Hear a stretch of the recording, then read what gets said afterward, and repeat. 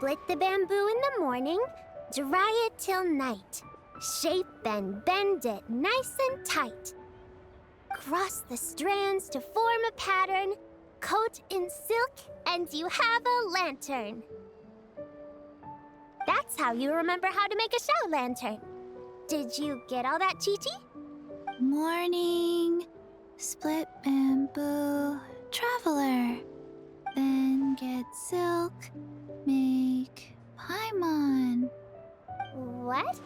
No, that doesn't even rhyme. Look, it's them. Hey, Yao Yao! Hey, Chi-Chi! Whoa, Traveler! Paimon, you're here! Happy Lantern Rites! What you up to? I'm teaching Chi-Chi to make shout lanterns. It's a real test of finger dexterity, so it'll help keep her nice and loose. Yes, I do finger exercises to be a nimble zombie. Wanna try too, you two?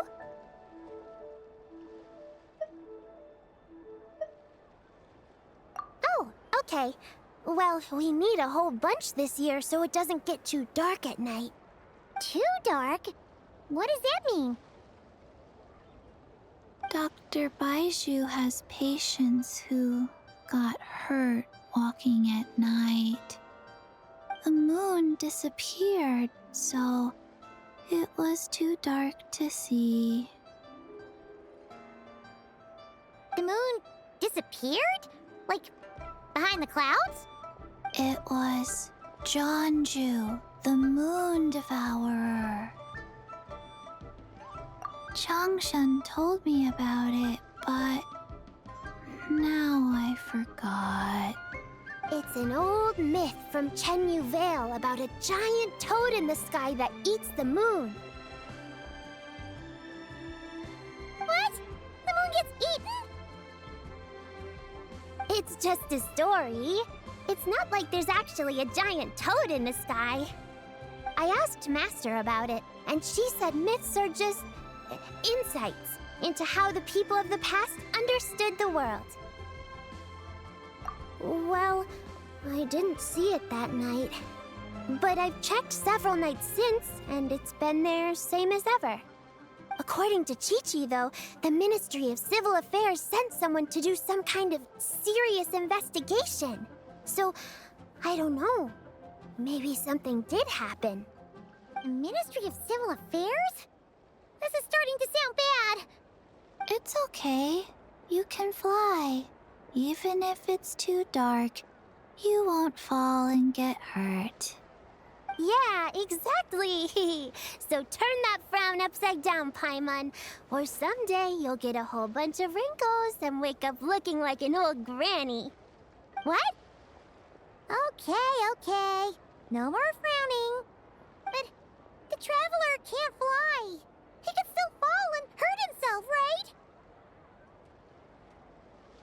Don't worry. That's what the shout lanterns are for. As long as we make enough, Liyue Harbor will never go dark. Yeah, and there's the giant lantern too. Oh, right. I almost forgot. Look, this year's Grand Lantern commemorates the Adeptus who guards the moon. With her watching over it, the moon will be safe for sure. A white horse? Wait, so that's the white horse Adeptus? Yeah! Legend has it she used to live on the moon. So if it were ever in danger, I'm sure she wouldn't just stand by and watch. Huh! We've heard of the white horse Adeptus before, but we never heard the part about her living on the moon. Probably because it's a folk legend from Neuvillette, so not a lot of people know about it. But recently, some ancient artifacts were unearthed in Liyue, and the archaeological team even found evidence of ancient people worshipping an Adeptus who lived in a palace on the moon. It's kind of like how we write wishes on shout lanterns and release them during Lantern Rite. The white horse Adeptus would descend from the moon in her jade carriage and grant people's wishes. Ooh! When did that happen?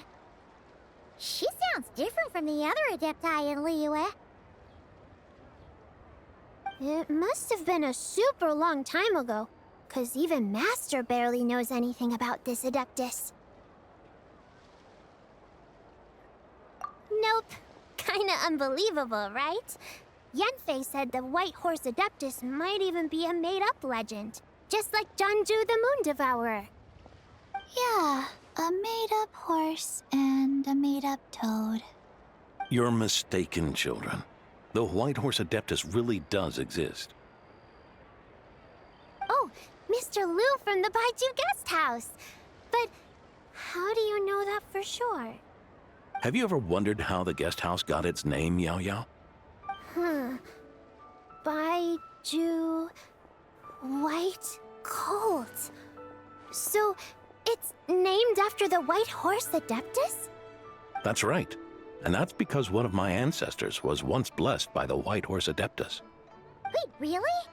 Tell us more! Tell us more! It was a long, long time ago, when this ancestor of mine was still a young girl. She was out gathering herbs and accidentally fell off a cliff, but the White Horse Adeptus rescued her. Oh, that's it? Paimon was expecting something a bit more... special? We've heard a whole bunch of stories like that before. Patience, young one. Let me finish.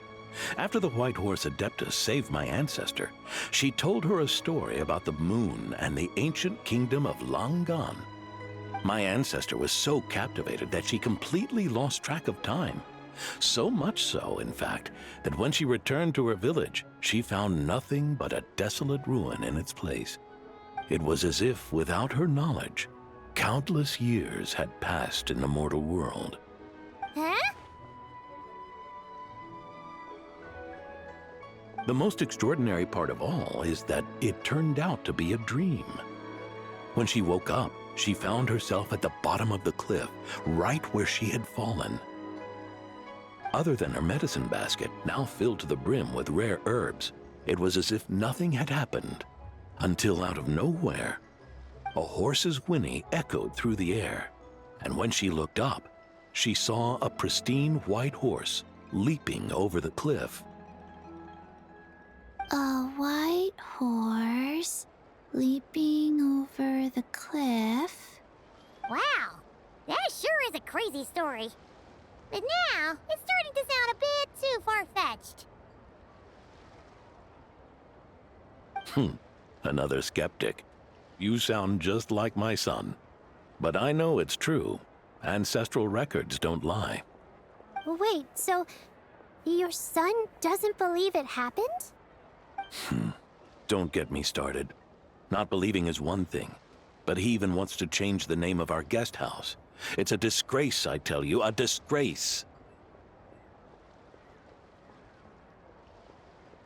Well, it was getting about time for him to take over the guest house. And what's the first thing he does? Starts going on about how the name doesn't attract enough customers and how we're losing business to Wangshu Inn. Can you believe that? As if Baiju Guest House and Wangshu Inn aren't miles apart from each other. Oh, what about something like the Geo Lord's Rest? Paimon bets that would get people through the doors. Geo Lord's Rest. I like that one. This isn't about getting people through the doors. This is about disrespecting our ancestors.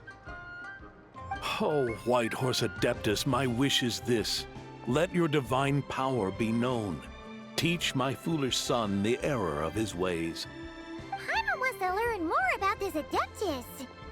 Hey, maybe we should ask Zhongli. Good idea! Mr. Zhongli is super knowledgeable. He can answer questions even Master has no clue about. Yeah, we just saw him having tea at third round knockout. Alright, then that's our next stop. Chi-Chi and I are gonna keep making Shao lanterns. Careful on the road. Goodbye, Paimon. Goodbye, traveler.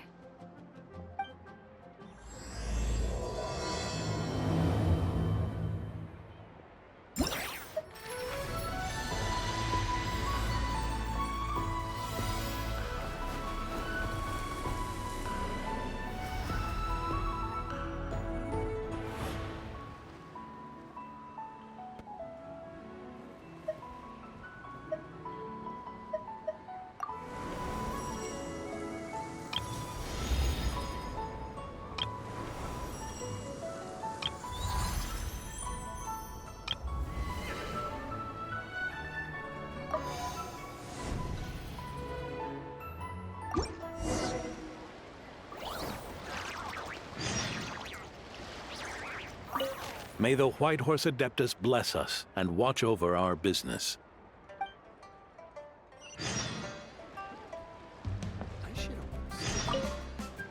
Mr. Zhongli is having tea at third round knockout.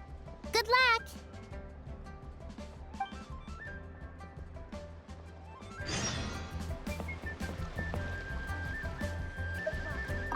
Morning. Split bamboo. Traveler. Oh no. I got it wrong again.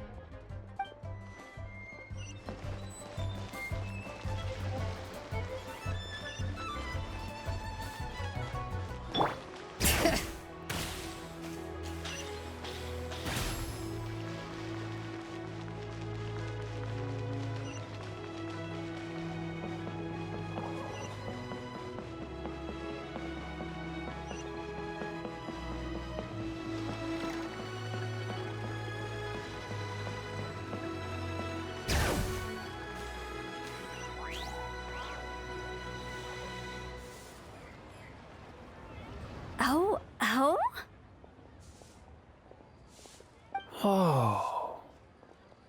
Curious. Impressive, right? What's with all the commotion over here? Oh, Traveler and Paimon! Perfect timing! I have something amazing to show you! What is it? Huh? What the? Heart of the Moon is blacked out! Was it really eaten by a giant toad? Huh. I didn't expect you to know the story of Jonju the Moon Devourer, Paimon. Don't underestimate Paimon. She learned a whole bunch of things in Sumeru. But Jonju the Moon Devourer is a Liyue legend. Well, knowledge knows no borders, so... there. You're right about that, Paimon. But this dark circle doesn't look anything like a toad to me. A toad's egg, maybe? But that's about it. Oh, wait, Traveler! You've been in Nodcry, right? The people there worship the moon goddess, so you should know what's going on here. Really? Not even in a place where people worship the moon? Oh yeah! Master told me that the tale of Jianzhu, the Moon Devourer, was how ancient people explained a certain celestial phenomenon. But what is it exactly? Some kind of omen of disaster?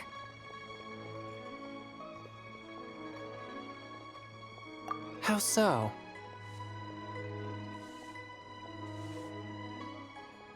Oh, but in this picture, the moon is being covered from the center.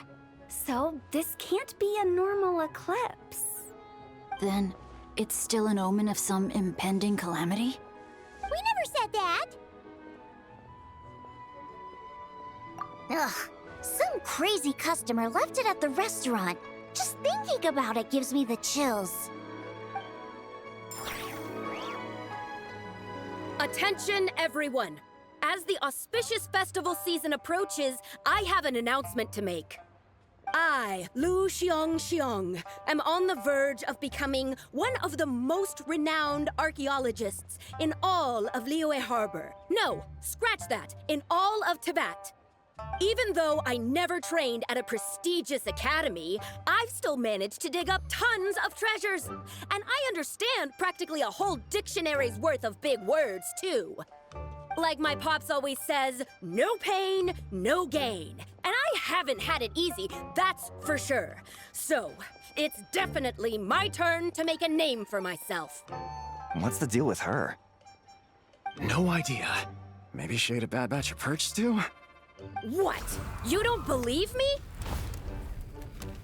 I'm telling you, I dug up treasures from the ancient nation of Longan.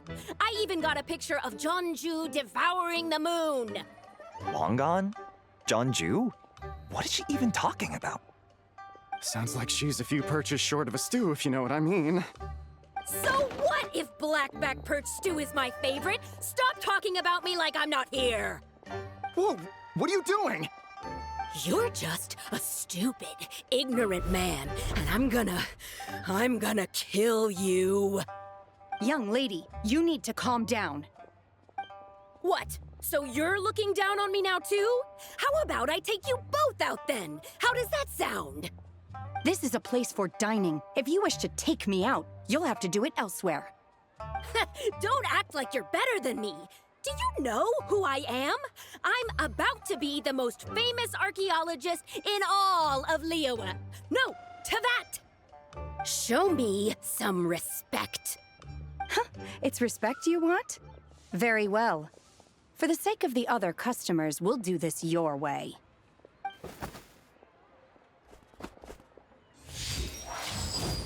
What? So Shen has started the fight? She had no choice. The woman pulled a shovel out of nowhere and started going crazy, flipping tables left and right. She even injured 2 other customers. Shenna did what she had to do to restrain her, then took her to the Ministry of Civil Affairs. Thank goodness Aunt Shenhe was there. Or who knows what might have happened. Yeah. I started cleaning up after all the commotion, and that's when I found this photo. I thought it might be the one she dropped, so I rushed over to show someone. She said she took a photo of Jonju the Moon Devourer. This must be it. Can we really trust what she said, though? Clearly, something is going on with her. Paimon's got a point. It sounds like she wasn't acting right at all. How do we know she wasn't possessed by some kind of evil spirit? Aunt Shenhe would have noticed if she was possessed. All right. But what about the part about Long Gone and the treasure she found? What about it? What if she raided a tomb and dug up some super special relic, then got herself haunted by an ancient ghost? One so powerful that even Miss Shenhe couldn't sense its presence. Your imagination is something else, Hu Tao. Why would an ancient ghost come to Wanmin restaurant, huh? To eat my blackback perch stew? Hey, it could happen. I'd want to eat your food if I was a ghost. Wait a second. She mentioned the ancient nation of Longon, right? Paimon's heard that somewhere before. You know what? My brother mentioned that some ancient artifacts were unearthed in Liyue recently. Mostly colored glass, fine jade, and bronze relics. Some of the text inscribed on them has already been deciphered. There were some poetic verses, but the word long gone popped up as well. So, does that mean this Longon place is real? Still, Paimon knows we've heard the name somewhere before. Do you remember, Traveler? Right! His ancestor heard about it from the White Horse Adeptus. The White Horse Adeptus? Oh, so you must have been to see the giant lantern already. Yep. And it turns out that the White Horse Adeptus is super mysterious, too. Even Madame Ping hasn't met her. Wait, I thought she was the gold-eyed Celadon mare of the 8 Adepts. That's just the interpretation you believe in, Hu Tao. There are other theories out there, too. The elders of Qingce village believe that during the Archon War, a white horse leapt from a clear spring, transforming into an Adeptus who aided Rex Lapis in battle. In Chenyu Vale, some of the tribes take her to be the daughter of time and trace her deeds to an even earlier era. Yet in other ancient texts, including the relics I just mentioned, she appears as an emissary who listens to mortal wishes, bestowing the blessings of the heavens and moon upon the mortal realm, which is why we write our wishes on Shao lanterns. That's so complicated. So what's the verdict? Which version is the truth? I'm afraid there's no definitive answer to that. You two have been all over Teyvat. Do you have an idea? Nope, sorry. We were actually on our way to ask Zhongli. He knows even more about this kind of stuff than us. Ah, looking for a consultant, huh? He's having tea with Miss Linlong. Shigu Antiques is hosting an exhibition tonight. An exhibition? For what? All those antiques Sing Show just mentioned. So if you head to the big ship docked in the harbor tonight, I'm sure you'll find him. So, where to next? How about we go to the Ministry of Civil Affairs to ask about the White Horse Adeptus? We might be able to find out more about the recent moon situation, too. If you're heading to the Ministry of Civil Affairs, could you give them this picture for me? Since it belongs to that customer, she deserves to get it back at least. It might even help the Ministry with their investigation. Ha! All right! We're off! Oh, wait! I almost forgot! Happy Lanternlit! Come have a meal with us when you're free. We'll be there, or we'll be... square.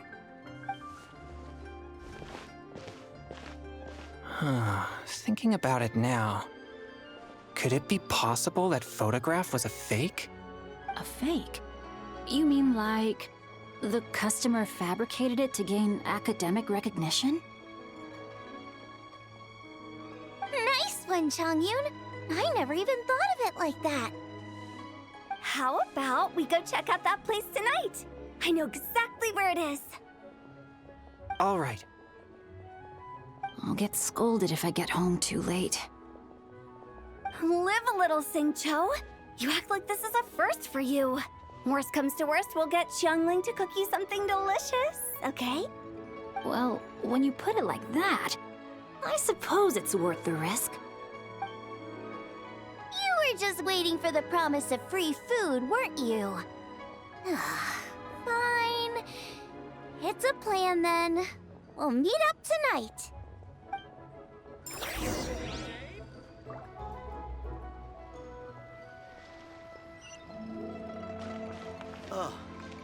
What should I try?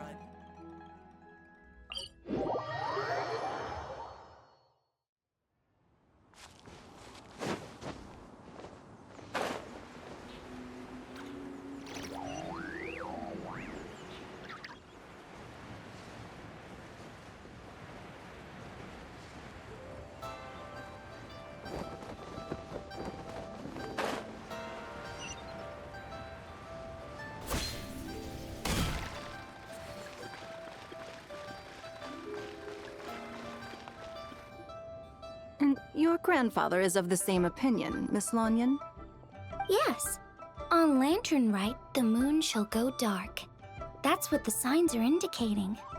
Celestial observation isn't Grandpa's strong suit. But he discussed it with several other elders from our clan, and their conclusion was the same. It's consistent with the information we've received from other sources as well. You mean the whole thing? About the legend of Jianzhu the Moon Devourer? Happening in real life? Yes, that's one of them. So it's true. I thought it was just a rumor. It's true. But right now, the bigger issue is that all our sources indicate the phenomenon's gonna happen again. I'm not sure this bodes well. Let's remain optimistic for now. We're making progress interpreting the artifacts, and Ganyu is consulting with the Adepti as we speak. Besides, apart from the incident at Wanmin Restaurant, there haven't been any other moon-related disturbances. Ningguang, Keqing, and Lanyan! You're all here! Oh, Traveler! And Paimon! It's been a while. Happy Lanternlit. Yes, happy Lanternlit. What brings you here, though? I thought you'd be in the harbor enjoying the Shao lanterns. You're certainly not the type to visit Yujing Terrace for no reason. Is there something I can help you with? What? We're not allowed to just drop in on our friends during the festive season? I was only teasing. You're welcome to visit us anytime you wish. Happy Lanternlit. Oh, and about all the moon business you were just talking about? We have something to show you. Here, take a look! Whoa! Something really did take a chunk out of the moon. Someone managed to capture a picture of it. Is this Jianzhu, the Moon Devourer, then? Even though we confirmed this event took place, I still can't quite believe what I'm seeing. Where did you get this picture? From Xiangling! She found it when she was cleaning up after that customer caused a scene. She thinks they must have dropped it. Wait, is this Chawang Terrace? No, it's just where I'm from. It said that Chawang Terrace was where the ancient people of Neuvillette communicated with the heavens. And in this picture, the moon happens to be right above Chawang Terrace. I was just surprised, that's all. It's probably just a coincidence. That's interesting because the ancient people of Neuvillette migrated there from the chasm area. The chasm? So, that place is involved too? According to our investigation, that customer you just mentioned, Lu Xiangxiang, her father and grandfather are merchants in Liyue Harbor, and her mother and grandmother grow tea in Chaoying Village. A few days ago, she left her home in Chaoying Village to join a civilian archaeological team funded by Hoishan Hall, and ended up excavating some artifacts in the chasm area. These artifacts were then entrusted to Shigu Antiques and are set to be featured in an upcoming exhibition. Then, of course, the incident at Wanmin Restaurant occurred. We suspect something happened during the excavation that left her with quite the shock. And now, it seems like she also went to Chawang Terrace and took that picture of the moon disappearing. The chasm? Chawang Terrace? Things are getting pretty complicated. She's not in a good mental state, so we took her to Boo Boo Pharmacy to get some help. Why don't you come with me to check up on her? At this point, you seem invested in this case too. Then let's head there now.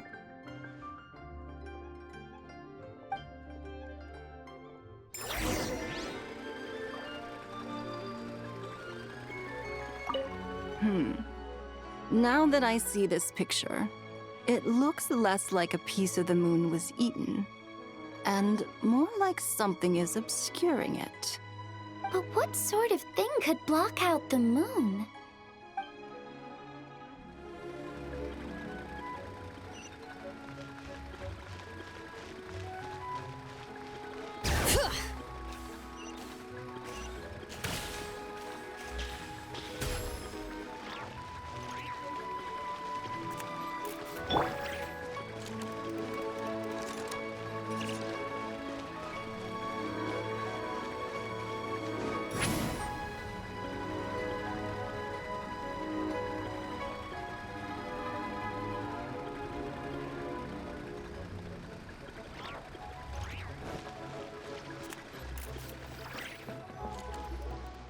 Ah, Lady Yuheng. Oh, and the Traveler and Paimon are here as well. What a pleasant surprise. Happy Lanternlit. I hope we're not interrupting, Dr. Baiju. Not at all. I assume you're here to see the patient? Unless it's urgent, however, it would be best not to disturb her rest. It's quite unstable. She's even more agitated than when she first arrived. And she refused to cooperate when we tried to check her over. I had no choice but to prescribe a calming draught and to have her rest for 2 days.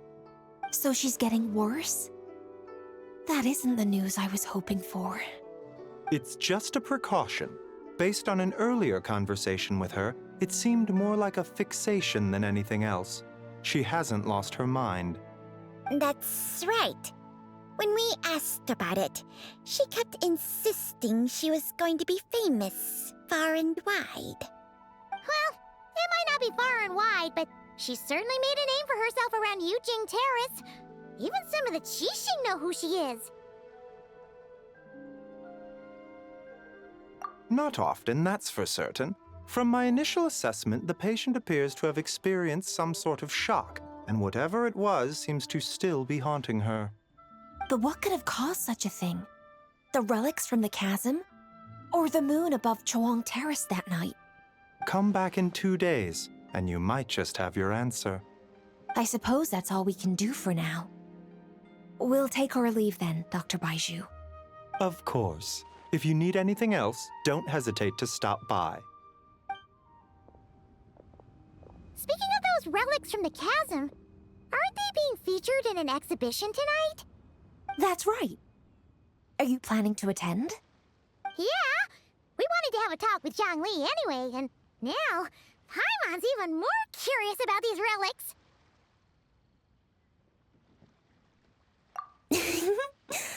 I would, except every item in the exhibition had to be registered with the Ministry of Civil Affairs. So I'm afraid it's been spoiled for me. I reviewed them all myself. There are some rather peculiar artifacts, that's for certain.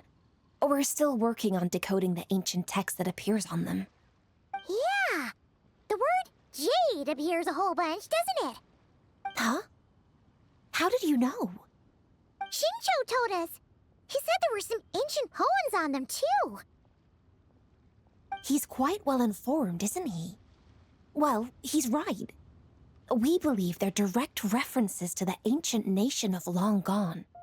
As for the other text, instead of regular poetry, it seems to be more like ceremonial language used to worship the moon and the gods. The moon and the gods? Well, looks like it's almost time for the exhibition. You two should head over. There's an usher at the harbor who will lead you to the venue.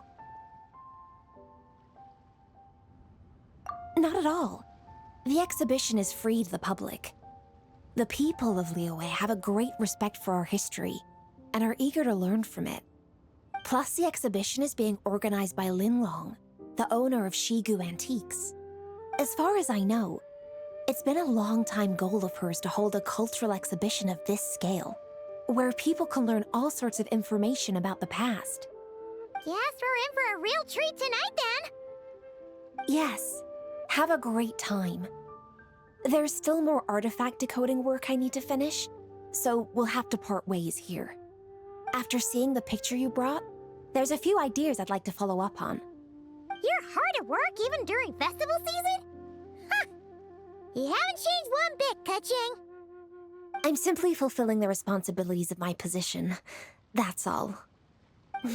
All right. I should get going. See you later.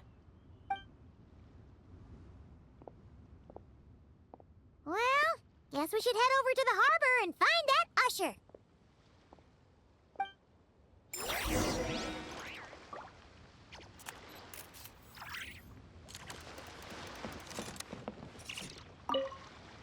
If you're looking to talk to Lu Xiangshang, you should come back in 2 days.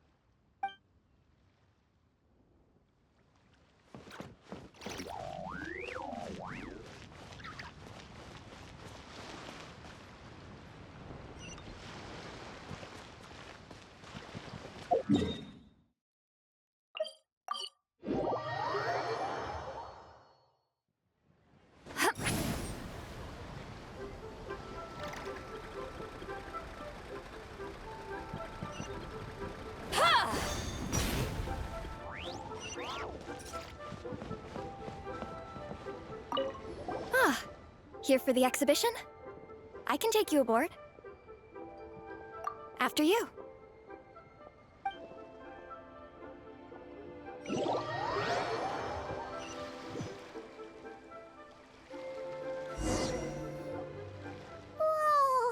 Look at all the antiques on this ship! It's almost too much to take in! Greetings. I trust you've been well since last we met? Aha! Speak of the devil! You're right where Hu Tao said you'd be! Ah, so Director Hu gave me away, did she? Don't act like you're up to some super secret business! We know you just do whatever you feel like. Yo, Traveler, Paimon, what's up? It's been a while, you two. Happy Lanternlit. Beidou! Yunchin! It's great to see you! You're here for the exhibition too? Yes. When I heard these artifacts were from ancient times, I just knew I had to come learn more about them. I mean, what a discovery, right? Yeah, Ningguang pretty much said the same thing. She thought coming here might help culture me up or something. But as you know, I'm more of a fists and punches type of person. I doubt one exhibition is gonna change that. You're too modest, Captain. You're the leader of the Crux fleet. That takes far more skill than just fists and punches. Plus, at the end of the day, you still decided to come, even though you didn't have to listen to Ningguang. Well, she's the Tianquan. If she can't even get an average ship captain like me to do her bidding, how's that gonna look? You sure know how to think from her perspective, huh? I guess I do. Anyway, how's everyone enjoying the exhibition? I heard that if you see something you like, you can negotiate the price with the owner and take it home.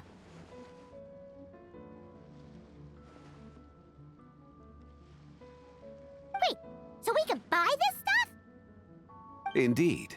Although Shigu Antiques is hosting this exhibition, many of the items come from private collectors. As long as both parties reach an agreement, you can make an offer of mora or an equivalent trade. Well, shall we continue our conversation as we look around? Let's go! Paimon's super curious about all this stuff.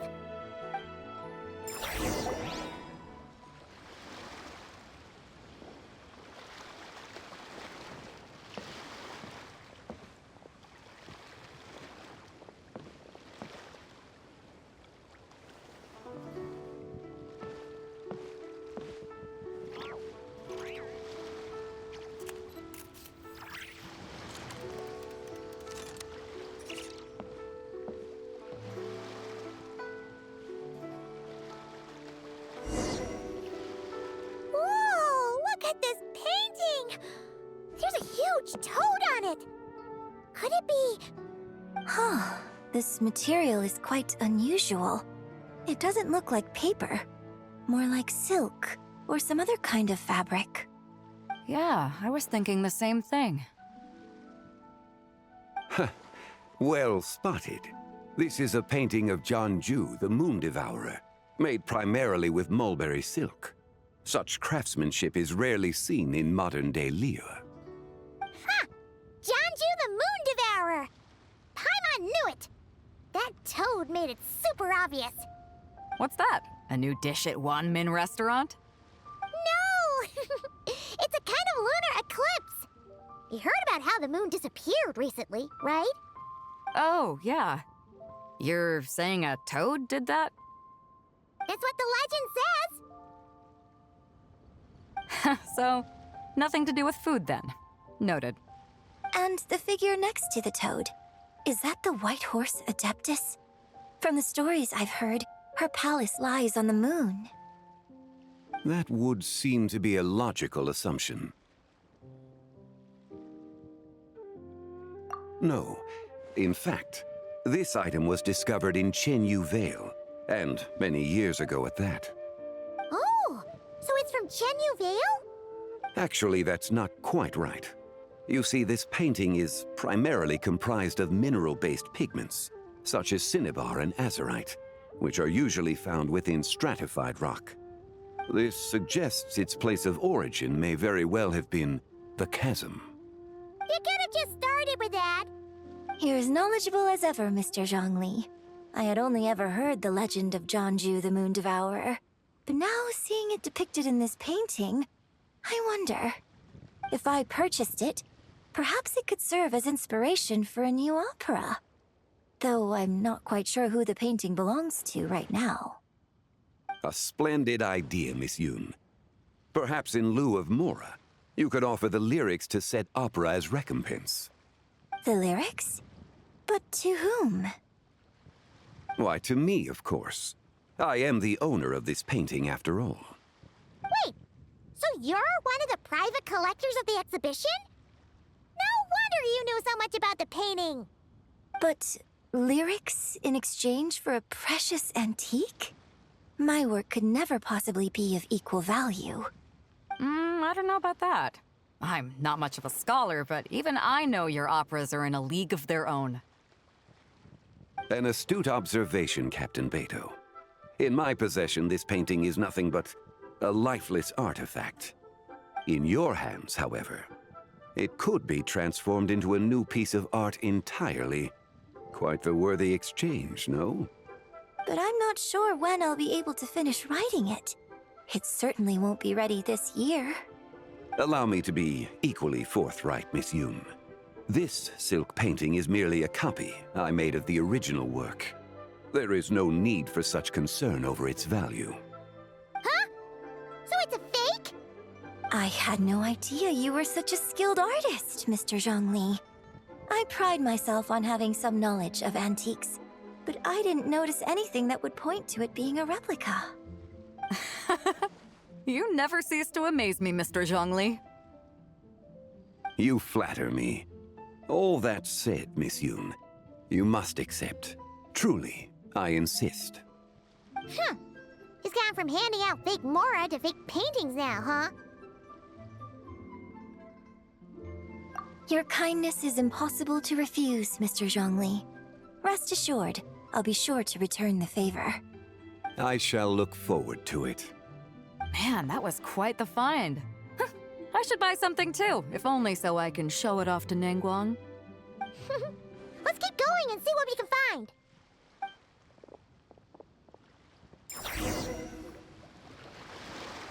Wow, this bronze war chariot is really something. It must have quite the story behind it. I've never seen anything like it before. Do you know what this is, Zhongli?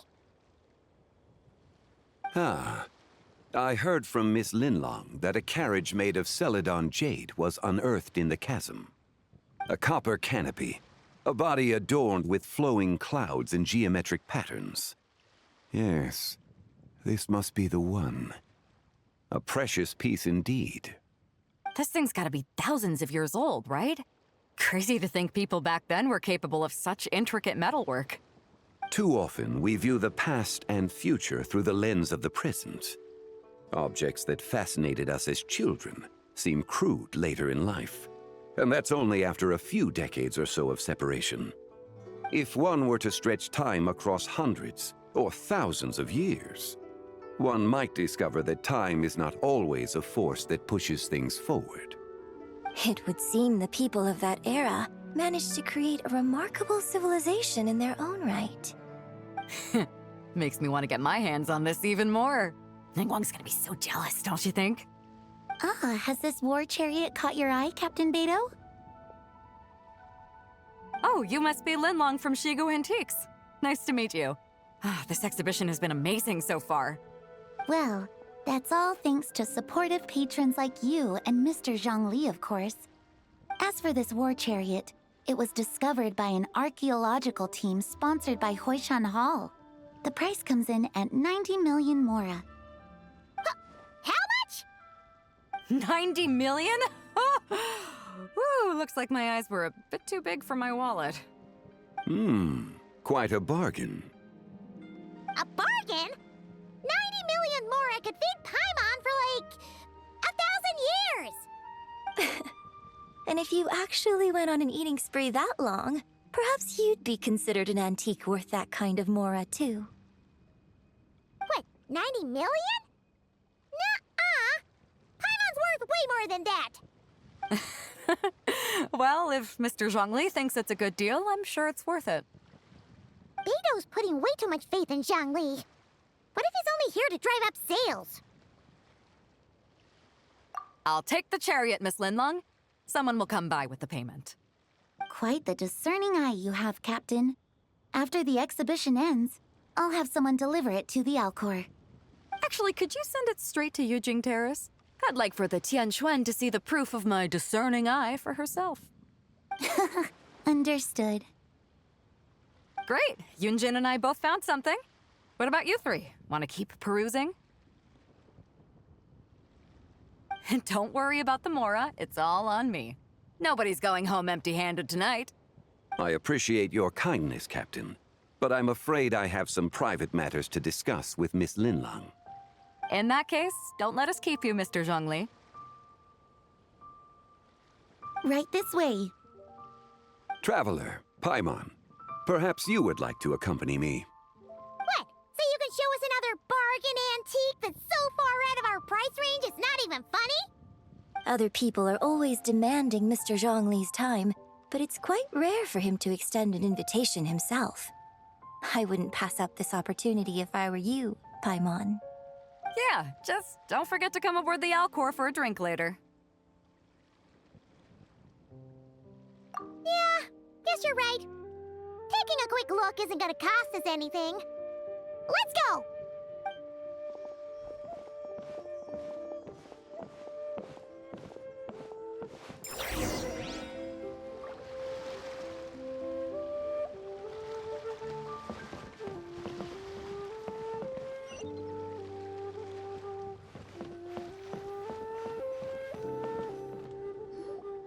These are all the jade pieces that were found, Mr. Zhongli. Wow! So many styles! What kind are these? These are a type of ceremonial jade. You're familiar with Neuville's rain jade, right, yes? Oh, yeah! So these pieces are all used in the rain jade ceremony? Well, you may not know, Paimon, but before the rain jade rite came into practice, Neuville was known for a different ceremonial tradition that also involved jade. The bee is used to honor heaven, the Tsong to honor earth, the Gui to honor the east, the Jiang to honor the south, the Hu to honor the west, and the Huang to honor the north. These form the 6 ritual jades. It's unfortunate, however, that Miss Linlong's set is missing both the Gui and Hu pieces. Oh, I know. These jade artifacts are from such an ancient time. It's proved difficult to track them down, even for our establishment. No matter. You happen to have precisely the piece I was looking for. Huh?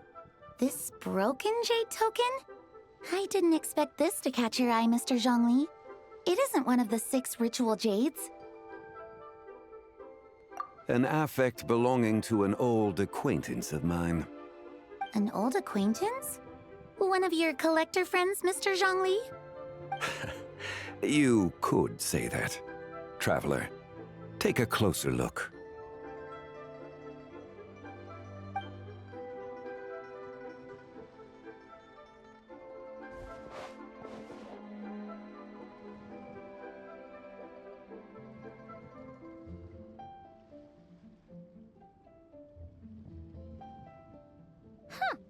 It doesn't look all that special to Paimon.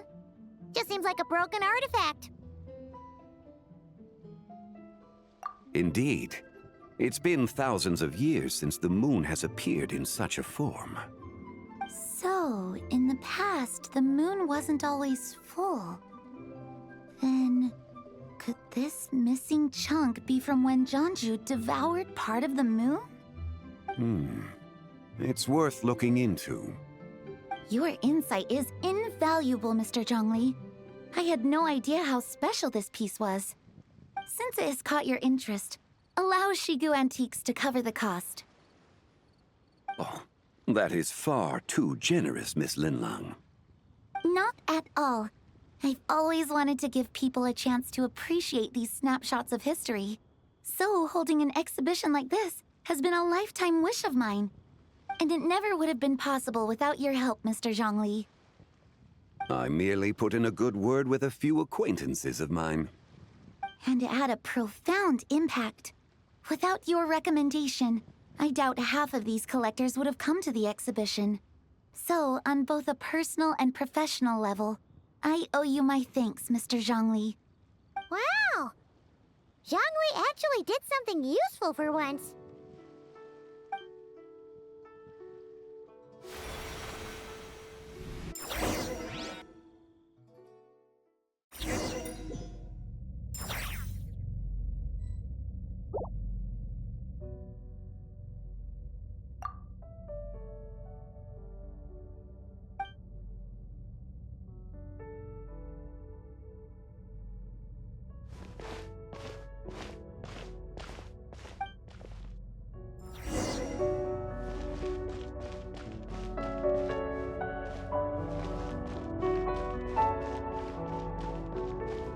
Three, 5, 7.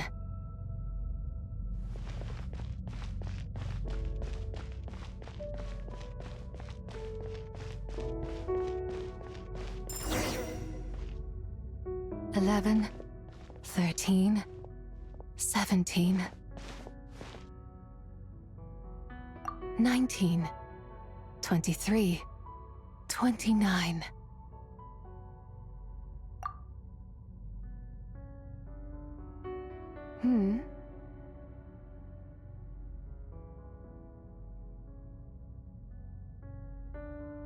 You also enjoy counting in such a fashion, lost child? The same loneliness as them. It seems to exist in your heart as well. Me? I'm sorry, I don't remember. The shadow of the moon? Or a dream of time? I'm sorry. No one has asked me such things before. I've been here for so long. There is much I have forgotten. I know nothing of your arrival. All I know is the longing in people's hearts. Yet, I sense the moonlight's guidance within you, child. Perhaps that is what brought you here. You seem confused. Perhaps I can help in some way. The path home is... that direction. I believe someone told me that before. But I was never able to reach the end. You should take a look. No need. It would seem... my time has already run out. Farewell. May the moonlight ever shine upon you.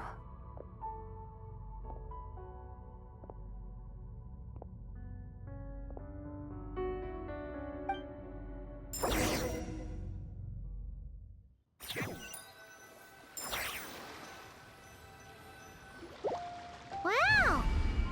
Jiangwei actually did something useful for once. Your complexion looks rather ashen, Traveler. Are you feeling all right? Yeah, what's wrong? Does your stomach hurt?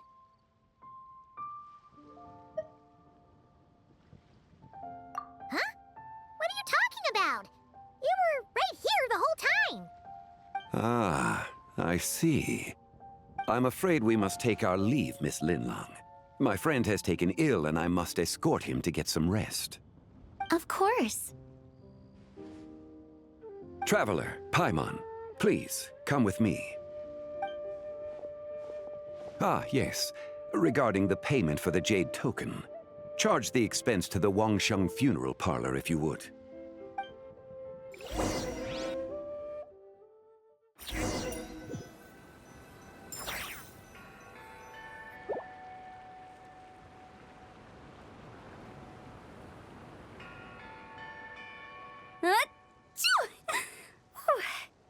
Guess someone's thinking of me. But this late at night? Must be that consultant of yours. I bet he's out there spending all year more at the exhibition. Yeah, he'd be the perfect employee if he just knew how to rein in the spending. But never mind him. Let's focus on the moon. We gotta see if it gets eaten tonight. I don't think it's going to happen. We've been out here all night, and the moon's the same as ever. It is quite late, and Chongyun's getting tired. How about we head back? We can come back another time. Head back? Already? Actually, I do have a new dish I'm testing out tomorrow.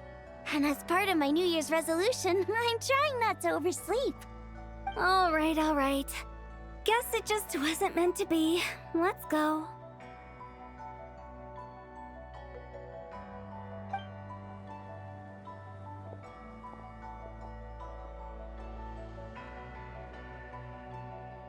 When the sun's out, bathe in sunlight. When the moon's out, bathe in moonlight.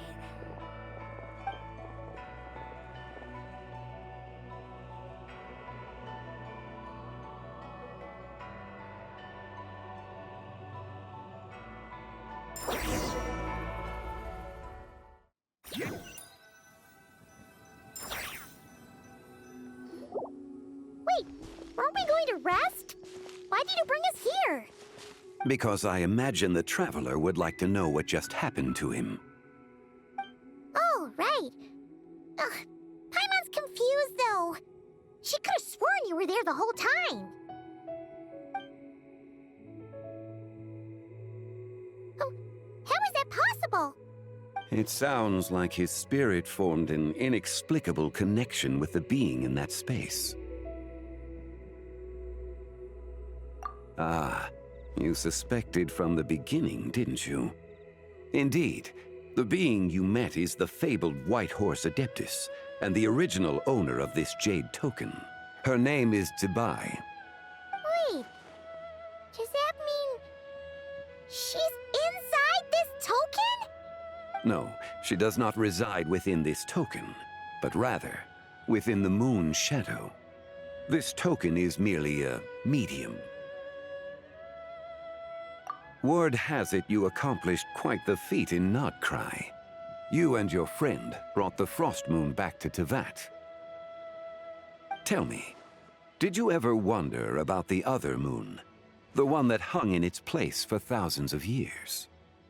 We never really thought about it, but it must have been a fake, right? A fake moon! Indeed, it was false. Its true nature, nothing but a projection of the moon. It also happens to be the prison that confines Zibai to this day. Wait, the White Horse Adeptus is trapped inside that projection? Then we need to rescue her! But the moon in the sky right now is the real one, right? Where did the fake moon go? And why can't Paimon see it? With the return of the true moon, the shadow naturally lost its place in the heavens. Now, it is disintegrating bit by bit. It's a process that comes and goes. When it occurs, it looks like the moon is being obscured by a black shadow. But when it stops, the shadow disappears and becomes invisible to the eye. So, you're saying there's an invisible fake moon blocking the real moon right now? Indeed. Okay, this is not what Paimon was expecting. My hypothesis is that people's wishes could be what trigger the periods of disintegration. After all, when you experienced that episode just now, it was precisely when Miss Linlong spoke of her own wish. Wait, is that because the White Horse Adeptus answers people's wishes? The legend must be true then. So, that means the more wishes we make, the faster the fake moon will disintegrate, right? Then it won't be long before the White Horse Adeptus is free! Quite the contrary. After countless years trapped inside, the two have merged into one. When the moon shadow is gone, Zibai will cease to exist in this world. Oh no! So, by bringing the moon back, we actually hurt the White Horse Adeptus? Do not burden yourself with such thoughts. Because of your actions, a promising opportunity has presented itself to us. Let us not forget, what is crumbling is also precisely that which imprisons her. Yes, and that is why I invited you here tonight.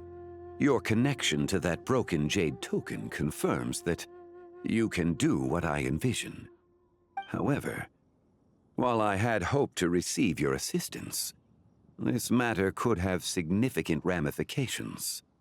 I must admit a certain reluctance to implicate you in more of Teyvat's secrets. Often, the deeper one's knowledge of such matters, the harder it becomes to extricate oneself from them. You are someone who once traveled through the boundless sea of stars. I cannot help but wonder, perhaps it is wrong for your fate to become too entangled with the fate of any one world.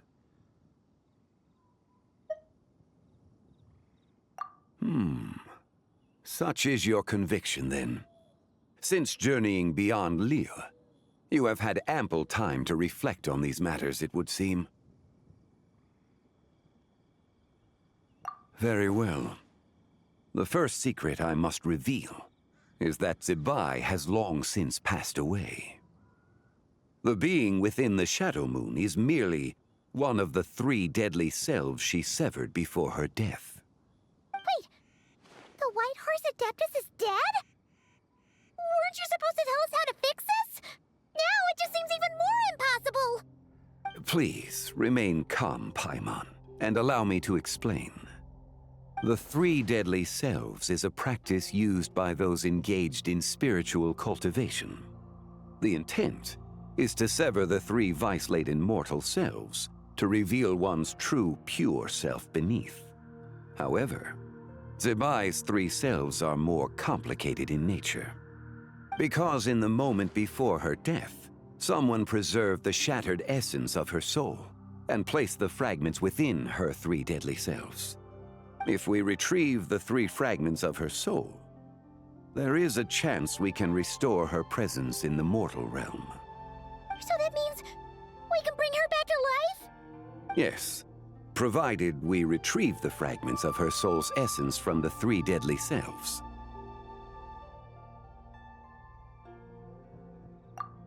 Indeed, the being you encountered was Zebai's first deadly self, Ziju. After Zebai's death, she ascended to the heavens and became one with the Shadow Moon. The essence that resides within her is a heavenly soul, also known as Taiguang. Thus, this self is the closest to Zebai's true nature.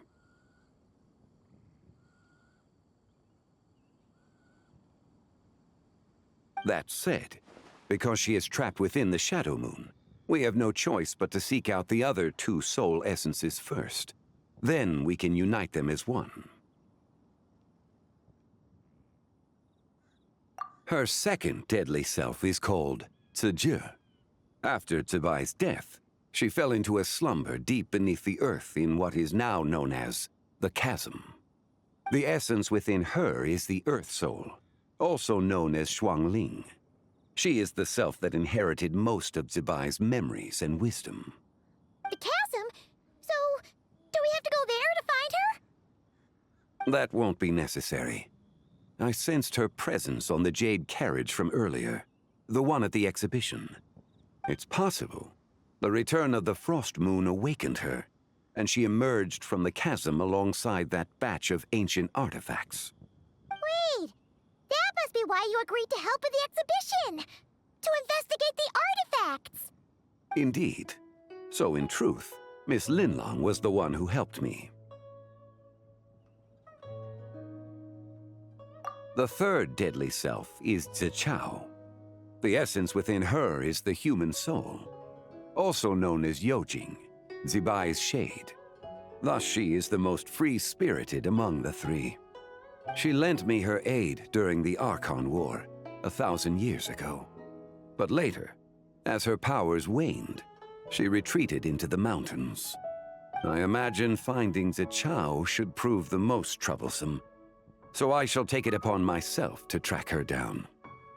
So, we need to find the second deadly self, right? But where do we even start? Locating her should not prove difficult. In life, Zebai was fond of mortals, and as the self who inherited most of her memories and wisdom, Ziju should be the same. It's possible she has possessed someone, and is meandering the bustling streets of Liyue Harbor as we speak. Possess someone? Wait! Are you thinking what Paimon's thinking, Traveler?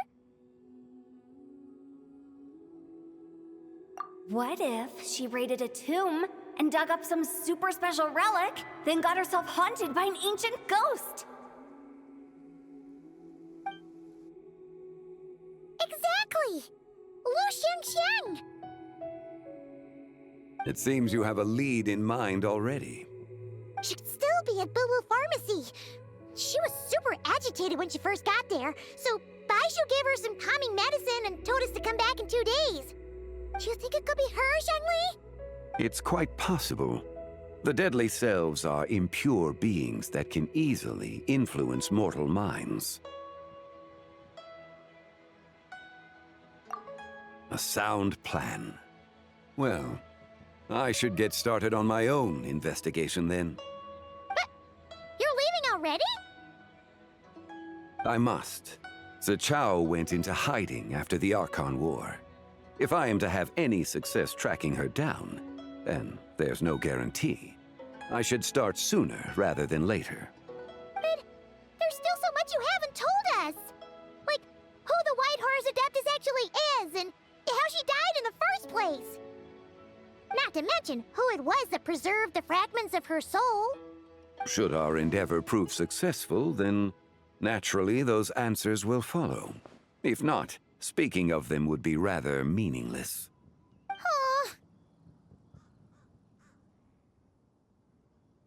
It would seem that this is a question you are unwilling to set aside. Very well. I shall tell you. It was the Avatar of Time. Ah, so you know of her existence. The ruler of time saved her soul. Indeed. Preserving what remained of Zibai's soul in the moment before her death. Only the power of time could be capable of such a thing. However, there is no telling what effect it has had on the three deadly selves. In other words, you must exercise caution when seeking out Zija. On the night of Lanternlight, countless Shao lanterns, and the wishes written upon them, will be released into the sky. I estimate that this event will trigger the Shadow Moon's collapse. When that happens, the cage that confines the first deadly self will open. That is our moment to act, but also the moment where all could be lost. For if we fail to retrieve the other two soul fragments in time, Zibai's resurrection is hopeless. As I mentioned before, the answers to your remaining questions should come in time, providing our efforts bear fruit. Let us hope that all proceeds smoothly in the days to come.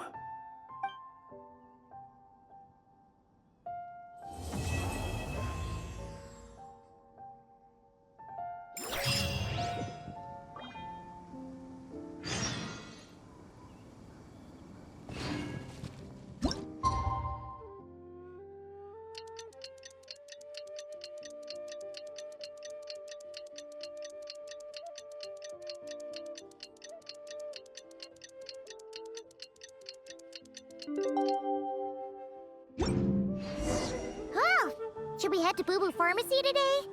Fingers crossed we learned something useful.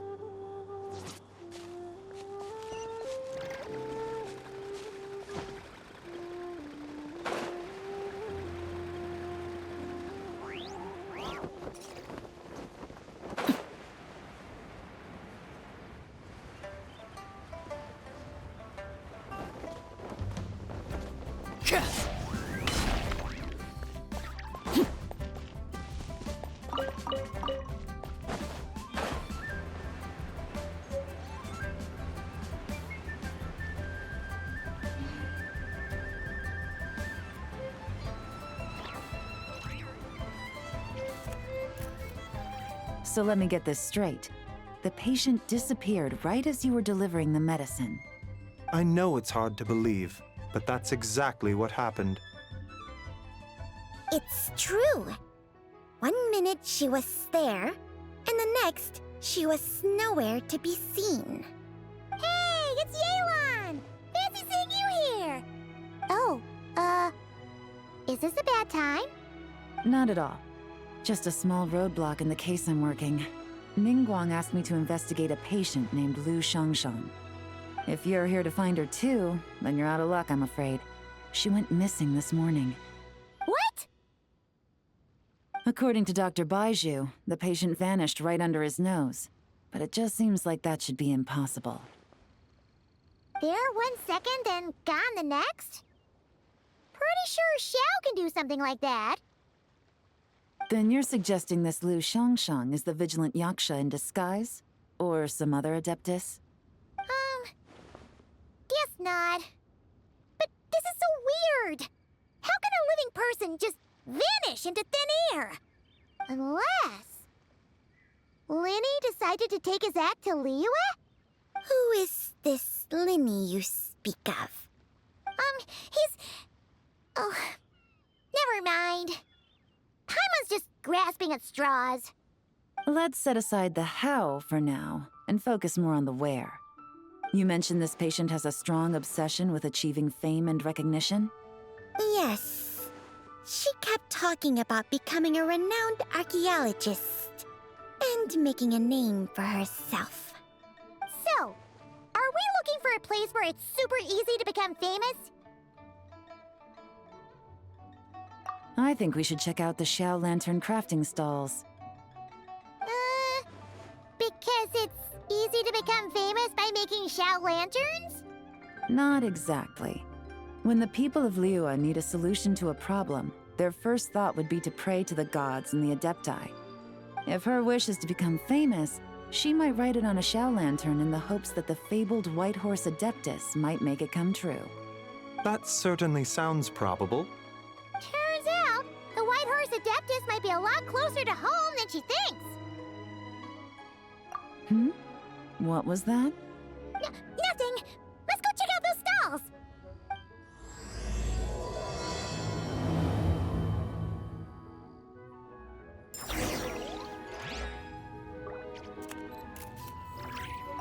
Is it possible I was just imagining things? But I saw it too. We can't both have been imagining it.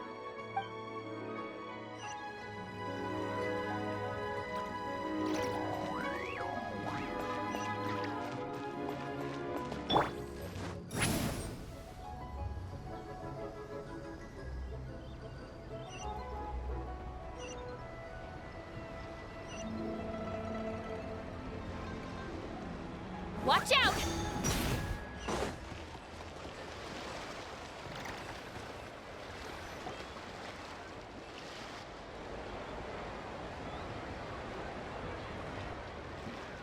All right, we're here. Still no sign of Lu Xiangxiang, though. As long as you're patient enough, Paimon, you'll find that hunting down people is no different from hunting boars. We need to blend into the environment, or we risk alerting the target. So as far as everyone here is concerned, we're just ordinary tourists. Oh, okay. If we need to blend in, then let's make some Xiao lanterns and write our wishes down, like everyone else. What's your New Year's wish, Yelan? I haven't given it much thought. Oh, and it can't be work-related. You gotta take a break once in a while, right? You're always sticking out this suspect, tailing that criminal, hunting down this gang or that. Which is super amazing and all, but it's gotta be exhausting. Really getting into this, huh? You said to blend in, right? Come on! It's all part of the act! So you gotta think of something! Then, I suppose, it'd be to go traveling, the next time I get the chance. Traveling? That's our bread and butter! Wanna join us? Thanks for the offer, but my desk is piled high with reports on your exploits. And that's not quite the kind of traveling I had in mind. I was thinking more the lie down and do absolutely nothing kind of travel. Ah, something a bit more easy and breezy, right? Hey, wait! We know just the place! The Easy Breeze Holiday Resort in Netland. It's super relaxing and full of fun activities. You've got the beautiful ocean and tons of cute little creatures called Asha. Seriously, you gotta go! Huh. I suppose I'll have to check it out. Hey guys, happy Lantern Night! What a coincidence! You here to make Xiao lanterns too? Well, it's that time of year, am I right? Thought I'd join in on the fun. You can't have Lantern Night without making one of these. What you gonna wish for? Aw, man, it's kind of embarrassing, but whatever. The truth is, the mighty mythical beasts are seriously struggling with recruitment. So I'm hoping to find a few apprentices and teach them the art of wushu dancing. Awesome! Shurfugami, here we come! Whoa there, Paimon. One step at a time. I actually need to find people first. Yeah, but Paimon bets people will jump at the chance to learn from you! Well, I wouldn't be so sure. Wushu dancing is super physical and takes a lot of hard work to master, so it's not easy to find people. At this point, if the Adepti can't help me, no one can. I'll do it! Huh? You just said you wanted an apprentice, right? Well, I'm offering. What do you think? Whoa, the White Horse Adeptus works faster than I thought. Traveler, it's her. Lu Shangshang. Our target! Hey, didn't you hear me? I said I wanted to be your apprentice.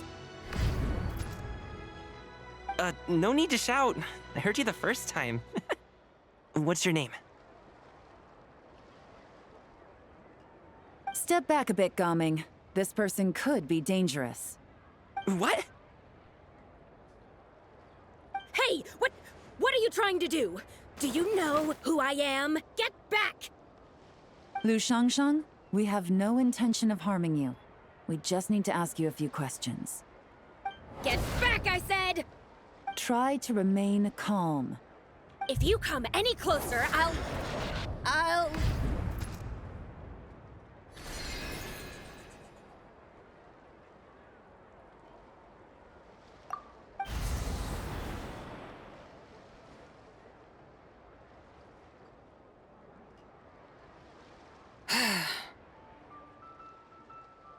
Little wisp of a being. How are you able to see me? So what if I am? Leave at once! You, a mere mortal, whose own life hangs by a thread, would dare reach for the power of life and death?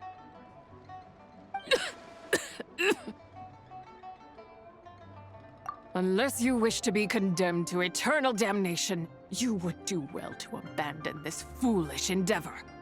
I shall speak on this no further. Don't come any closer. How did I get here? Who are you people? Playing dumb, are we? Save it. We know you attacked those people at Wanmin Restaurant. What? No, I would never. You must be mistaking me for someone else. You don't remember? Of course not. How could I do such a thing? What about the photo you took near Chuang Terrace? What photo? What's going on? It's like she lost her memory or something. Well, this complicates things. I'll take her back for questioning and let you know what I find. Take her away. But I didn't do anything! I swear! That's weird. She seems so normal now, but she doesn't remember anything. This is just great. An apprentice falls right into my lap and now she's gone! Don't worry, Gaming. This is a special case. I'm sure you'll find one soon. Unless you're gonna pony up and offer a real solution, Paimon, I don't want to hear it. Gaming? What's up with... I'm done here. I'm gonna go find an apprentice, and I won't take no for an answer. Gaming, wait! Is it just Paimon, or was Gaming acting super weird just now? What? How do you know? Whoa! So you saw the second deadly self? And you think she moved from Lu Shangxiang to Gaming? Uh-oh. Then we better find him before something bad happens! Let's go!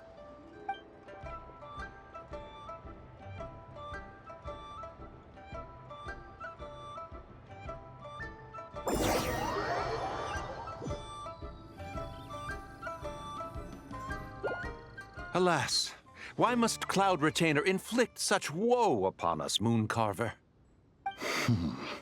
By the order of Rex Lapis, we were supposed to make haste to the harbor to stand watch. Yet we arrived late, for you, in your inscrutable wisdom, chose that very moment to tend the mint. It is no wonder Cloud Retainer banished us to the wilderness in anger. A pity only that I, blameless as I am, was made to share in the punishment. Blameless indeed. You speak as if it was not you who decided to plant all that mint in the first place. Yet now, in its wretched state, overrun by blight and vermin, you would turn away? Utterly heartless, I say. Were I truly that heartless, would I have rescued those seedlings from this desolate wasteland, granting them haven in your hallowed garden? Alas, if blame must be laid, let it fall upon Cloud Retainer for failing to recognize the virtue of our plight. Ah, at last a sentiment with which I can agree. If ever Cloud Retainer is away, we should steal into her abode and plant a veritable field of mint. A tempting little ruse, is it not?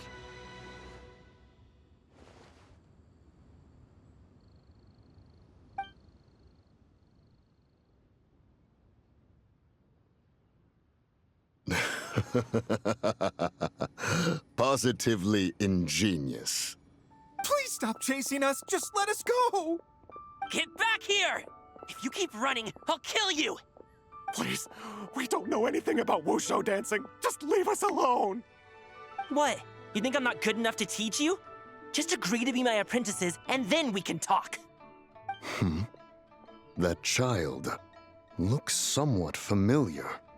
Ah, it appears to be the wushu dancer from Liyue Harbor. I have seen him perform on occasion. Come, let us take a closer look. Has trouble befallen you, young one? Perhaps we can offer aid. Oh, thank the gods. Please, sir, you have to help us. This guy's trying to force us to become his wushu dancing apprentices, and he won't take no for an answer. Oh, so it is you who require aid, not the other way around. Get out of the way, old man! This is between us. Preposterous. You dare to presume we are of a mature age? Listen here, brazen youth. Skilled you may be in the art of dance, yet your offstage demeanor leaves much to be desired. Hold on, Mountain Shaper. Something is amiss. Look closer. Huh. Indeed, he bears the mark of something unclean. It spells trouble. You there, depart at once. Hey! You drove off my recruits, old man! You'll just have to take their place, even if you're a bit on the decrepit side. Many years it has been since a being has dared speak to us in such a manner. Now let us see what evildoer has sought to use you as its puppet, young one. You two, you're Adepti! Does that strike fear in your soul? Whoa! Two Adepti recruits just fall right into my lap? That white horse sure knows how to grant a wish. Coming! Slow down! Wait for us! Jeez, take a hint, will you? I told you to stop following me! Traveler, Paimon, keep your distance from this youth. Evil has taken a hold of him. We know! It's one of the White Horse Adeptus' deadly selves! She's possessing Gaming! The White Horse Adeptus' deadly selves? Could it be that Rex Lapis called us to Liyue Harbor for this very reason? Hey! What are you two whispering about over there? Who's gonna be first apprentice and who's gonna be second? It doesn't matter! I'm not the kind of Sufu who plays favorites! Insolent spirit! Be gone from this child at once!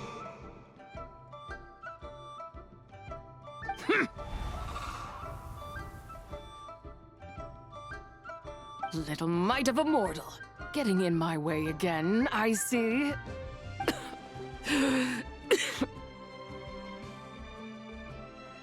That is no concern of yours. No, only by doing it myself will I find peace. Otherwise, rage will consume me. If I lose control, all will turn to dust. The curse of time. The memories this body holds. Come no closer. This is your final warning. Insolent spirit! Be gone from this child at once! Huh? Traveler and Paimon? And two Adepti? Where are we? Weren't we just making Xiao lanterns in the harbor? Coming! You're back! Ah! The sun is most scorching. Agitation stirs within me. I require cooling mint to beat this heat. And speaking of, Cloud Retainer has scorned this verdant wonder long enough. It is time for her to feel its wrath. The wrath of mint! Mountain Shaper, where are you going? Oh no! Now Mountain Shaper's acting weird! Oh, you don't think it spread to him, do you? Spread to him? Quickly now, explain to me what has been happening.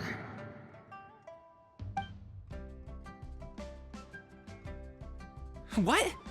Was I really that rude? Jeez, someone get my dad to throw a slipper at me. I'm so... Whoa! You okay, Gaming? He is fine. It is simply exhaustion. But to think Mountain Shaper would succumb to something like this, it is most unexpected. So, what do we do? We can't just leave Gaming like this, but we can't ignore Mountain Shaper either, right? My cultivation level rivals that of Mountain Shaper. Were I to give chase, Zizha would but flee from his form and take refuge in mine. Seek out Streetward Rambler. Cloud Retainer and the Conqueror of Demons should be with her. I shall take this child back to the harbor and join you post-haste. Whoa! What are all the Adepti doing together? Rex Lapis charged us with keeping watch over Liyue Harbor should danger rear its head. I dare say this is the very crisis he anticipated. Come, we must devise a strategy before confronting Zizha.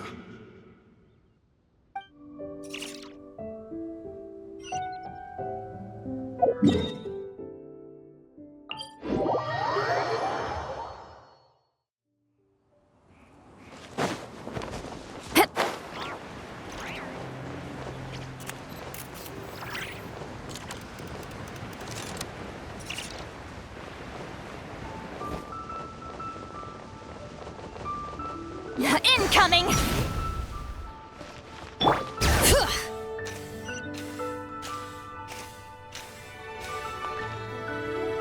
The White Horse Adeptus? You mean the mysterious white mare that aided Rex Lapis during the Archon War? Even if it's not her, there must be some connection. She always avoided us back then, and I never knew why. Rex Lapis's recent trip seems to be related to this person as well. Xianyun! Madam Ping! Xiao! Great! You're out here! Ah, Traveler. It has been quite some time.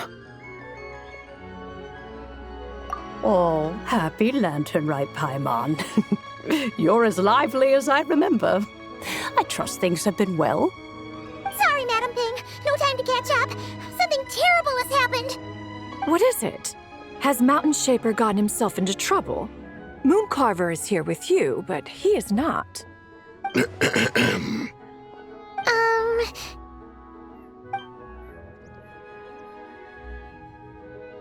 The Wrath of Mint? That old fool dares to utter such nonsense behind one's back. Yeah, that's not really our biggest concern here. So, Even a mere deadly self of the White Horse Adeptus was able to possess Mountain Shaper and affect his mind. No wonder Rex Lapis told us to gather here and await his orders. Mountain Shaper's cultivation is inadequate. He was caught unprepared. Were it one of us, Zhuge would hardly have found a vessel quite so ready for the taking. Hey, that's not what you said earlier. Where is Mountain Shaper now? A question that hardly bears pondering. Obviously, he intends to plant mint in the vicinity of one's abode. Ah, then he poses no great threat. We might as well let him be. Once he fulfills his wish, it's possible that Zhuge will relinquish him of her own volition. Your ulterior motive is most obvious, Mountain Shaper. You two hope for Mount Eltsong to be covered in mint. One can see it clear as day. Not to mention, deadly selves are born of malevolent human desires, and naturally pose a great risk to the form and mind of all living beings. We cannot let this go unchecked. Let me handle it. I have relevant experience and know how to deal with such situations. One has no doubt of that. Yet your involvement would likely end in armed confrontation. In one's own estimation, the time for such measures has not yet come. Before his departure, Rex Lapis knew that Zhuge was active in Liyue Harbor, yet told us only to wait. It would seem, then, that Rex Lapis did not believe extreme measures were warranted here. Yes, this is quite a peculiar case. After all, Zhuge's possession does not seem to come with ill intent. It's more like she's guiding those she possesses to fulfill their own wishes. There is another matter of import, however. I sense tremendous resentment emanating from her. What could be its source to render her so unable to find peace? She was talking about the White Horse Adeptus memories, right? From what the Traveler said, it seemed like she was about to explode with rage. But why? With Rex Lapis away, if we wish to understand that which occurred in the past, we shall have to ask her directly. She also mentioned the Curse of Time. What could that be about? Perhaps erosion. Indeed. We are of the same mind. I heard that ancient clans in the mountains once regarded the White Horse Adeptus as the daughter of time. It seems there was some truth to that, after all. The daughter of time. Cursed by time? Time does not treat everyone equally. The longer you dwell in this world, the more it takes from you. Then what do we do? One has devised a solution. Based on what you have told us, it seems that Zhuge is in the habit of leaping to a different host when provoked. One's plan is for us to block all escape routes while you confront Mountain Shaper, forcing Zhuge to reveal herself. Then, if prior experience stands, she will have no choice but to possess you. However, not only are you able to sense it, you are also unaffected by the peculiar state of stasis. In other words, in that moment, you would have the chance to either subdue or persuade her. That is akin to walking straight into the lion's den. Allow me to go instead. Yeah! Isn't this plan a bit too risky? Why doesn't Paimon try first? After all, even if she got possessed, it's not like she would pose a danger to anyone. Paimon's wishes aren't all food-related, you know. One would not suggest this course of action if one had any such reservation. Time and again, the Traveler has proved immune to Zhuge's influence. Consider for a moment why that might be. Oh yeah! That's what the first deadly self told you, right? Perhaps your time in Nodcry left you with the blessing of the newborn moon goddess, Traveler. And this White Horse Adeptus clearly has a profound connection to the moon. Indeed. Indeed. I see. Have you other concerns, Conqueror of Demons? I was just trying to fathom why Rex Lapis left without explaining the situation in detail.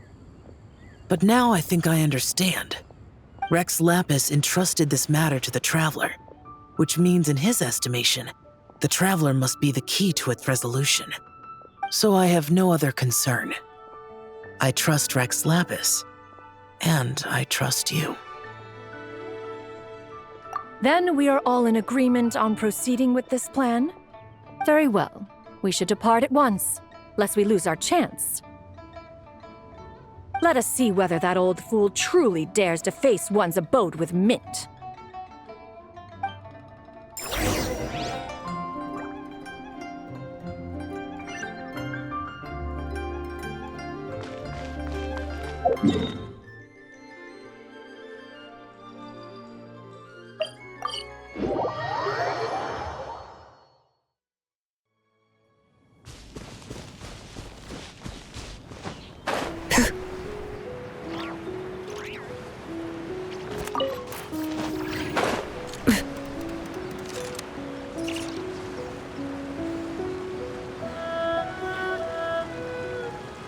One mint, 2 mint, let us plant a whole slew of mint! Once I reach 10,000, Cloud Retainer's abode shall be Mount Outsong no more, but rather Mount Mintsong! Oh, to behold the look on her face when she is confronted with such verdant splendor! Mountain Shaper, you dare disturb the tranquility of one's abode! Do not take personal offense, Cloud Retainer. He is not in control of his faculties. Exactly. Let it go this once. Zidja is the one driving him to do this. Huh? But Zidja just helps people fulfill their own wishes and desires. Not now, Paimon. Oops. Sorry, Mountain Shaper. Paimon might have just thrown you under the bus. When he wakes up, we shall have words. Everyone, to your positions.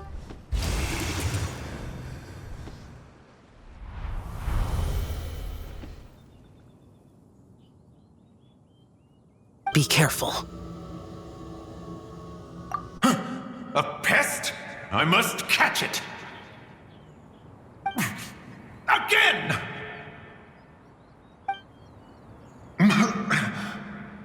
Oh, young one, it is you! Don't tell me. Cloud Retainer sent you? Ha! Such brazen insolence! Such presumption, such boundless avarice. That wretched adept's impudence knows no end. If she dares lay a finger on my garden, I shall smash her cuisine machine to pieces!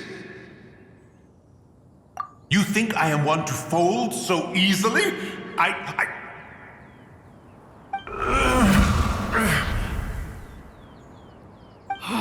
Insolent mortal! Time and again, you interfere in that which is beyond you. You make it exceedingly difficult to contain my rage. You have no conception of that which you seek. It is forbidden! You know nothing of my past. My warning was given. The cost entwined with this is beyond what you can bear. Stubborn mortal! You... Very well. If death is what you seek, who am I not to oblige? Come, let us see the extent of your resolve. Your wish is to behold the curse of time and the memories of this form? Then, let it be granted.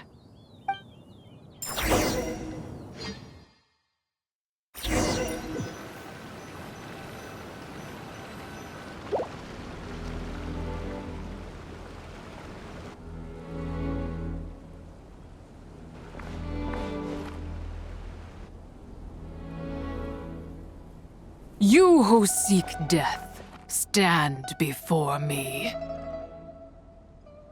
My prison. I was merely a trace of impure energy within Zapai's immortal body. When her soul was shattered, it should have been the end of me. But then, the one who governs time descended from on high and froze the moment of her death. And so, I remain in this world, unable to find release. A mortal who knows of her existence and would dare to speak her name. Who are you? Help. No, there is nothing we can do for each other. Her power, the one who governs time, it has surrounded me ever since. A blessing and a prison, all at once. No, I have been asleep in this prison for countless years, until a familiar presence woke me. Then, through that mortal girl's eyes, I saw it. As pure and bright as ever, unchanged across the millennia. It was the moon. That place is called Chiwang Terrace.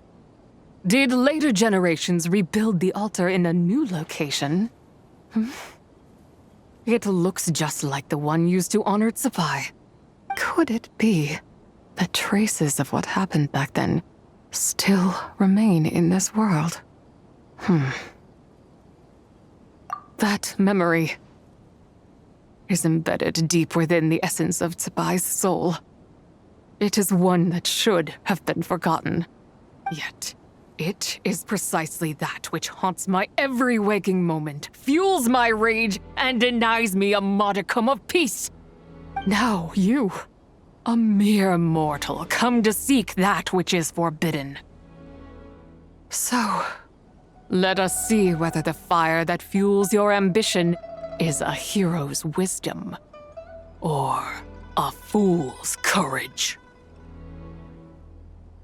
I shall relinquish control over this body's curse, and let it devour everything within sight. Run as fast as you can, lest this prison become your grave. Look, it draws near. The river of time, come to sweep all into oblivion. A torrent of tears for the dead and departed. I shall wait for you at the end, mortal. Evade being swept up in its waters, and I will show you everything. Fail, and we shall sink into oblivion together.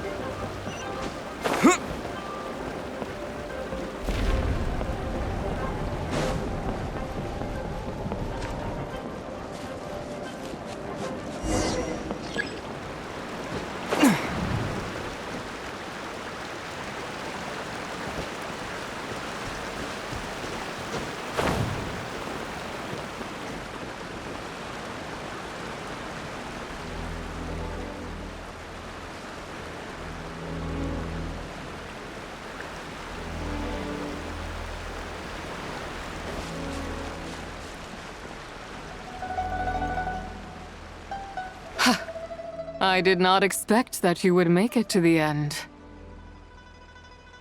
Yes, it would seem even time cannot hold you back.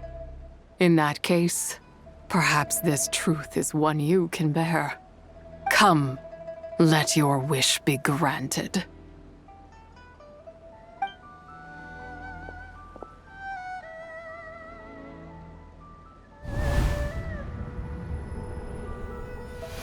Under moon eternal, in radiant night, a maiden grants silk, soft and light. Under moon iridescent, in night divine, a maiden grants fiber, for cloth so fine. Under moon of frost, in night so great, a maiden grants tools to divine our fate. What are Mom and Dad doing? Shh, just make a wish. The kind Adeptus on the moon is listening.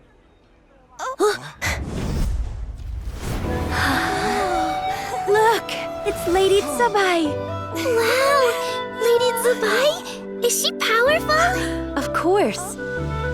She taught us how to grow grain and beans, millet and rice, how to peel hemp and reel silk, spin thread and weave cloth, how to cut stone and build houses, cast bronze and forge tools. According to Mom and Dad, the Adeptus Tsubai is the god of soil and grain, who blesses our land and its crops. Huh? Lady Tsubai's leaving. It's all right. We just have to wait till next year. She'll be back.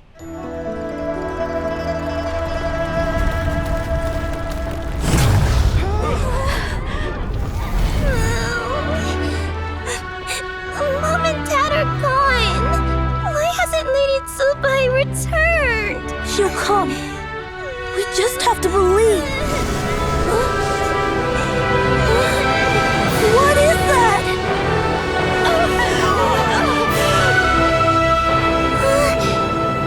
Lady Tsubai abandoned us.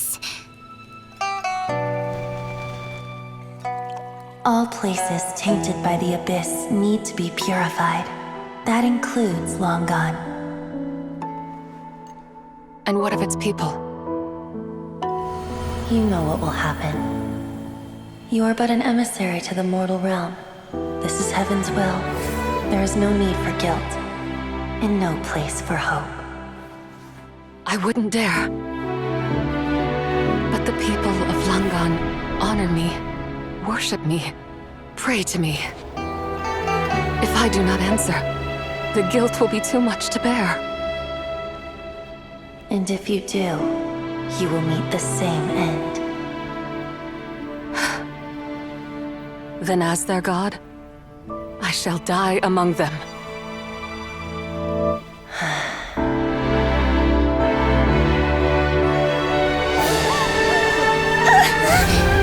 Look! Lady Tsubai came to save us!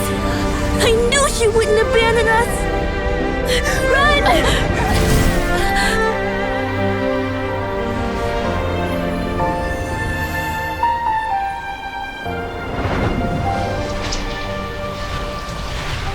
You have done enough.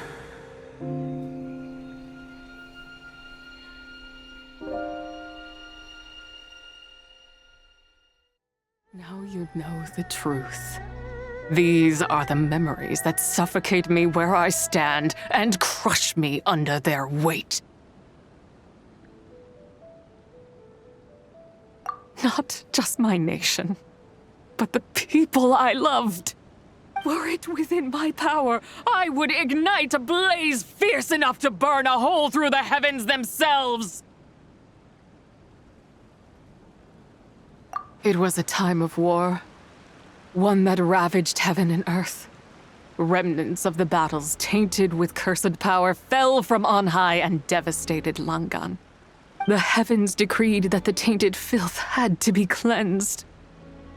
No matter the cost. If I just had more time, I could have helped more people to escape. But it wasn't enough! I just needed a bit more, and they all could have survived.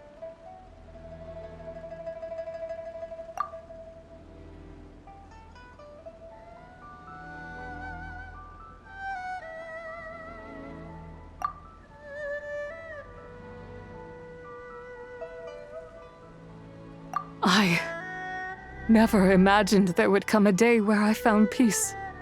So long this rage has been within me. Yet here in this moment, it has stilled at last. Thank you.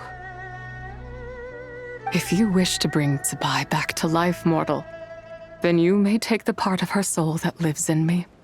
Just remember, from this moment onward, the fate of Langan's fallen rests on your shoulders, and that cannot now be changed. As I said before, I am but a remnant of Zibai's adeptal form, a manifestation of her wrath that was not meant to linger in this world. By taking away this fragment of her soul, you take away my shackles as well. So, let it be done. Ah, it's your turn to grant one of my wishes, is it? Very well. In regard to my fate, and that of Langan's fallen, I know there is little I can demand of you. However, should another raise a war banner against the heavens someday, let my name be set upon its cloth. I ask for this, and nothing more. Now, take what you came for. I was a lone moon, shrouded and dimmed in cloud-veiled night. Now darkness breaks, free and unburdened. I reclaim my light.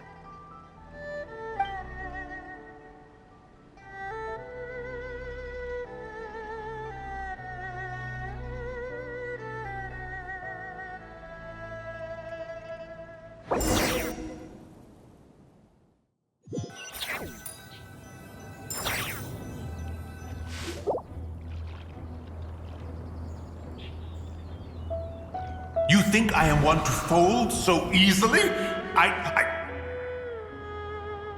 Ah, young one. What brings you here? My, what exquisite mint seedlings. Was it you who planted them? I had not taken you for one so versed in the horticultural arts. I must insist that you visit Mount Hulao. There is much we could learn from one another. Ah, but this is Cloud Retainer's abode. She does not appreciate the verdant wonder that is mint. We should leave at once. If she sees us here, there is little I can do to protect you. You weren't? Was it Mooncarver then? My, what nerve he has. What? Looks like Mountain Shaper is back to normal. Has the matter with Zizha been resolved then? Wow, that was fast. That took, what, like a second? A second to us, perhaps. But for the Traveler, I imagine it felt much longer than that. One's plan was most successful then. And you're all right, Traveler. You don't feel strange in any way?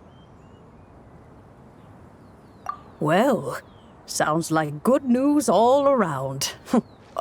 I'm glad this matter is resolved. What is this matter you speak of? The possession of that mortal child? The matter of Zizha may have been resolved, but there is another that is far from over. The mint you planted around my abode. Perhaps you have a moment to spare for a little chat, Mountain Shaper.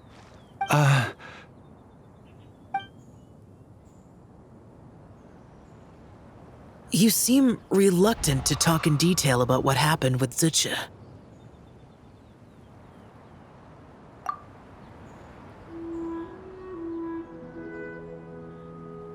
Don't worry.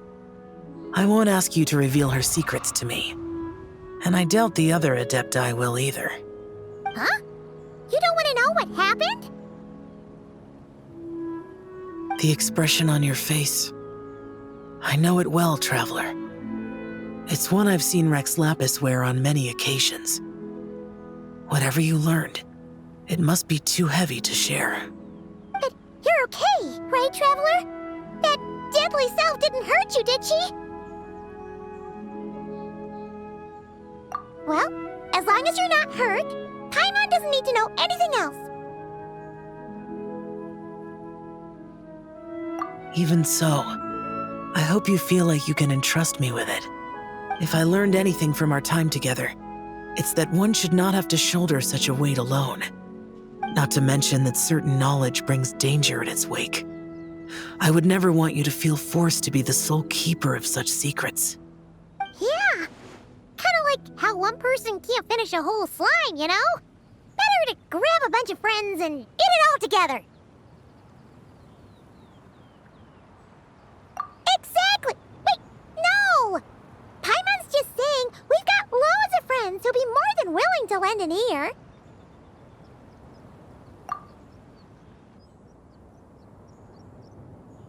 I never knew there was such a tragic chapter in the ancient past of this land.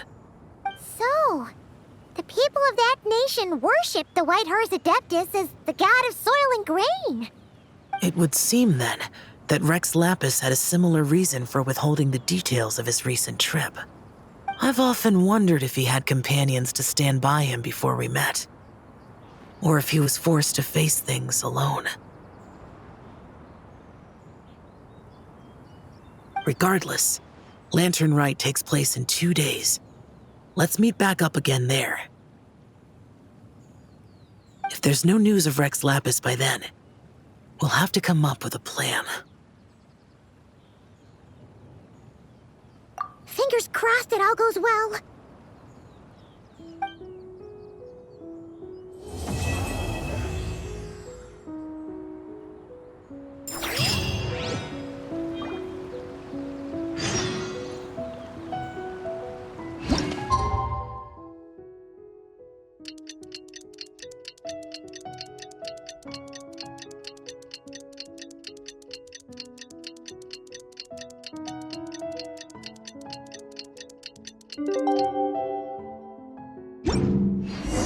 It's time to meet back up with Xiao. Let's head to Mount Outsong.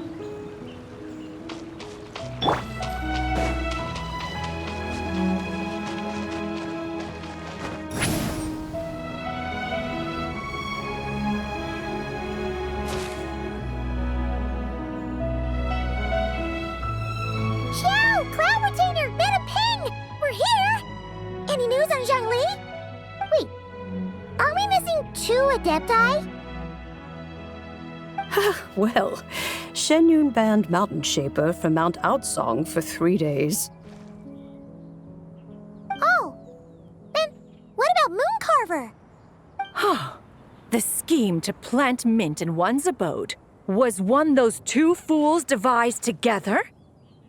And when it comes to punishment, one does not discriminate. His banishment ends in 3 days as well. Wow, that's pretty harsh, Cloud Retainer. Let's get down to business. We have news of Rex Lapis. Huh? Isn't that... Yes, Rex Lapis's Geopillar. It descended from on high this morning. He must have sent it for a reason, but it does not respond to our touch. So, what does it mean? Is he in trouble? Not necessarily. It could be a message only a specific person is meant to receive. Traveler, you alone spoke to Rex Lapis before he left. Oh, so it must be for the Traveler. Give it a try.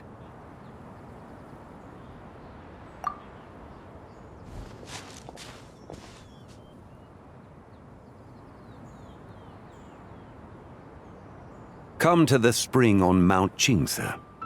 I have left an entrance for you.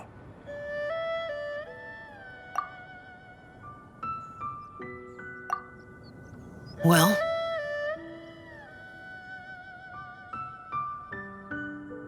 Just as one surmised, it seems that Rex Lapis will not countenance our involvement in this matter. That would not surprise me in the slightest. He's always had a soft spot for the Traveler, after all.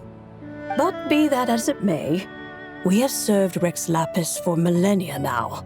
In other words, I'm sure this has nothing to do with favoritism. He's probably just trying to protect us. That's right. So you mustn't let your guard down, even if Rex Lapis is by your side. Alright, let's get going. We'll try not to keep you all waiting.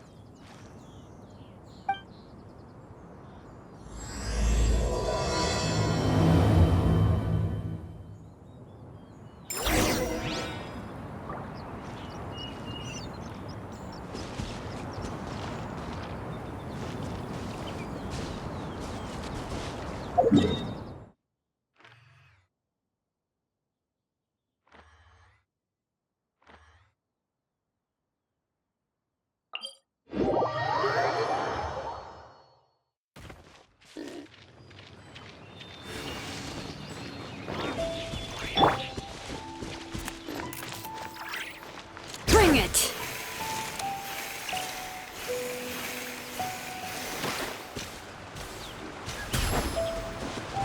Keep your eyes peeled. He should be around here somewhere.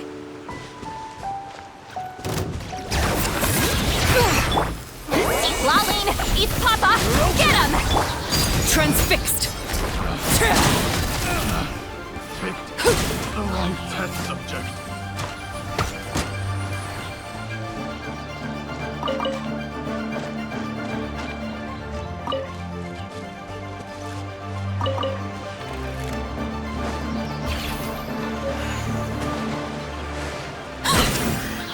The hunter becomes the hunted.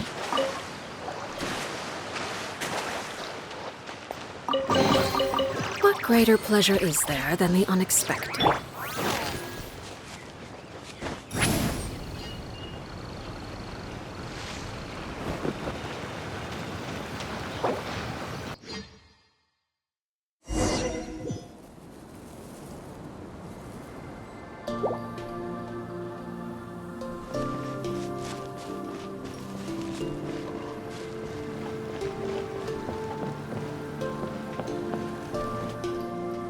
Who could have imagined that the once mighty Geo Archon might end up so, sitting on a humble stool in the woods, quietly weaving moon lanterns?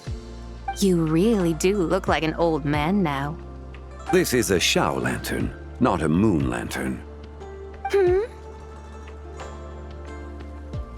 In ages past, when the gods waged war and the world was in turmoil, these lanterns were lit to guide fallen warriors back to their homes. Had you tarried in the mortal realm for but a little while longer, you might have become quite accustomed to them. Even so, it bears such a striking resemblance to the moon lanterns they used to offer up to the heavens. Could this truly be mere coincidence?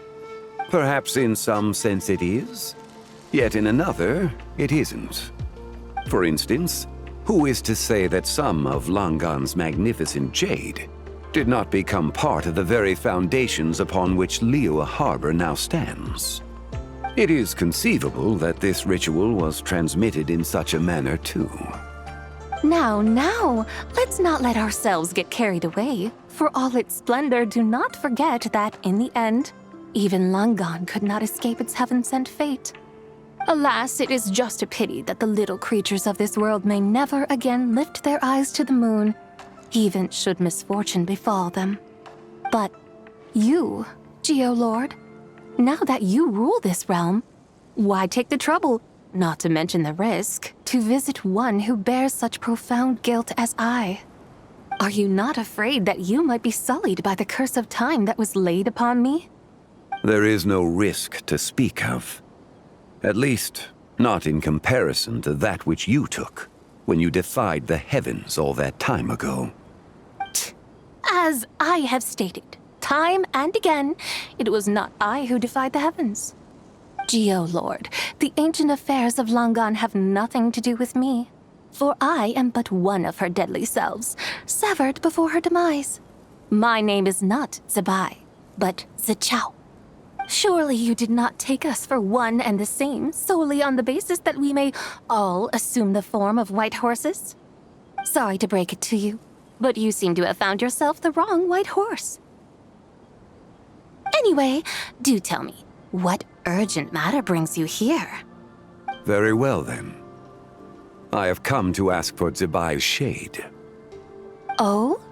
So, the Geo-Lord has set his sights upon Zebai's human soul. And what is it that you intend to do with it? The world outside is changing. With the new moon's birth, the confines of the Shadow Moon are gradually disintegrating. In other words, the heavenly soul is set to return. Consequently, strange phenomena have manifested within Longon's former domain, leading to the earthly soul's reappearance as well. The last of the trio, the human soul, is in your possession. Most intriguing. My intention is to gather all three together, so that an old friend may finally make her return. I must admit, it seems that some remarkable affairs are coming to pass in the outside world. Yet there is one thing you seem to have overlooked, Lord of Geo. Back in the day, it was you that freed me from that painting. And afterwards, I took up arms in your name. Together we first subdued Chenyu Vale, then brought peace to Mount Qingce. It was for this cause that the contract between us was made. But now that the debt has been repaid, what cause have you to expect my aid? Zebai and I have long been friends. Given not only that you were manifested from a corrupt desire within her divine form, but that you also possess a fragment of her soul, how can you purport to be the wrong White Horse? I think you'll find that we are now as separate and distinct as any two beings ever were. What once shone with radiant purity has long become dust. What you see is no longer what it was. Oh, great Lord of Geo. Should this still be unclear to you, I bid you take your leave. It seems that the fault lies in my own lack of consideration. As you wish. I shall let this matter rest. Wait! One moment, if you will. Should this not be your opportunity to propose a new contract? The part where you make me an offer I simply couldn't refuse? Even those puny mortals know how to haggle when striking their bargains. Should you, the famed god of contracts, not likewise strive for success through negotiation? Come now, enough with the posturing. It's time to name your price. Very well. I had, in truth, prepared a new contract for your consideration. I knew you would not come before me unprepared. Yet, you should know that I want for nothing, for I live in the mountains, carefree and untroubled. Occasionally, I even find sport in teasing the mortals who stumble into my presence. Then why persist in telling them those ancient stories? I speak of what transpired before the sky collapsed and the earth sank into itself. That is merely my way of passing the time. And what of it? Would any believe, much less remember, the ramblings of a mountain hermit? Those tales have long since spread throughout the mortal realm. Who? Should my words prove insufficient, I invite you to see the world for yourself. To this end, I have found you a pair of trusty guides. The Lantern Rite is presently underway in Liyue, and should prove quite intriguing for you. So this, then, is the contract you have prepared for me? Indeed it is. Think of it as a contract for a one-day festive excursion. Surely you do not hope to offer this in exchange for Zebai's shade. The foundation of my very existence for a little excursion seems a little steep, wouldn't you say? Why not see for yourself? You can always decide afterwards. The final determination, of course, shall rest with you. Is that so? Then perhaps this deal might not be entirely off the table after all. Where then are these guides of which you speak? Hey, it's Young Lee! Oh, we've been looking for you everywhere. We thought you might have gone missing. You're here. So these are my guides. Well, well. They certainly look the part, I'll give you that. Guides? Oh, you poor innocent little creatures. The benevolent Lord of Geo has sold you to me, which means that for the rest of this day, you belong to me. Sold us to you? Just what have you gotten us into, Zhongli? The situation is not quite as dire as that would sound. I ask only that you accompany my Adeptus friend on a tour of Liyue. I would suspect that depends on how well you entertain me. Entertain you? Let us start with this Liyue harbor of which I have heard so much. Nowhere is quite so fascinating as a place teeming with little mortals. How come this Adeptus sounds so different from what Paimon imagined? Okay, we'll take care of it. Get ready to find out why they call Paimon the best travel guide in all of Tibet.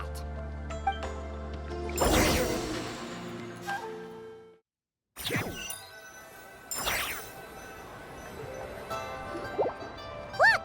We've arrived at Liyue Harbor. Not only is it Tibet's busiest port, it's also the beating heart of Liyue. So, dear Madam Adeptus, where would you like to go first? With humble fare and wine to sip, in comfort clothed and soul at ease, one eats, and all the heart's ills cease. So we're heading straight for the good stuff? Well, you're in luck, because Paimon's an expert when it comes to food. There are two main cooking styles in Liyue. Li cuisine, which is all about mountain delicacies, and Yue cuisine, which is centered on seafood.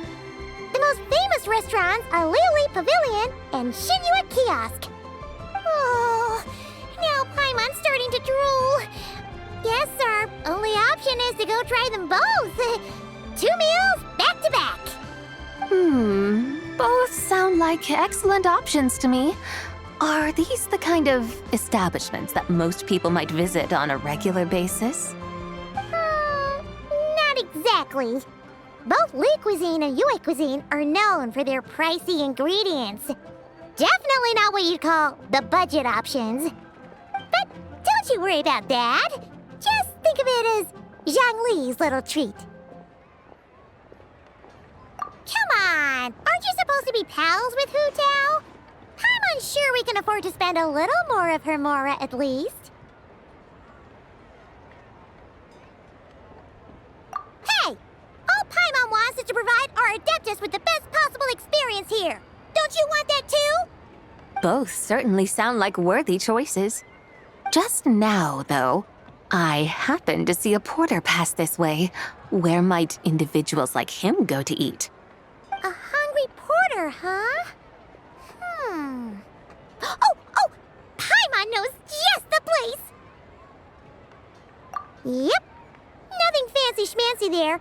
Just tasty dishes made with simple ingredients in a variety of different styles.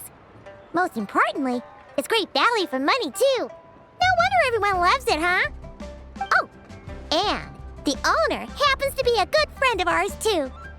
One mean restaurant.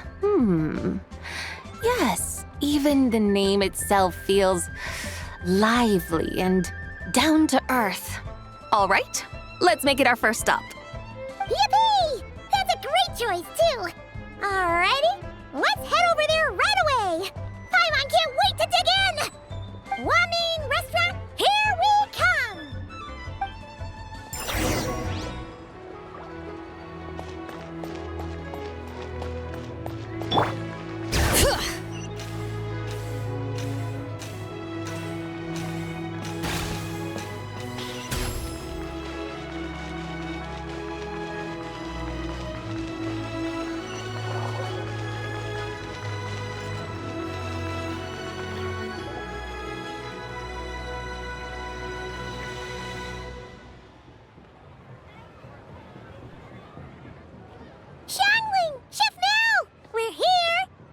Oh, hello there. What a surprise to see you two. Welcome, welcome. Hey there, Traveler and Paimon. a little busy today, so grab a table while you still can. But I don't think I've met this lady before. Is she a new friend? You could say that. Oh, I see. Well, hey there. A friend of the Traveler's a friend of mine, too. Don't worry, we'll take good care of you. Just order whatever you want, it's on the house. By the way, I'm Zhongling. I cook here at Wanmin Restaurant. What's your name? Miss Zhongling, have you ever heard of the White Horse Adeptus? Of course. What about her? I am her, and she is me. Huh? You mean you're an Adeptus? Oh, you young'uns crack me up. Come on, Xiangling. You've got to keep up with the times. Haven't you heard of cosplay? It's like a role-playing game where you dress up as famous characters and pretend to be them. Seriously, it's all the rage, and it looks like this young lady is quite the expert. Your friends sure keep their fingers on the pulse, huh, Traveler? Wow, Dad. Didn't know you were so tuned in. But how come I haven't heard about it? You gotta listen to our customers. Didn't I tell you to spend less time chasing after wild vegetables and more time making friends? You're even more out of touch than I am. Hey, I like making friends too. Isn't that what I'm doing right now? Anyway, even if it is just a costume, is it alright if I still call you White Horse Adeptus? Of course it's all right, because that's exactly who I am. Okay. I can see you're really committed to the role. How about I call you the real White Horse Adeptus instead? In that case, you can call Paimon the real Traveler. You're right. You could have at least switched outfits. Puny mortals. Nevertheless, I suppose it might be amusing to indulge in your little charade for a while, at least. All right, go grab yourselves a table. I'll come take your order in a bit.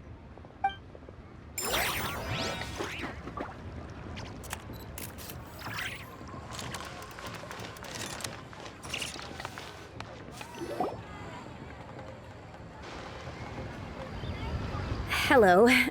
May I ask if Miss Zhongling and Chef Mao are here? Yeah, they're just over there. Wait a sec. Aren't you? So, what would you like to... You're... Hello, Miss Zhongling. It's me, Lu Xiongxiong, the one who broke some stuff here at your restaurant a few days ago. I just wanted you to know how sorry I am. I honestly don't know what came over me. Please forgive me. Oh, it's you. You really gave me a fright that day, young lady. You didn't actually get food poisoning from our black back perch stew, right? Come on, Dad. She's come to say sorry. It's all right, Miss Lu. You must have been feeling a bit off that day. You're looking so much better now, though.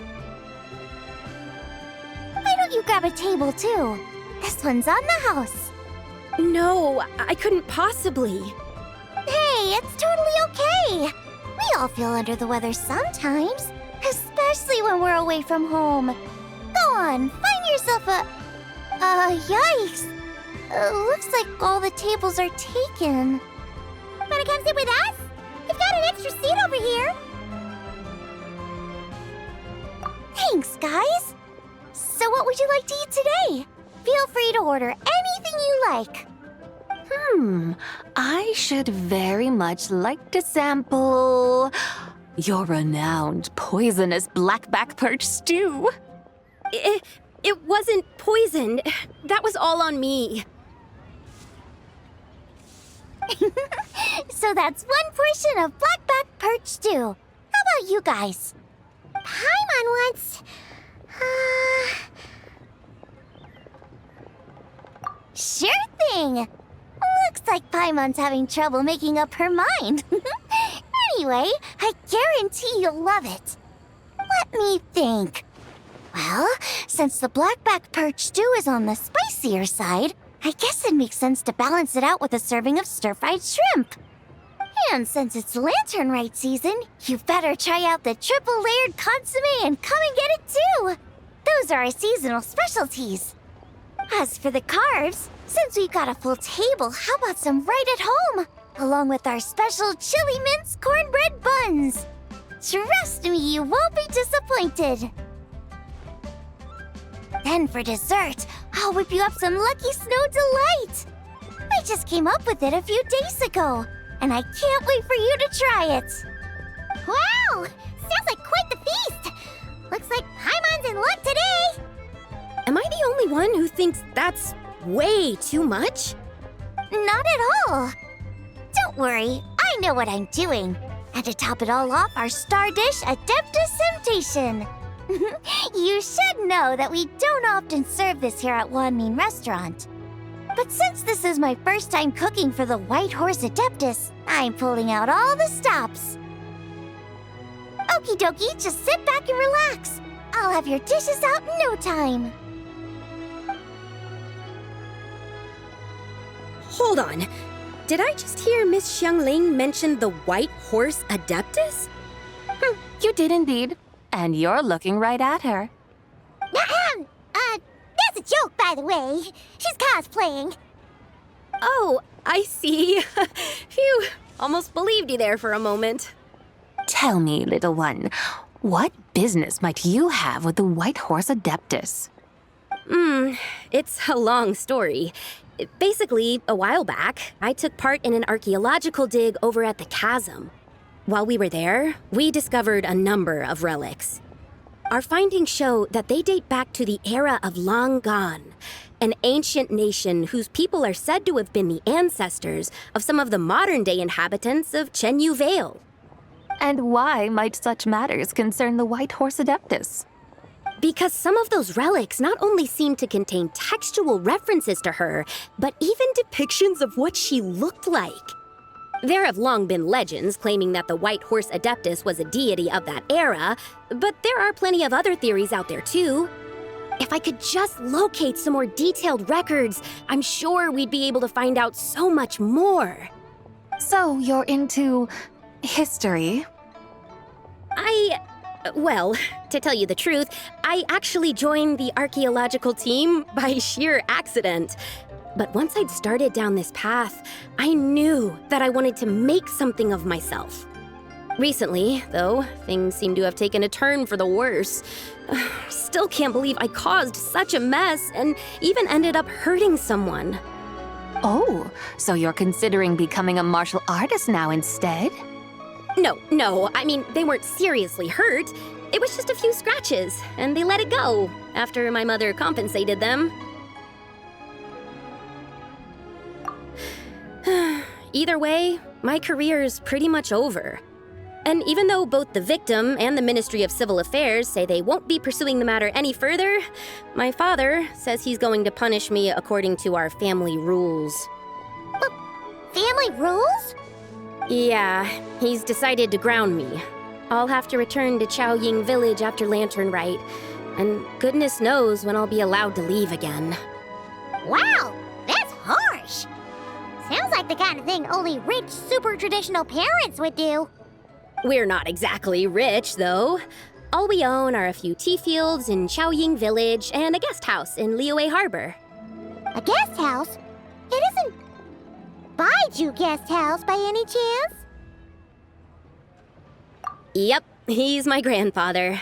So you've heard of the guest house before? Small world, huh? Come to think of it, didn't Boss Lu mention something about hoping that the White Horse Adeptus would show up and let her divine power be known? Sure, but Paimon's guessing this wasn't exactly what he had in mind.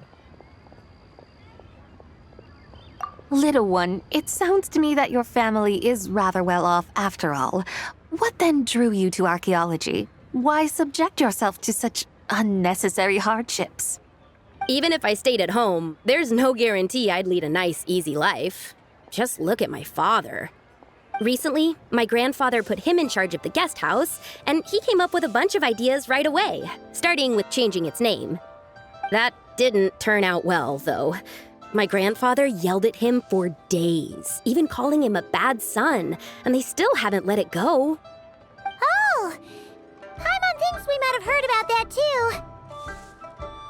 Long story short, being dependent on others is never fun. You just end up being completely under their thumb. That's why I want to make it on my own out here, no matter how hard it is. After all, as the saying goes, to rise above others, one must endure the hardest of hardships. What's so funny about that? You poor, innocent little creatures never fail to amuse me. To think you would endure all manner of hardships in your brief time on this mortal plane, and all that merely to rise above others. I would have thought that the wiser path would be to simply roam this world as I do. Huh? Tell me, what is it that you truly delight in? Archaeology? Martial arts? Tea planting? Or perhaps the keeping of a guest house? What I delight in? Yes! Surely there must be something you don't find quite so exhausting. Whatever delights you should not feel like a burden. But do things like that really exist? Of course! Take Miss Xiangling, for instance. I defy you to detect even a hint of hardship on her face when she wields her walking spatula. So, since it seems you are resolved to tread the rocky path, you should strive with all your might to pursue that which brings you delight. You mean, like cosplay? I suppose you might say that. Looks like the White Horse Adeptus is really getting into her role. I think I get what you mean then.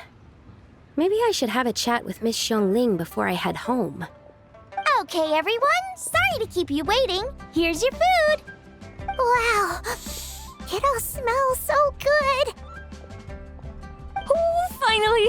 I get to try that famous poisonous stew. Hey! Didn't you hear what Shang said?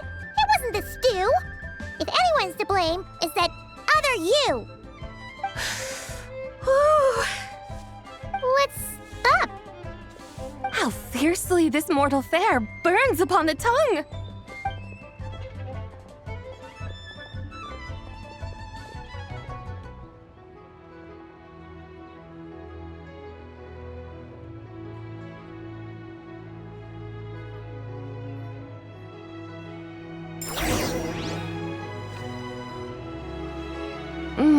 Most satisfying as poisonous stews go. So, where to now? Time, I think, to seek out some diversion? Oh, there's plenty of entertainment options in Liyue. Paimon will tell you that. The locals like to drink tea, walk their pets, play chess, watch operas, attend storytelling performances. Storytelling performances? You know, like listening to people telling stories. They're usually based on old Liyue legends, just like their operas.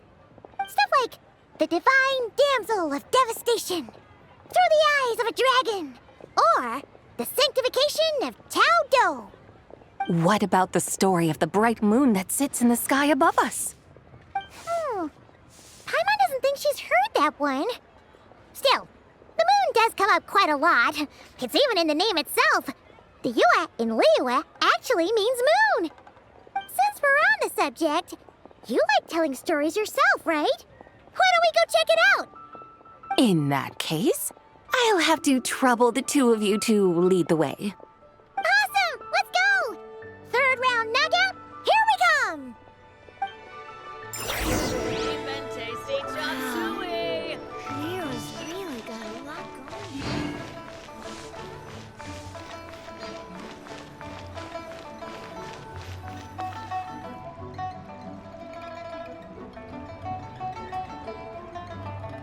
What a tongue twister! I'd have made a complete fool of myself if I tried to say it on stage. without practicing it first. Huh. Call yourself Iron Tongue Tien. Wobbly Tongue Tien, more like.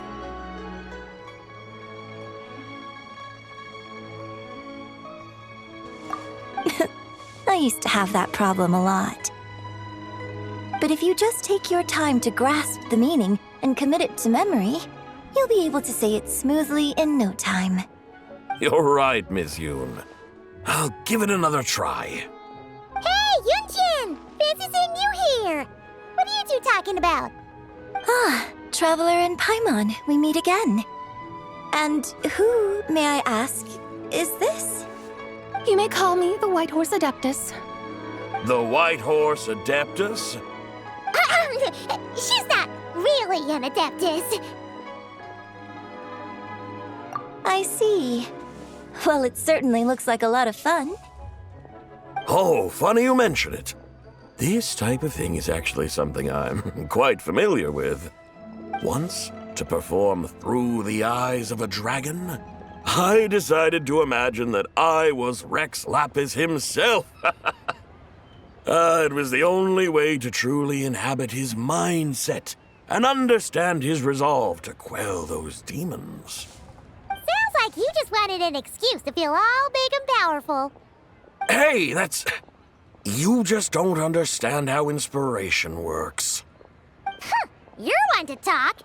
Paimon's traveled all over with the Traveler, and she's seen things that would make your jaw drop. All right, then. Since you claim to be so knowledgeable, why don't you prove it by reciting an ancient poem? An ancient poem? Which one? Ha! See? You mean to tell me you've never even heard of the ancient poem called An Ancient Poem? What kind of a title is that? Quit teasing, Paimon. We only just found out about that ourselves. He's talking about the writing on those ancient relics. When we first saw it, we couldn't figure out what it all meant. So in the meantime, we decided to just refer to it as an ancient poem. However, thanks to the painstaking work of the scholars who were tasked with decoding it, it seems like that's exactly what it was. Or rather, an ode offered in veneration of the moon and the White Horse Adeptus. Oh yeah! Didn't Kuching mention that before? It's got something to do with Long Gone, right? That is correct. The Ministry of Civil Affairs has issued a notice stating that, although it is true that the moon may disappear tonight, we should be in no danger. In other words, there's nothing to fear. But if you're worried, we can always take a leaf from the Book of the Ancients. By reciting this poem, I mean, and calling for the White Horse Adeptus' aid. If we do that, I'm certain she'll protect our moon and keep us safe. Oh, seriously? Paimon has to get a look at this.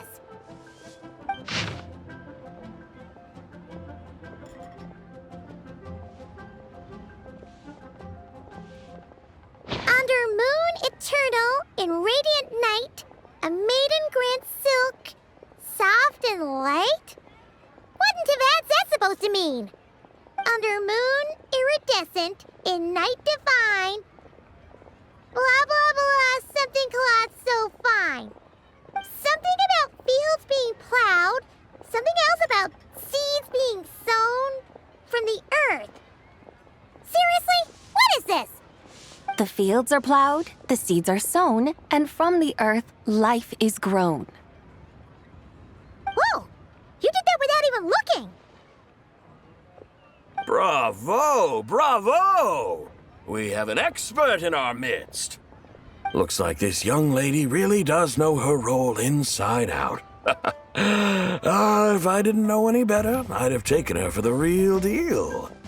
That's because I am the real deal. That's the spirit. This is exactly the kind of mindset I was talking about. Behold, mortals, I am none other than the indomitable Rex Lapis himself. Kneel before my godly splendor. Believe me, young lady, I know exactly why you do it. Back in the day, I was just like you. I must say you are rather amusing as mortals go. Miss Whitehorse Adeptus, it is a great pleasure to make your acquaintance today. I have some questions regarding the poem, and I was wondering, perhaps, if you might be able to shed some light on it? You want me to explain the full meaning of its verses? Your guidance would be much appreciated. Fascinating. Tell me, do all the people of Liyue still express such reverence for the ancient ways? Well, it's true that we hold a deep fondness for our history, but it is hardly our only pursuit. One of my good friends, for instance, is even more devoted to the modern Fontanian art of rock and roll. Exactly! And don't forget, great practitioners of the role-playing arts walk among us too. People like me and you, young lady. Yes. So rather than placing too much emphasis on our reverence for the ancient ways, it might be better to say that here in Liyue, 100 passions bloom, each with a voice of its own. I see. Then, I suppose it wouldn't do any harm for me to enlighten you. In truth, it is but a simple poem of blessings. Its meaning is this. As the eternal moon rises in the night sky, a maiden adorned with lustrous jade descends upon the earth. She blesses the kudzu vines and mulberry leaves, so that they may be used to make coarse cloth that is nevertheless soft, light, and comfortable to wear. As the iridescent moon rises in the night sky, a maiden adorned with lustrous jade descends upon the earth. She blesses the kudzu vines and hemp, so that they may be used to make fine, luxurious cloth. As the frost moon rises in the night sky, a maiden adorned with lustrous jade descends upon the earth. She blesses the mugwort and artemisia, so that they may be perfect for divination. So she really did come down from the moon? She shows the people how to use the plow and spade to purge the land of weeds, till the soil, and heap up the earth to make it fertile. Then with the hoe, she teaches them to sow their grain, bestowing the promise of life upon every seed.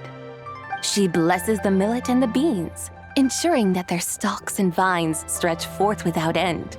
She graces the wheat and the rice, so that their heavy heads are filled with plump, glistening grain. Sounds like she's a real pro at all this farming stuff. The fruits of the field are harvested and brewed into sacred wine for honored guests. This we reverently present to the divine maiden, with every ceremonial step flawlessly observed, so that she may witness the depth of our piety and respect. Oh, divine maiden, how can your graceful presence in the sky not seem like that of a fairy descending from the heavens? Oh, divine maiden, how does your pure and radiant form not resemble the guardian spirit of our land? I send my heart's desire, ascending to the heavens, beseeching you to grant us good fortune and blessings in the coming year. Huh? So, that's what it's supposed to mean? I find myself speechless, moved beyond the power of words to convey. Oh, young lady, you have shown me the heights to which a true role player might aspire. A truly remarkable performance. I did not anticipate that anyone could unravel this poem with such depth and clarity, and so soon after the Ministry of Civil Affairs noticed, too. I'd even begun to consider myself somewhat versed in the matter, but as they say, there's always someone more knowledgeable out there. Allow me to extend my thanks to you, Miss Whitehorse Adeptus. You are far too humble, young one. I must confess, it is I who have been surprised, not only by you, but also by this Liyue harbor of the present day. Ah, so you're not from Liyue. And what, may I ask, has surprised you about it? Oh, it's nothing really. Just some old memories scattered here and there. Very well, my guides. I suppose it is time we set forth on the next part of our excursion. I'd like to go see that wharf now. What say the two of you? No problem. We'll take you wherever you want. Oh, leaving so soon? Before you go, allow me to introduce myself. I am Yunjin, director of the Yunhan Opera Troupe. May I ask your name in return? My own name is scarcely worth mentioning, but since you asked, perhaps I'll tell you the title of that poem instead. Huh? So, it isn't actually called an ancient poem? Of course not. Its real title is Odes of Long Zabai. Odes of Long Zabai. All right then, until we meet again.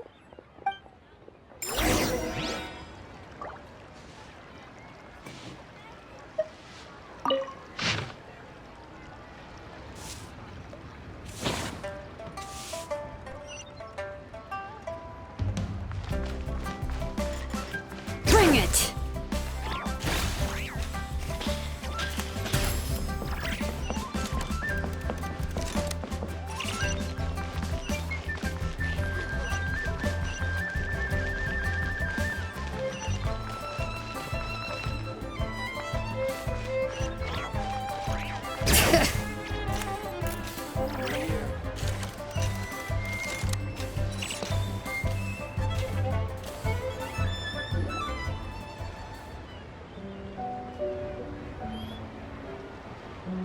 Hey, Ganyu! I almost forgot to mention. On my recent trip to Notcry, I came across something really fascinating in the Frost Moon Scion's library. I found records in their collection of another divine envoy living on the moon. A divine envoy on the moon? You don't think it could have been referring to the White Horse Adeptus too, do you? No way to say for sure. Still, the similarities between our legends are intriguing, to say the least. Isn't it amazing? Especially when you consider how far apart we are. It truly is. We might live in different lands, but when we look up at the night sky, we all see the same moon and stars. Right? It's like we're all bound together, no matter where we are. When you think of it like that, it's almost as if our friends from other nations will be right here celebrating with us. Isn't that a wonderful thought? No wonder you were so excited to go see the giant lantern when you first got back. Sounds like you're a real fan of the White Horse Adeptus, huh? I guess you could say that. Just a pity she's so elusive. Even Granny's never met her, you know? Maybe she really is just a legend after all. Hey, Yanfei and Ganyu! Trust, Paimon. The White Horse Adeptus is as real can be. Huh? Oh, look! It's the Traveler and Paimon! Feels like I haven't seen you two in, like, forever. Happy Lantern Rite. It's so good to see you again. Hey, you two. Happy Lantern Rite. Did I hear you right just now, Paimon? Does that mean you've actually seen the White Horse Adeptus? She has indeed. And now, so have you. And you are? Why, who else? The White Horse Adeptus, of course. Could you maybe start with something else next time? You're the White Horse Adeptus? That's right. Allow Paimon to introduce you to our new friend, Zichao. She's been low-key obsessed with cosplaying the White Horse Adeptus ever since we met her. I see. Well then, greetings, Miss Zichao. My name is Yanfei, and recently I've been low-key obsessed with learning everything I can about the White Horse Adeptus. I'm sure the two of you will get along like a house on fire. Oh, and by the way, I'm Ganyu. So, Miss Zichao, you must be here to see the giant lantern too, right? A horse-shaped Zhao lantern? Is that what I think it is? That's right. A lantern made to honor the White Horse Adeptus herself. Isn't it gorgeous? Huh? What are you laughing at? Both the lantern and myself. What do you mean? Oh, this lantern truly is an artistic masterpiece. But tell me this, have any of you ever seen a horse before? Come to think of it, Paimon can't remember ever actually seeing one herself. What about you, Traveler?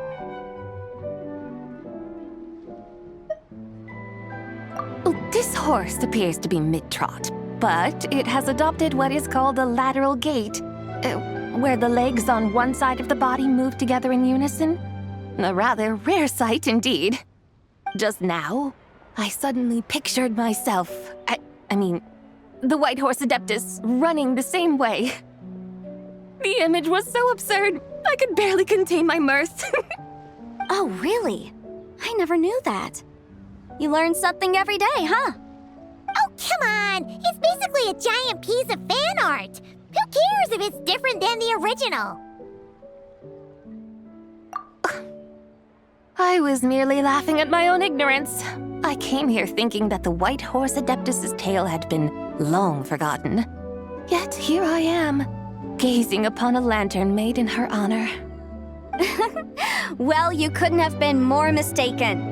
There are so many tales about the white horse Adeptus, I'm starting to lose count. Just off the top of my head... Just so you know, Yanfei, we've heard it all like a million times before. Uh-huh. But there's one thing I can guarantee that you haven't. Huh? You mean like a new chapter of her stories come to light? Mm-hmm. And I heard it from Ganyu just yesterday. Hey, why don't you share it with the others? Sure, no problem. Where to begin? Do you guys still remember what Liyue's Moon Chase Festival is about? Of course! It's a festival held in honor of the Stove God. That's right. But it took a really long time for the Stove God Festival to become what it is today. In its earliest form, it was actually an adeptal ritual known as the Moon Chase Rite. Paimon remembers Madame Ping mentioning that before, but she never explained exactly what it was. According to Cloud Retainer, the Moon Chase Rite was originally a ritual meant for communicating with the moon. Communicating with the moon? But for what purpose? At first, Cloud Retainer wasn't entirely sure either, as it was always Rex Lapis who performed the ritual. Whoa! Rex Lapis did it himself? Must have been a really important ritual. That's right. Unfortunately, despite numerous attempts, they never actually received any response from the moon, which is why they eventually stopped performing it. But then, just yesterday, Keqing took a picture of the moon being obscured by a dark hole to Cloud Retainer and asked if it had anything to do with the Moon Chase Rite. The moment Cloud Retainer saw it, it suddenly dawned on her that the rite might have been an attempt to reach the White Horse Adeptus all along. Does that mean Zhongli's been trying to bring back the White Horse Adeptus all this time? So how about that? Bet you never thought there might even be a link between the White Horse Adeptus and the Moon Chase Festival. If Keqing hadn't taken that picture to Cloud Retainer, we would never have known any of this. This is probably what Keqing was referring to that day when she mentioned there were some ideas she wanted to follow up on. So, Geo Archon, all this time, you've been striving to awaken her. Huh? What do you mean, awaken? Nothing. What I truly meant to say was, this new insight you've provided has been truly eye-opening. Oh, by the way, my trusty guides, I've been meaning to ask, where in Liyue Harbor might one enjoy an expansive scenic view? Huh? We're off to the next stop already? But Paimon's barely done digesting that lore bomb just now. All the more reason to find the right spot to let it sink in. Oh, so that's what you're up to. A tour of Liyue Harbor? In that case, if you're looking for a spot with a panoramic view, I'd recommend Yujing Terrace. That's a great idea. Since the terrace is on higher ground, the sea view from up there's so much better. right. Well, the lantern ride's about to start, so we should get back to Granny's now. Hope to see you all at the festival tonight. Oh, you're off too? All right then. See you both soon. See you soon.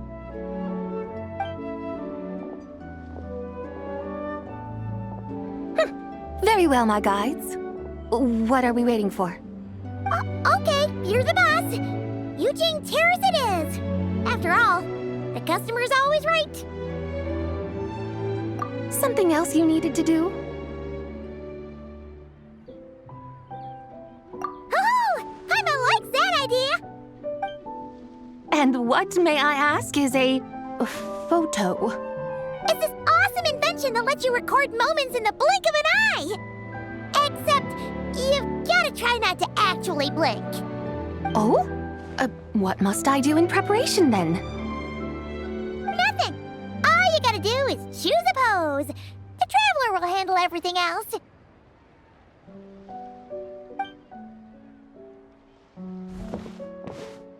Come on, let's give it a try. Look, we got a great picture. Paimon's gonna call it The White Horse Adeptus Meets the White Horse Adeptus in Liyue Harbor.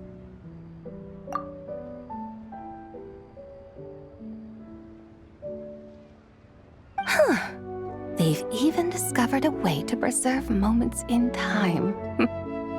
Now I truly am curious to witness what else these mortals might accomplish. Very well, let us proceed. Eugene Terrace lies in that direction, does it not? Hey, wait for us!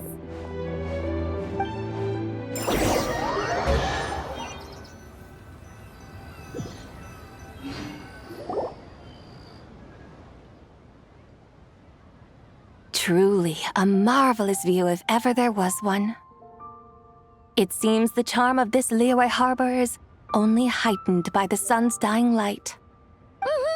And soon, people will start releasing their Xiao lanterns to mark the most important day of the year. Practically everyone will be with their friends and family, eating a big meal, chatting, and even setting off fireworks. Trust Paimon, it'll look even more amazing then. What do you say? Want to stay to see that? No need. Let us bring this weary day to a close. Weary day? You mean you didn't enjoy your tour? I had imagined you would arrange for me to witness some grand spectacle. Perhaps the descent of divine beings, the manifestation of the sacred before mortal eyes, or the appearance of a selfless hero come to aid the helpless and downtrodden. Or, should that not come to pass, then at the very least spend a little more coin. For that, it seems, is how one finds true enjoyment. Alas, but there was none of these. Instead, we merely filled our bellies, listened to tales, and gazed upon a crude imitation of my likeness. And now the sun begins its descent. What a day of quiet tedium. Well, we're so sorry. If we'd known that was what you wanted, we'd have done it all differently. It's all that Zhang Li's fault for not making the customer's requirements clear. Well, it's too late now. Do you still believe I would part with that soul fragment, now so intertwined with my very being? But...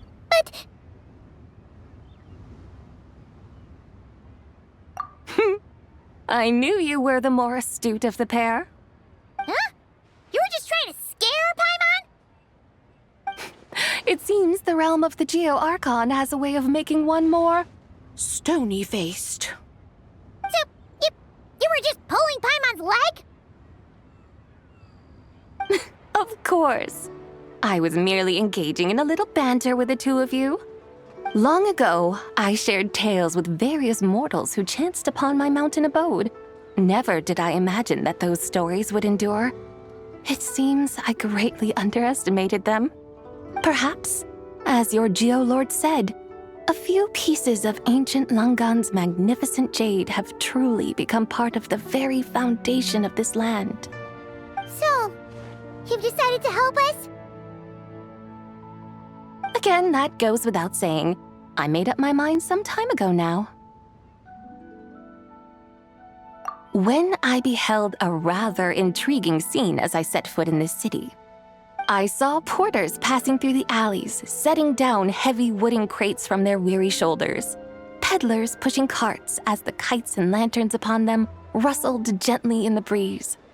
I saw cooks cooking, actors acting, scholars reading, soldiers marching, children playing, elders resting, officials officiating, and the common folk absorbed in this or that, reveling in the simple joys of life.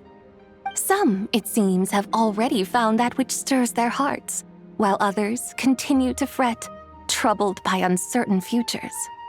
Yet, in this gentle and serene order, each holds fast to their anticipation, not only for the celebrations to come, but also for the first light of the morrow. Scenes I once yearned to behold now unfold before me, no longer in Langan, but in Liyue Harbor, thousands of years on. How wondrous is this mortal realm! Thank you, Whitehorse Adeptus! Thank you so much! Adeptus, Adepti, perhaps the singular art in which we are truly proficient is that of sequestering ourselves within the high mountains. But once we leave our mountain refuge, we find ourselves drawn back to mortal ways all the same. So, it is I who should offer my thanks to the two of you. Traveler, Paimon, you have made this day more delightful than any I've known in a long, long time. Come now, and take what it is you need. You mean, like, right now? But don't you think we should wait for Zhangli? That won't be necessary. All things shall meet again in their time, for the waters know no rest, and the flowers their appointed season. One need not fear that life is but a journey of goodbyes.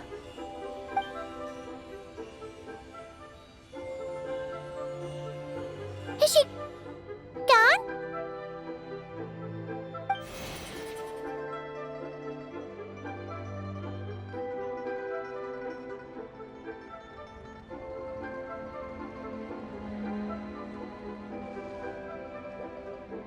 Yes, she's gone. A deadly self is formed from the body's impure vapors, so naturally it cannot survive long in this world.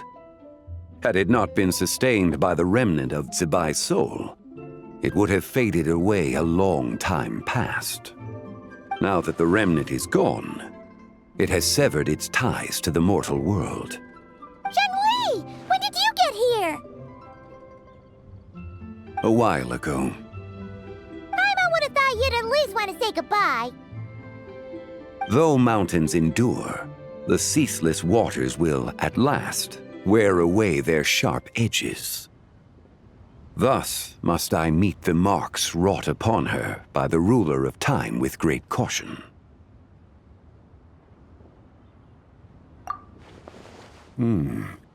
It may be goodbye for now, but someday we will meet again. Really? And when might that be? Who can say for sure? Years and years from now, perhaps. Or maybe tonight, at the Lanternlit. Are you saying that if the Whitehorse Adeptus were to be resurrected, she'd still have the memories of the three deadly selves? That she'd still remember us? We will find out soon enough.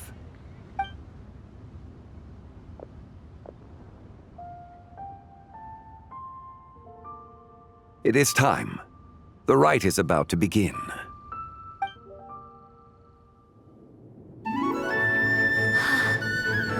The rite is about to begin. Is the moon really gonna disappear? Got your lanterns ready, everyone? All set. Might be about time to put eyes to the sky. Wouldn't you say, Tianquan? Look!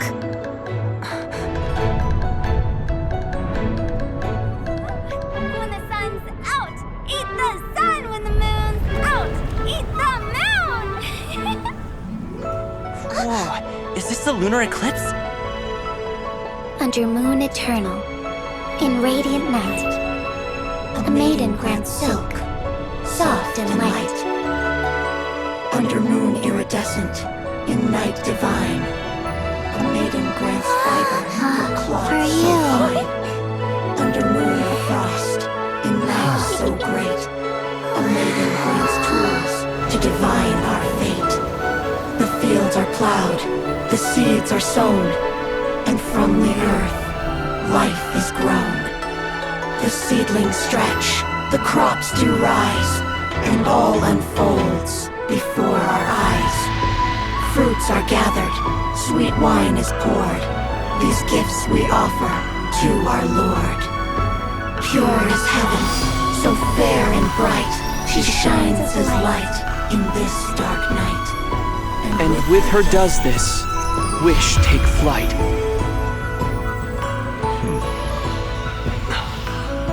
Devoted soul, scattered and unbound.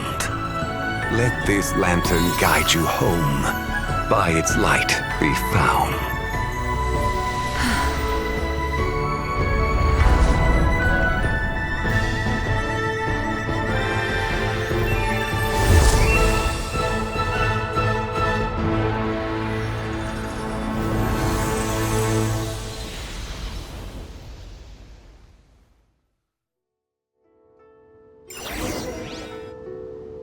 Did we do it?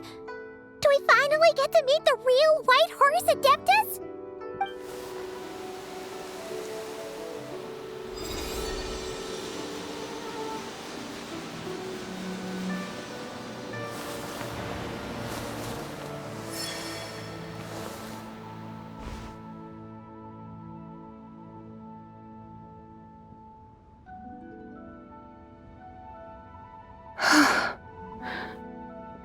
This place. Where am I? A familiar land, now known by the name of Liyue. Liyue? The peaks adorn the clouded moon. Then, who might you be? Oh no! She seems to have lost all her memories after all. And those countless lights in the sky. What are they? These lights, each like a dwelling in glad accord, usher in this day of joyous rebirth. And whose rebirth might that be? That of my old friend, Zibai. Zibai? Yeah, that's you! Don't you remember anything at all? That's... me? Oh, yes. The envoy of the Lunar Palace, my name, is Zibai indeed. Then, you must be... the Lord of Geo, Heaven's Star. Many years have passed since we last saw one another. Zibai, my friend, welcome home. Home? But why does this place, this Liyue, feel at once so strange and yet so familiar? Who you are? Who are you? Ah, yes, I remember now. You are that young Wushu dancer, the one who seeks disciples.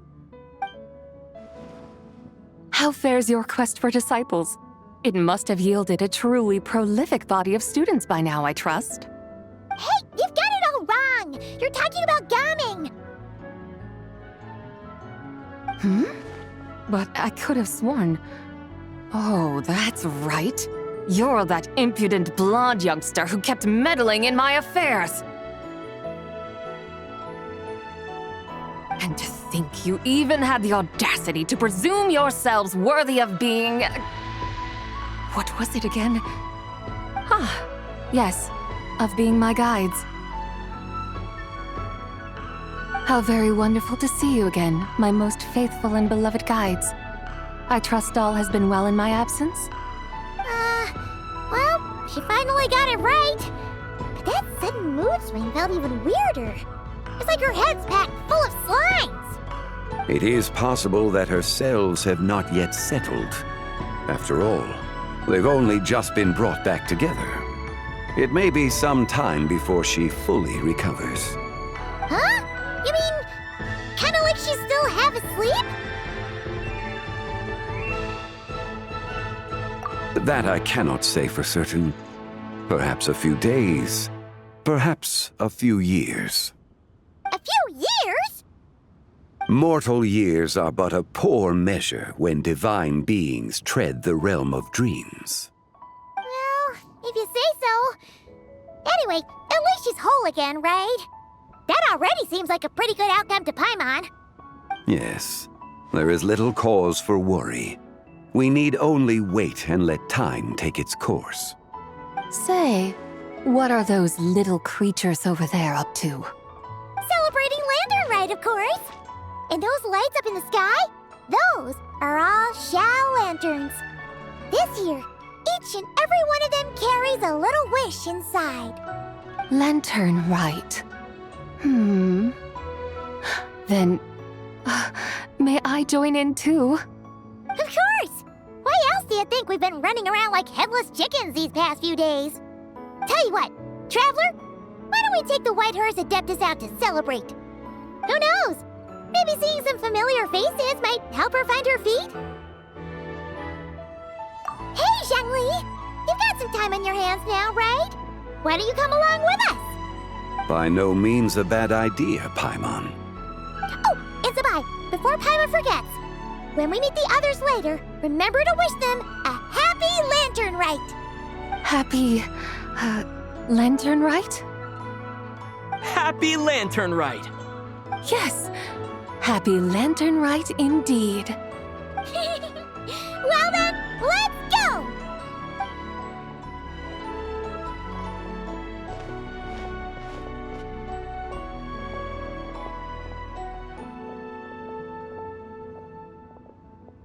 Lantern Rite. A night of joy, reunion, and moonlit blessings for all.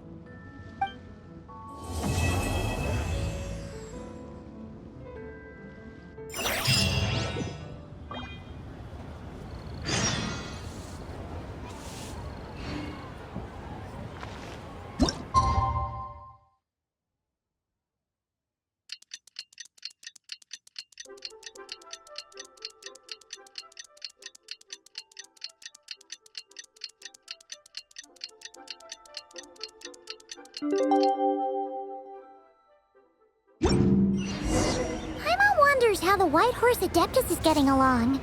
Maybe we should check in on her? We can ask Zhongli where she is. Bring it!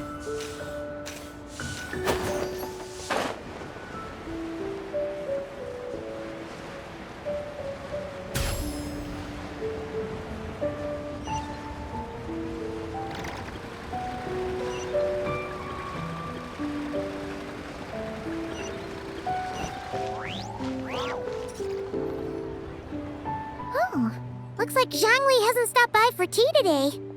Hey, are you two looking for your friend? Try going up that way. Is Zhongli up that way? No, but that young lady who was dressed up as the White Horse Adeptus the other day is. She's your friend, right? I just saw her head toward Wanmin Restaurant. I was wondering why she was eating alone. But then you two showed up hot on her heels. Oh, what luck! We were just on our way to find her. But what's she doing at Wanmin Restaurant? I have no idea. I said hello, but she completely ignored me. She couldn't have forgotten who I am, right? I mean, we're kindred spirits, aren't we?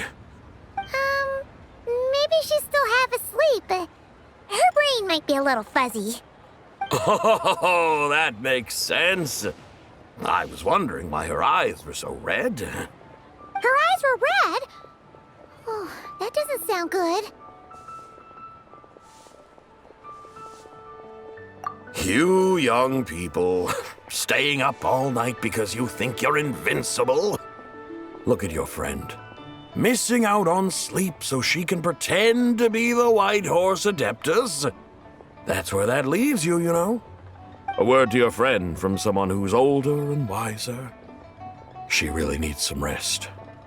Oh. Paimon won't be so certain about the older and wiser part. Yeah, what was that?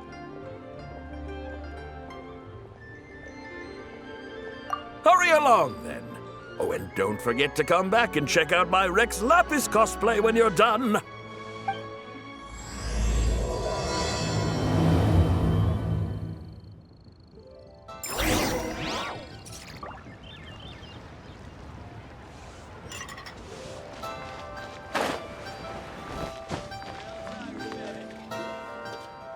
Where's the proprietor?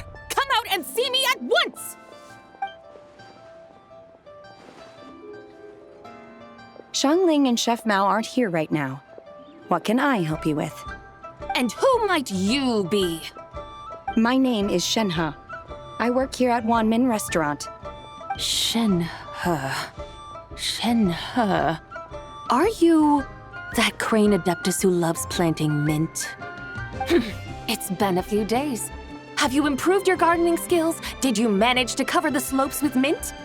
Mint? I don't know anything about mint.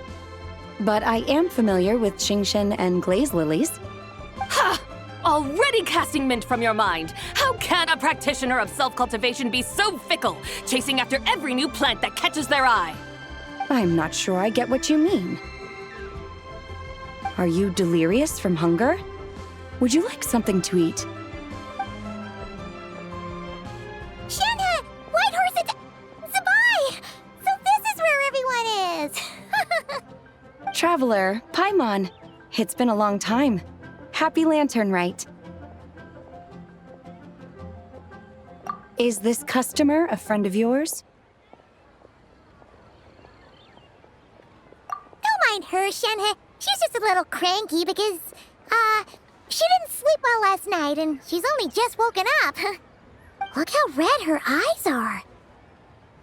I see. In that case, Miss Zabai, I have a tonic here infused with Qingshen. It's cool and soothing when applied to the eyes. Would you like to try a few drops? Stop right there! Who are you two noisy children? Hey! Have you forgotten about us already? Guides. Yes, I seem to recall something about some guides. Ah, yes, now I remember. What luck! I was just looking for someone to show me the way to Elong Wharf. Huh! Is she starting to come around? Someone requested my help in purchasing some tea leaves. I was informed they have discounted prices during the festival and that I shall get a good deal there. Tea leaves? This sounds like Zhang Li's doing. He sure knows how to get people running errands for him. Your friend Rex Zhongli initially requested the most expensive tea, but then a young lady in a hexagram hat mentioned he'd burned through the Wangsheng funeral parlor's yearly expenses at an exhibition a few days ago. As such, he is only permitted to buy items that are discounted this month. Oh, that's his boss, Hu Tao. It's about time she realized the problem and put a stop to his spending sprees. Oh, I see. So that's why you're here. Unfortunately, Wanmin Restaurant doesn't sell tea leaves. If you're truly in need, I could gather some wild tea from the mountain slopes. You don't sell tea leaves? But I remember your boss, Miss Lu, saying that she owns tea fields. You really should get some rest. The person you're talking about isn't the boss of Wanmin Restaurant. She's just like you. She came here to eat. Is that so? Life really is full of surprises. What surprises? Your brain really is as gooey as a pack of slimes. I can't believe Zhang Li entrusted you with going all the way to Yilong Wharf and buying tea. That would be excellent, my dutiful guides. Ah, yes, Miss Crane. I apologize profusely for my improper behavior just now. Please forgive me. I completely understand. Master often says that the human body is like a mechanism in need of regular maintenance. When a person cannot rest at night, they are sure to become irritable and on edge. Miss Crane, you appear reasoned and compassionate on the surface, yet I sense dark forces churning within your spiritual core. Those red ropes you wear are what bind them, am I correct? Oh, you can sense that? Indeed. I also sense that with your strength, you might try undoing one or two of those bonds when training. Untie Shenhe's ropes? Wouldn't that be risky? Though the use of red ropes to bind the soul is a wondrous technique, practitioners must eventually learn to break free from external aids and look within themselves for restraint. Master has told me similar things, but I am not ready yet. Your self-cultivation has progressed far enough. Then I will seek further guidance from my master. If you still have doubts, you can find me at the Baiju Guest House. I'll be taking up residence there for a while. For now, my dutiful guides, let us be off.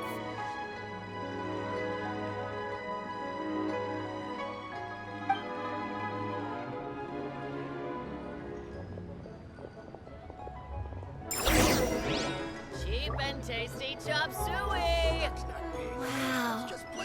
Leo's really got a lot. Save this money. We're investing.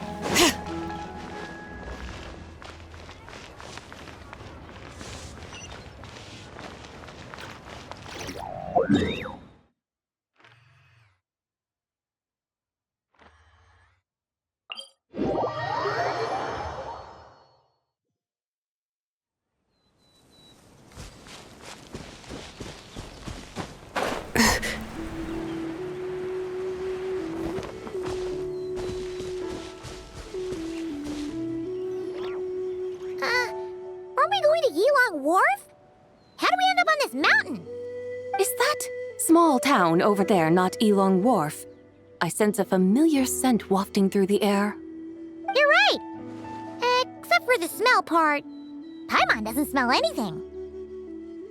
That is because this scent is the essence of jade, which can nourish the spirit. Oh, yeah. Shenyu Vale does have a lot of jade, but Paimon didn't think jade smelled like, anything. Naturally, this has reminded me of something. Hmm? And what's that? A few simple tricks for mastering one's power.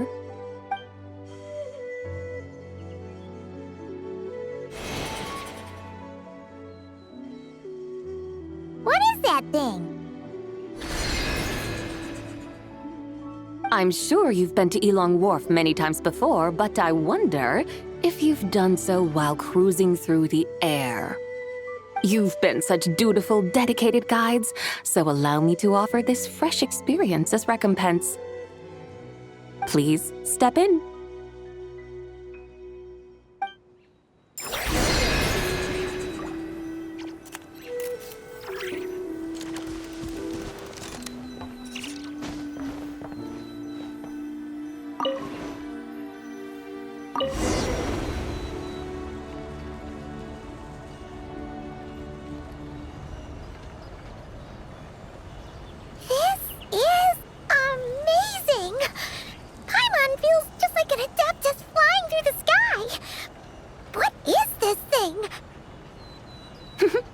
I created it from my memories of the chariot of the Lunar Palace.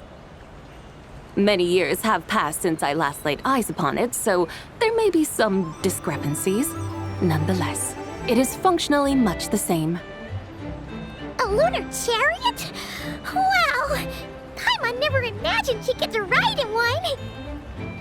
So, Sabai, does that mean you used to work on the moon? Work. That's an interesting way to phrase it, though I suppose you are correct. I was once an angel, a member of a race tasked with guiding humanity.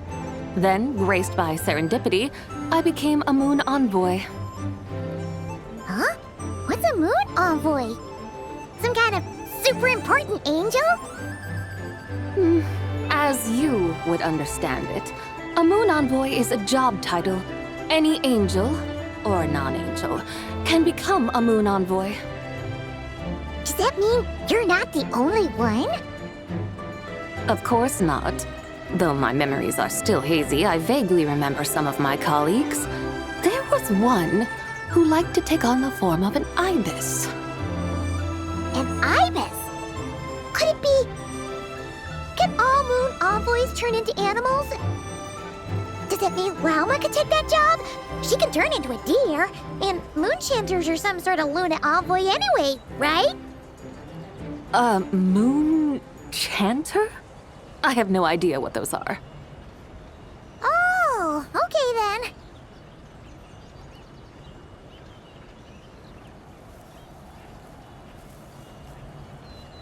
Look!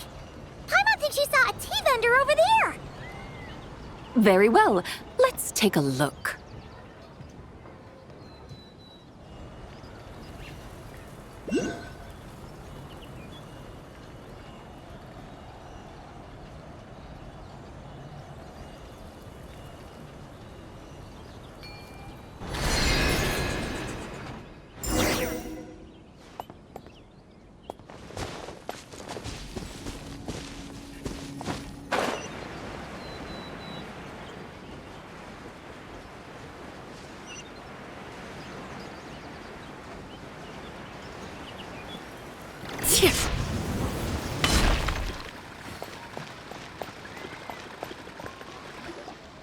Welcome, please have a look around. We only sell teas of the finest quality sourced directly from Chaoying Village. Right now we're offering a special discount for Lanternlit. Look over there! Discounted tea!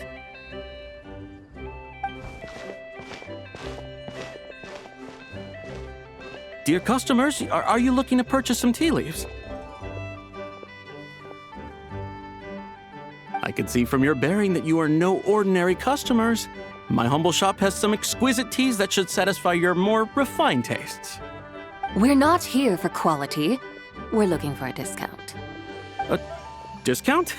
Well, that's a coincidence. Our Sungla tea is on sale right now. A special festive offer. Something about the name of that tea sounds familiar to Paimon. Buy 3 boxes of Sungla tea during the festival to get 10% off. Buy 4, get 20% off. Buy 10, but... That's right! 10 boxes at half price. Have you been to our shop before by any chance? Oh, Paimon's definitely heard this spiel before. 3, 4, 10, 10, 20, 50. Zabai, what are you muttering about? When purchasing 3, 4, or 10 boxes, the corresponding discounts are 10, 20, and 50%. The intervals between the two sets of numbers are 1 and 6, and 10 and 30. Look! Her eyes turned blue! That's gotta be a first! If the differences between intervals remain equal, the interval after 6 should be 6 plus the difference between 6 and 1, which is 11. Similarly, after 30, the next interval should be 50. Therefore, extrapolating upward, the next two numbers in each set should be 21 and 100.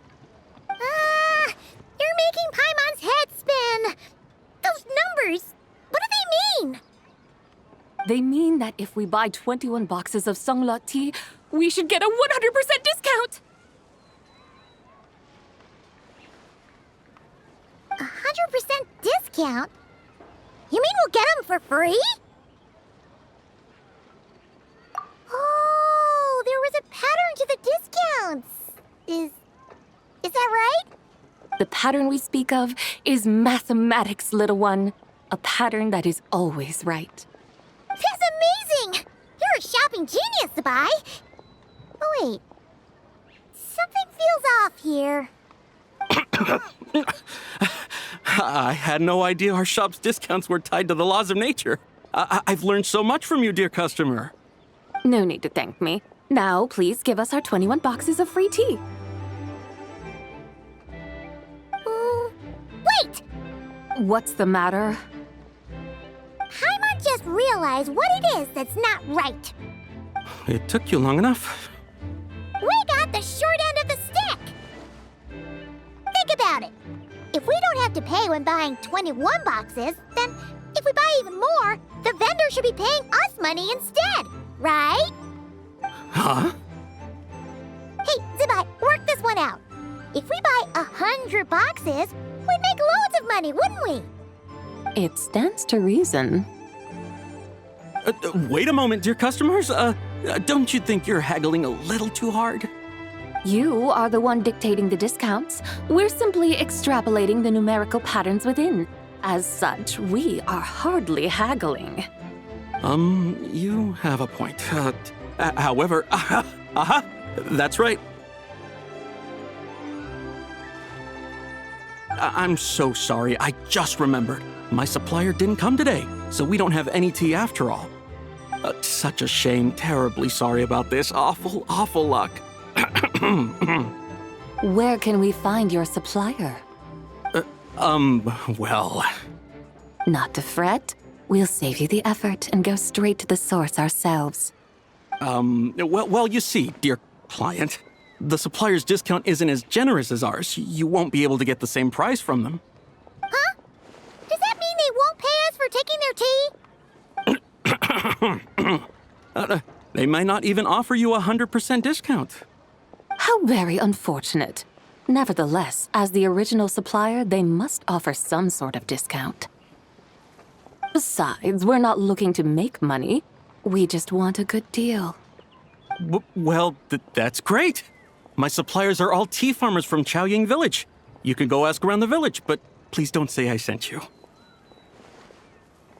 Do not worry, we appreciate your generosity. Referring customers to your business partners, even choosing to remain anonymous, the demeanor of a true gentleman indeed. Your business will surely prosper. I hope you're right. Then let us head to Chaoying Village. Do you know the way, my guides? Of course! Just follow us!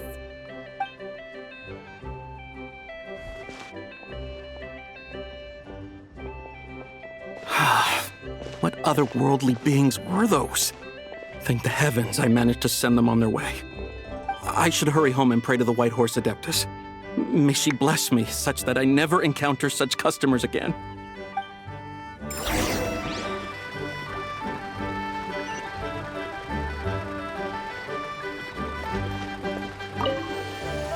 I should hurry home and pray to the White Horse Adeptus. May she bless me such that I never encounter such customers again.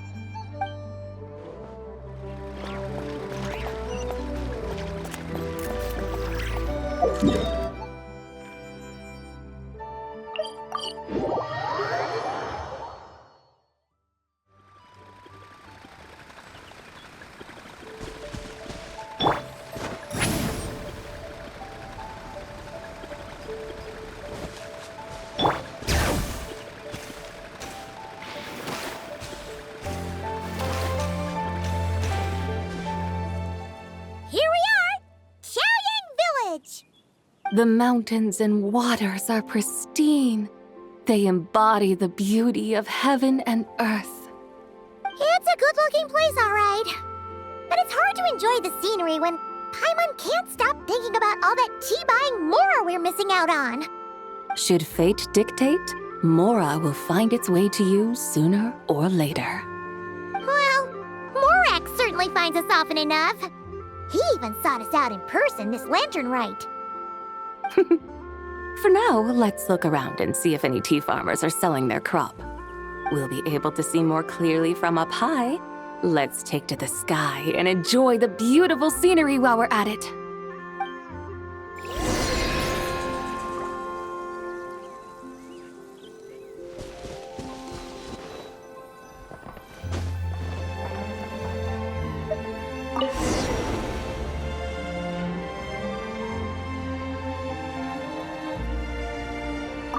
Wow! Chaoying Village looks beautiful from up here.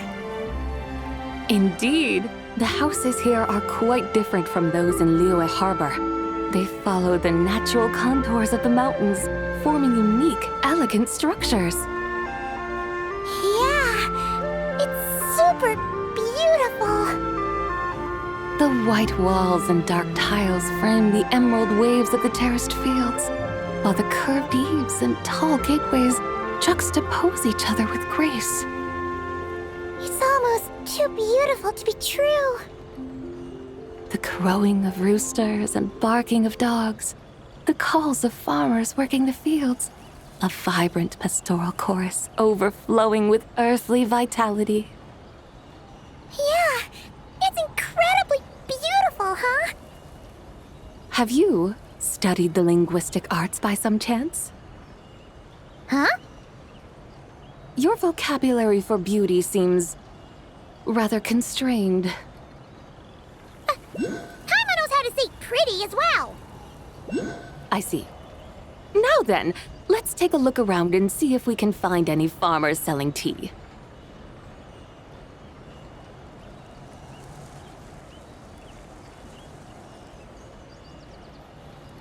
Look! There's someone in that tea field! And they look kind of familiar. Wait, is that Lu Xiangxiang? And who is that? Oh, you'll remember her once you see her up close. Hey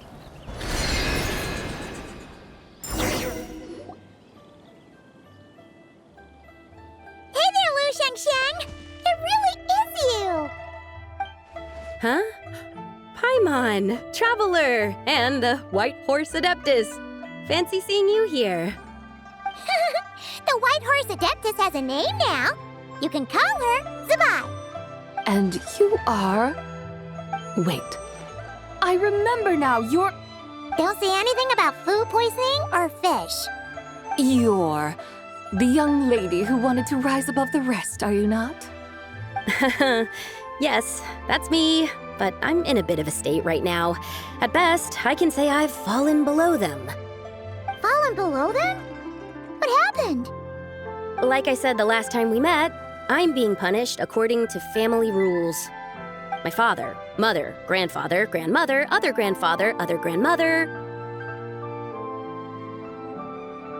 Oh, that's a lot of family members. Yeah, and on the night of Lanternlit, they held a family meeting to discuss my situation. So, they do care about you. There's no doubt they care. But they think that since I caused all that trouble in Liyue Harbor, it shows I can't be trusted on my own. They decided to ground me. Ground you? Yeah, though they're not confining me to my room. Instead, I have to personally nurture a tea seedling until it grows big enough to be sold at market.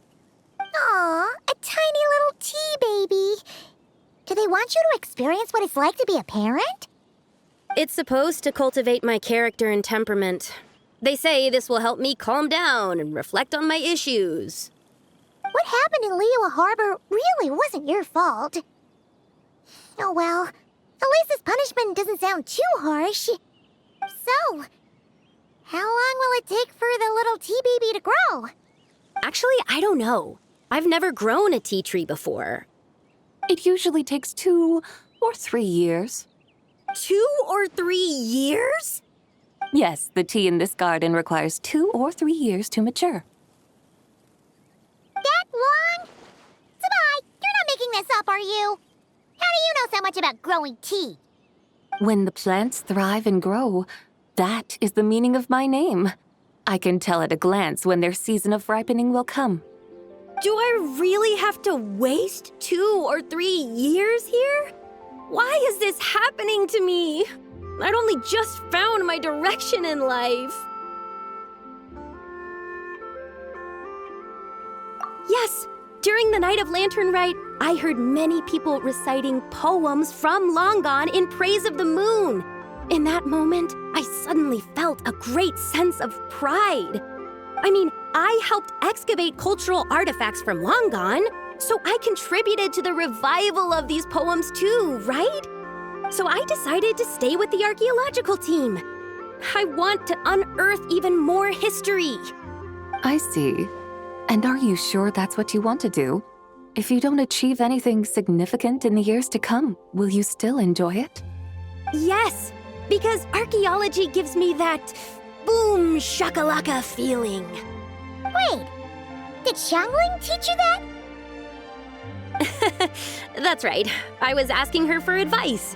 She said that if something gives you that boom shakalaka feeling, then it has to be worth pursuing.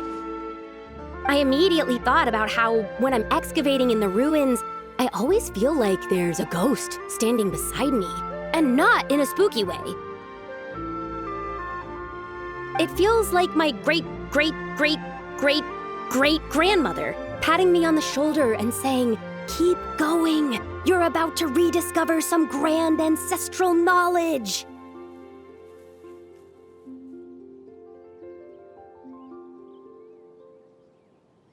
Right? It feels like I've made some kind of connection with my ancestors. Isn't that amazing?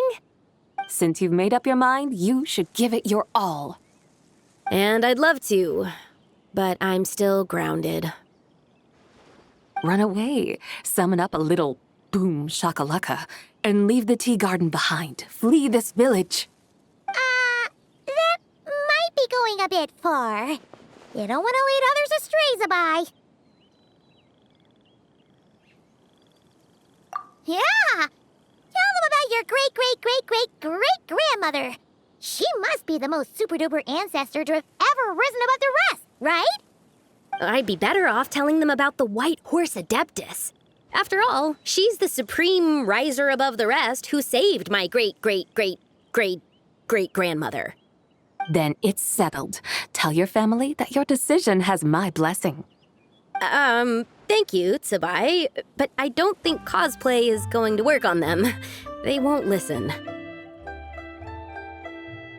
They don't need to listen. You need only follow the rules they've set out for you. What do you mean? As I'm sure you know, some ancient texts refer to the White Horse Adeptus as the Daughter of Time.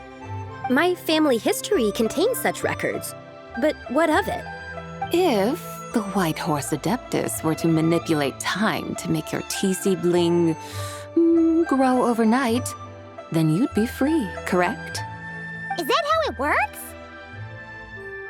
If the White Horse Adeptus were to really get involved, my grandfather would let me leave right away, but who really believes that she'd show up and help? It's not as if you have any other options. Why not try calling out for help? It won't cost you any more. Guess I might as well. I've got no better ideas anyway.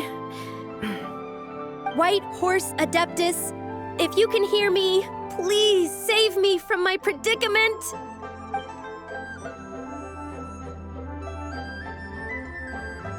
Ugh. Nothing happened, as expected. Perhaps the White Horse Adeptus has already heard your prayer. Why not come back here tomorrow and take a look? By then, the seedling you planted may well have grown into a thriving tea tree. Thank you, Tsubai, for trying to comfort me.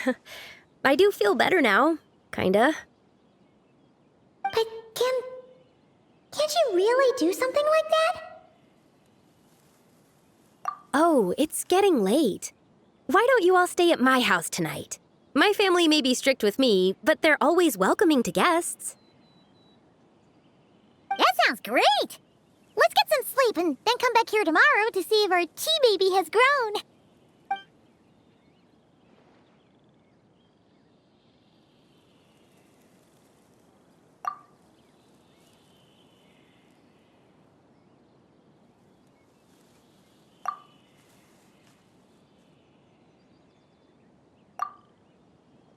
Oh, the tea tree! Whoa! Your tea baby is all grown up!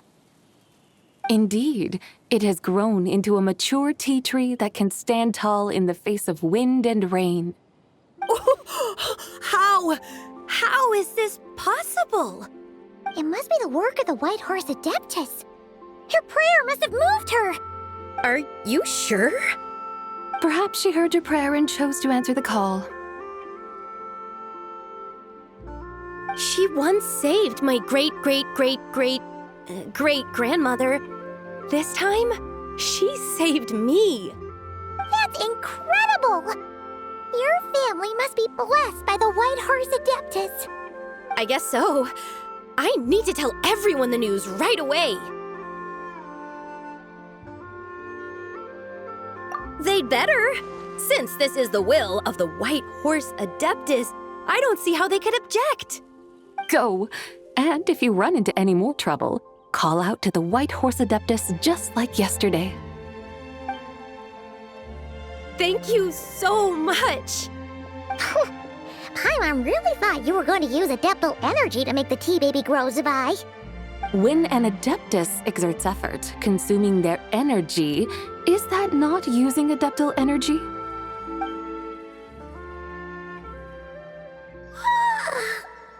All right. What are we doing out here in the middle of the night?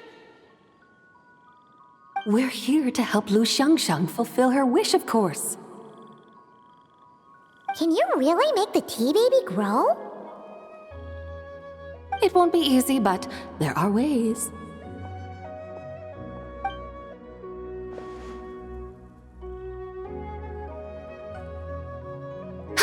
There, it's grown. Hey!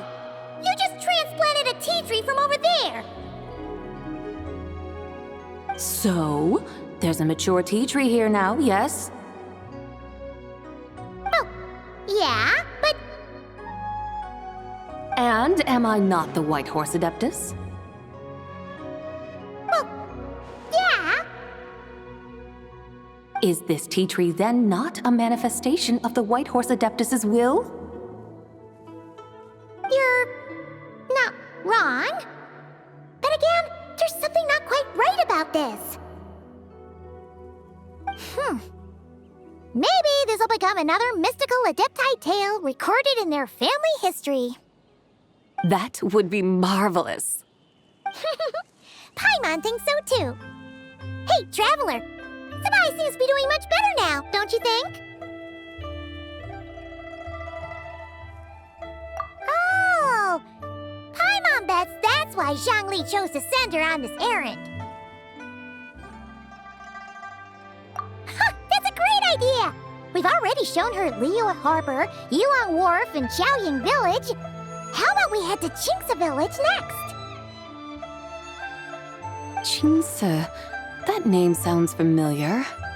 The scenery there is really beautiful. Pretty, too. It's the perfect sightseeing spot. How about we show you around? I must say, I have been mightily impressed by the mountains and waters of Liyue. Please lead the way, my dutiful guides. All right, let's go!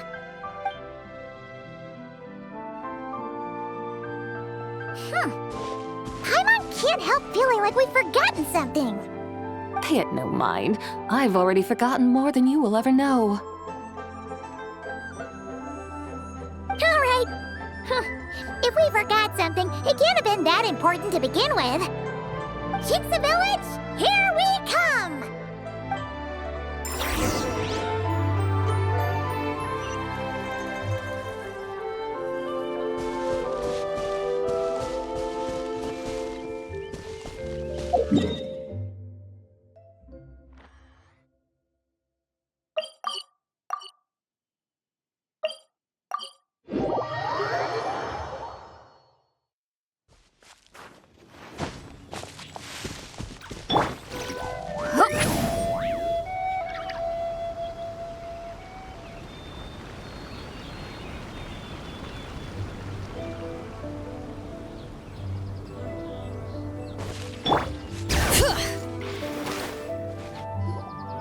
We should plant cucumbers. We should plant canolas. We should plant cucumbers. They're easy to sow. We should plant canolas. The flowers are pretty. What are you arguing about, little ones? We're deciding what to plant in our field once Lanternlit is over. Yeah. Dad gave us a small plot of land to grow our own crops. He said we can keep all the more we get from selling them. We should plant cucumbers, right? Dad plants cucumbers every year. We should plant canolas! We can press the seeds for oil! It smells good and sells for a good price. Ah, an agricultural debate. This should be easy to sort out. Granny, are you a farmer? Could you tell us what to do? Granny? What did you just call me, you rapscallion? Oh no, her eyes are gonna turn red again. It's just, my granny smells really nice, and you smell nice too, so... Sorry! How about we call you Auntie instead? Auntie? Oh, alright. Big Sis Zubai, can you help us decide whether we should grow cucumbers or canolas in our field? You little rascals! Using priceless land like this just for cucumbers and canolas? What a waste of heaven's gifts! Huh? What should we plant instead? With the coming of spring, when all things awaken, the fields should be sown with the 5 grains. What are those? The 5 grains are life's staples, the heart of the people's table. I notice the people here mostly eat rice, so that is where you should begin. Based on the local climate and soil, seedlings planted in mid to late spring should produce mature grain within 2 or 3 months. When autumn comes, you can plant a second crop, with time still to harvest it before the first frost. The rice you harvest can be sold at market or kept in your stores. It's a far better choice than cucumbers or canolas. Oh, but Big Sister Zubai, I like canolas. That's no issue. It is unsuitable for continuous cropping in any case. You can rotate it with rice to maximize your yields. After the second rice harvest, around wintertime will be the perfect opportunity to sow their seeds. And when they mature in mid to late spring, you shall be just in time to sow the first rice crop of the year in turn. This way, your field will sustain balance, rice and canola in a harmonious cycle. Wow, that means we'll have crops to harvest all year round. Wait a minute! If rice and canola take up the whole year, what about my cucumbers? A firefly dares rival the brilliance of the moon? In what twisted universe should cucumbers vie for land with rice? Big Sis Zubai, you're going to hurt Lil Bee's feelings. Auntie hates cucumbers.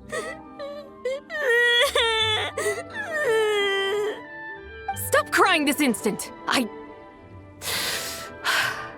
I meant that cucumbers are simple enough to grow. There's no need to devote a whole field to them. Just find an empty corner of your yard, scatter some cucumber seeds in the earth, and before you know it, you'll have a thriving patch of vines. Cucumbers delight in sunlight and moisture, but they suffer in cold weather. If you wish to plant them this early in the year, you should make sure they're protected from frost. Wow. Is it really that simple? Let's hurry home and get started right away! Are you really in that much of a rush? Well, thanks, Big Sis Zubai, who's fierce but really good at farming. We gotta go! Thanks, Big Sis Zubai! See you around! Paimon never imagined you'd know so much about farming. What's so strange about that? The people of Long Gone called me the god of soil and grain. Are the fields not made of soil? Is rice not one of the 5 grains? Huh, that's true. So, if the god of soil and grain is a farming god, that means the White Horse Adeptus must be a farming Adeptus, right? Of course, the god of farming is down to earth. Mind your tongue, impertinent child. How dare you diminish the lofty bearing of an Adeptus? Hey! You're the one who said the god of soil and grain is all about farming. Enough! It's time for us to take to the skies once more. Join me now. Witness the majesty of mountain, water, and field, and broaden your horizons.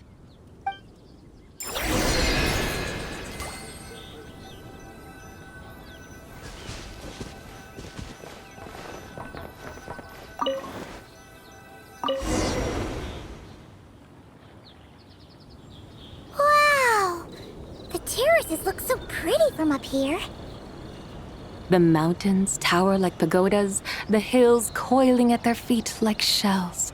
Layers built upon layers, rising and falling in harmony. A truly unique and mesmerizing sight. Thinking about it, you have a special connection to this place, you know. A special connection? Yeah! There's a local legend about a white horse leaping from a pure spring to follow Rex Lapis into battle. Don't you remember? You must have been living in seclusion around here. That does sound somewhat familiar. Oh, and if we keep going up this way, we'll reach a super-duper spooky spot. You might have a connection to that place, too. There's an ancient array that seals away the remains of a fallen god. A god's remains? Yeah! The people of Neuvillette turned that story into an opera called The Sanctification of Tao Do. Does that ring any bells? Tao Do. Huh. The 7 and 8 gates array. That's right, that's right! You do remember! Puna, the god of the underworld, who could pacify the forces of life and death. Huh? So, Tao Do had another name? Let's go take a look.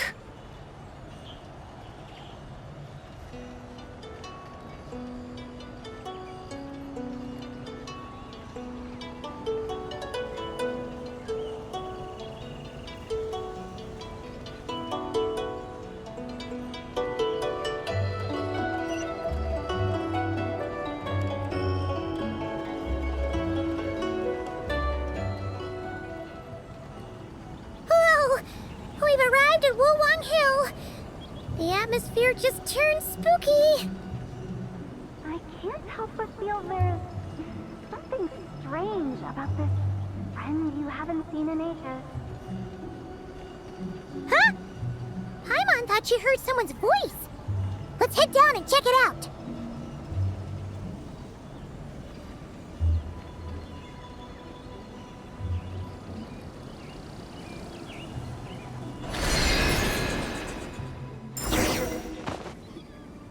I can't help but feel there's something strange about this friend you haven't seen in ages. Strange? Whatever do you mean? Her strangeness defies description.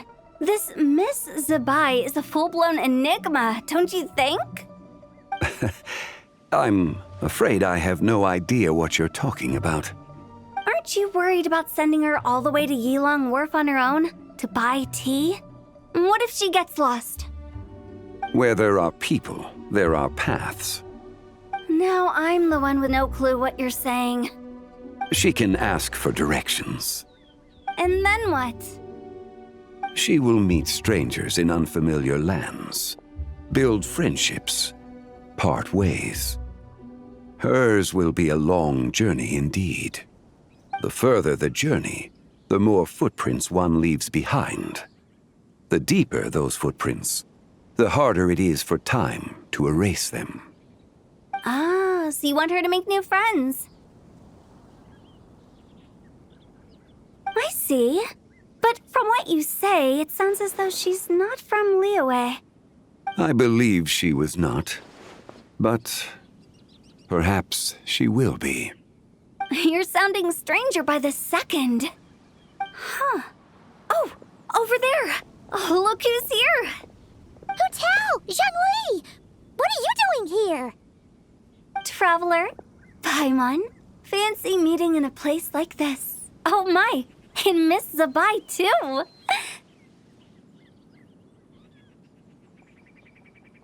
Sounds like fate to me. We were taking Zabai to buy some tea from Yilong Wharf. Zhongli sent her there, though she didn't even know the way, and... Oh, drat! We forgot the tea! Oh, Paimon knew we were forgetting something! Why didn't you say so earlier then? What's done is done. There's no need to dwell on it. Fresh tea grows with each passing year. Let fate deliver it as it wills. Exactly. You can get tea wherever you go. You're hardly running low now, are you? Paimon feels a lot better now that you've said that.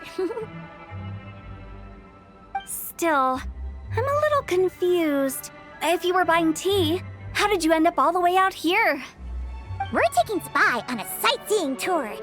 We started at Liyue Harbor, stopped in at Yulong Wharf, went sightseeing around Xiaoying Village, made our way to Qingce Village, and now we're here. Wow, that is quite the itinerary. Yeah, actually, Paimon thinks it's about time we headed back.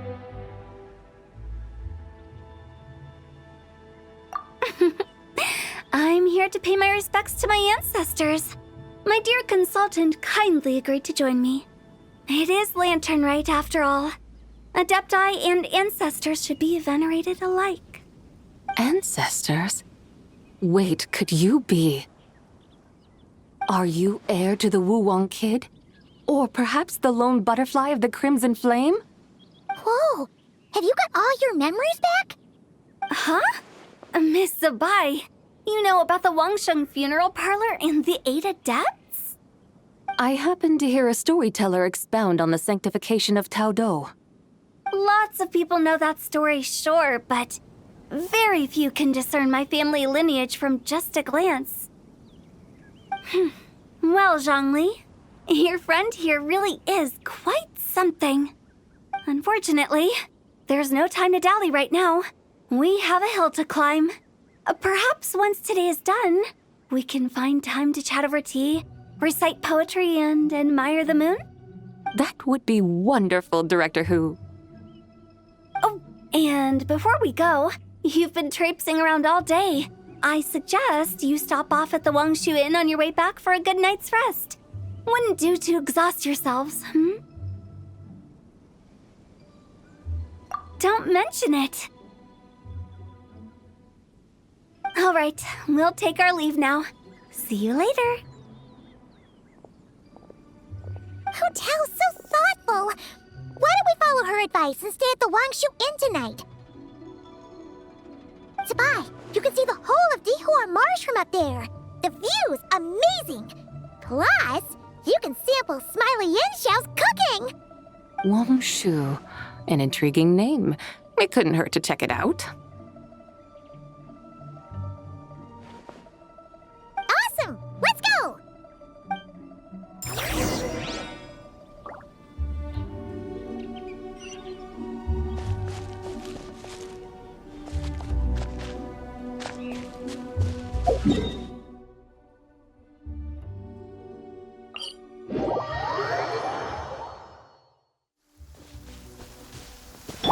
Bring it!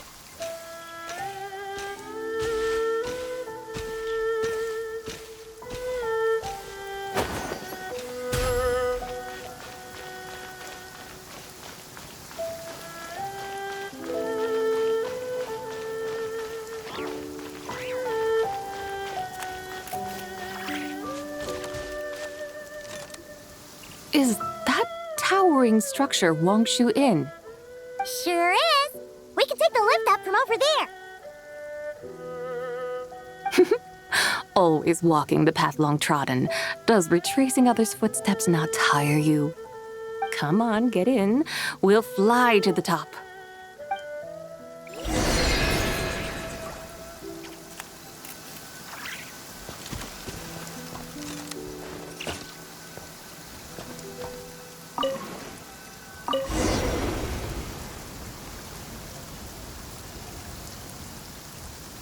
Are we really going to fly up to Wangshu Inn? Isn't that a bit showy? All the guests are going to see us.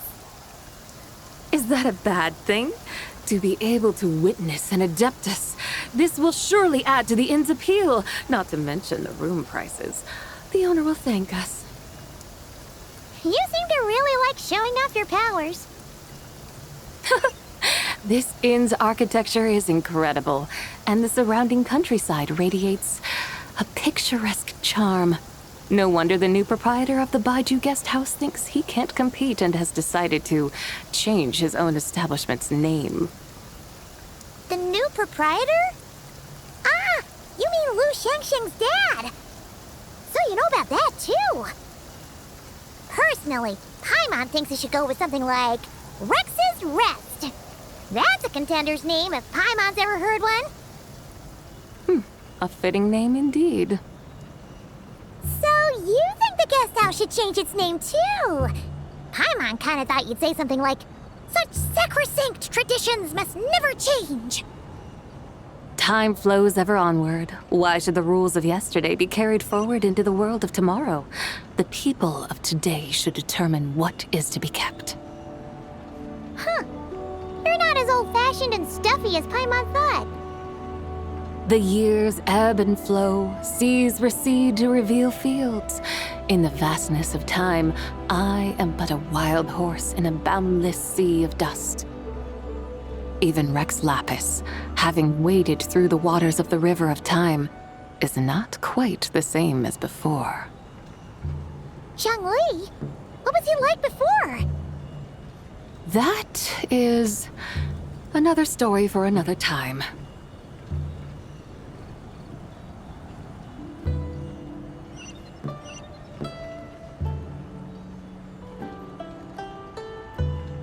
We have arrived.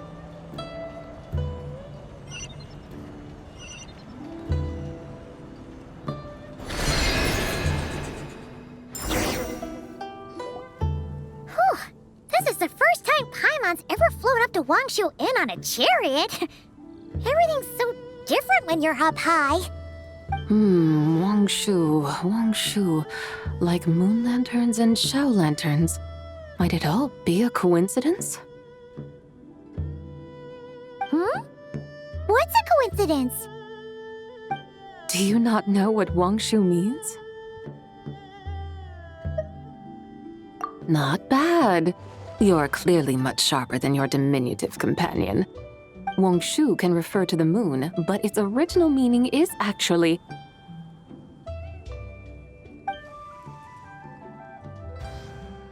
the goddess who rides the bright moon's chariot.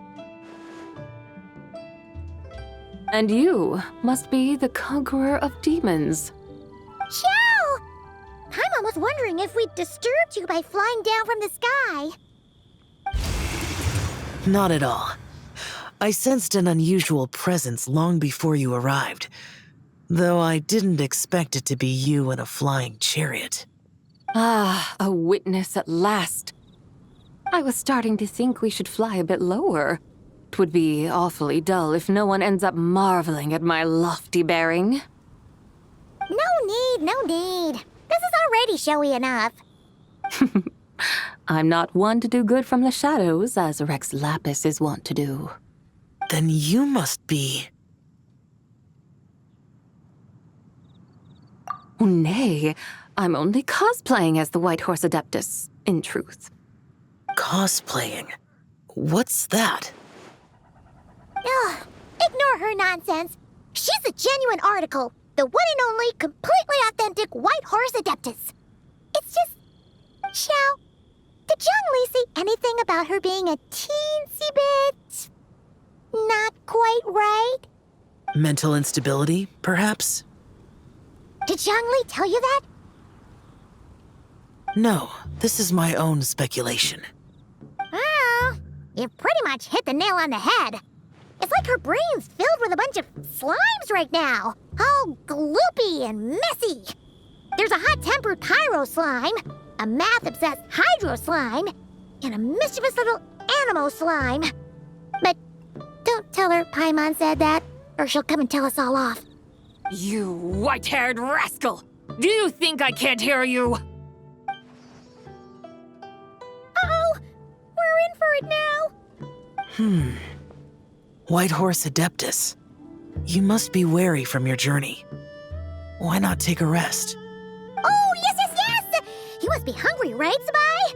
How about we get some food? Oh, the chef here is incredible!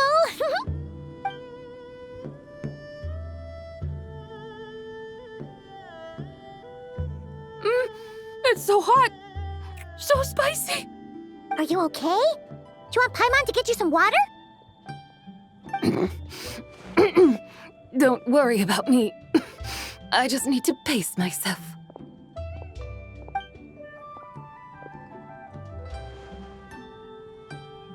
So, regarding your friend and her condition, does even the Lord of Geo have no solution? Zhongli said we should wait and she'll get better on her own. But who knows how long that's gonna take.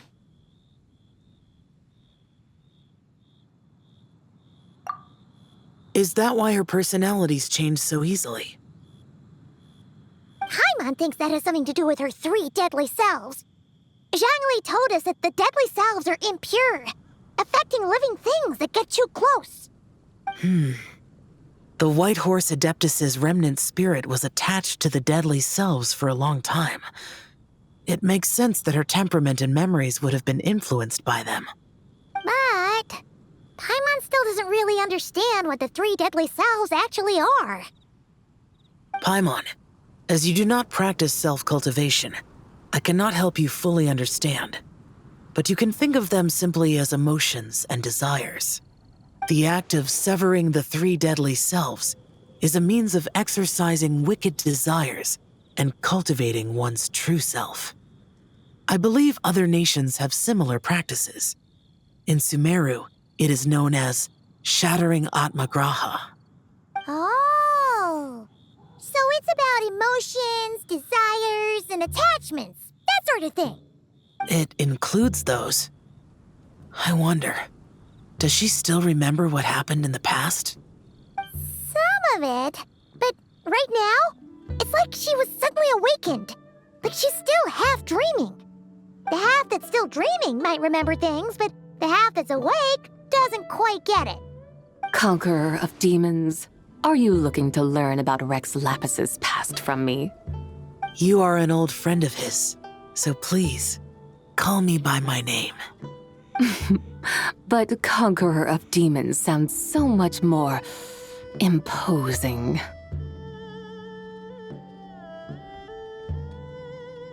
In days of yore, he was the Lord of Geo, Heaven's Star. Huh? You said the same thing the day you came back. But what does it mean?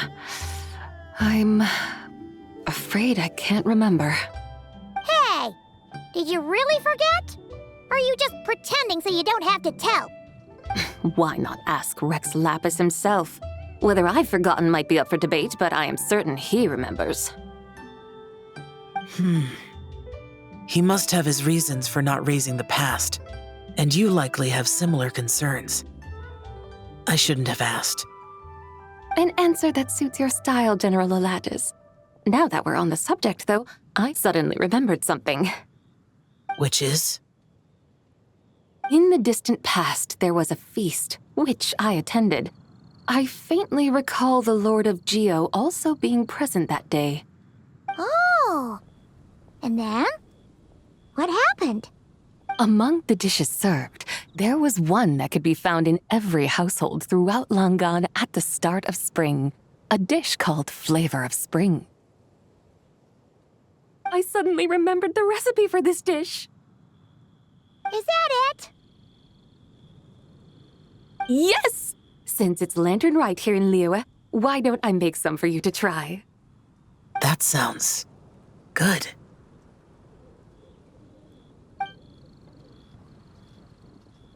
Wow! It might not have been the story Paimon was hoping for, but this looks delicious! The spring breeze stirs. Now is the perfect time to savor this dish. My dutiful guides have gone to great trouble to show me around Liyue, and even the Conqueror of Demons has graced us with his presence. I feel deeply honored. This Flavor of Spring is my way of expressing my gratitude. There's no need for such grand words. What's this? Hey! It's that broken jade token from the Antiques exhibition!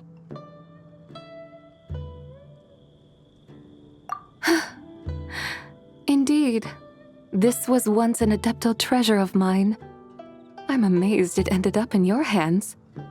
Alas, it serves little purpose now in its fractured state. Please, keep it as a memento. Oh, that's a shame. Can't we fix it? This is the way of the world. Once jade is broken, it can never be made whole. Then, what about forging a new one? That is a good point. That it has ended up in your hands must be a message from fate. I could try to craft it into a little trinket for you. One that might prove useful on your journey. Ooh, what sort of trinket? It's just a passing thought, one that will require the right opportunity. I'll think about it more when the time comes. Now that we've had our fill, we should get some rest. Tomorrow we return to Liyue Harbor, where I'll have need of your guidance once more.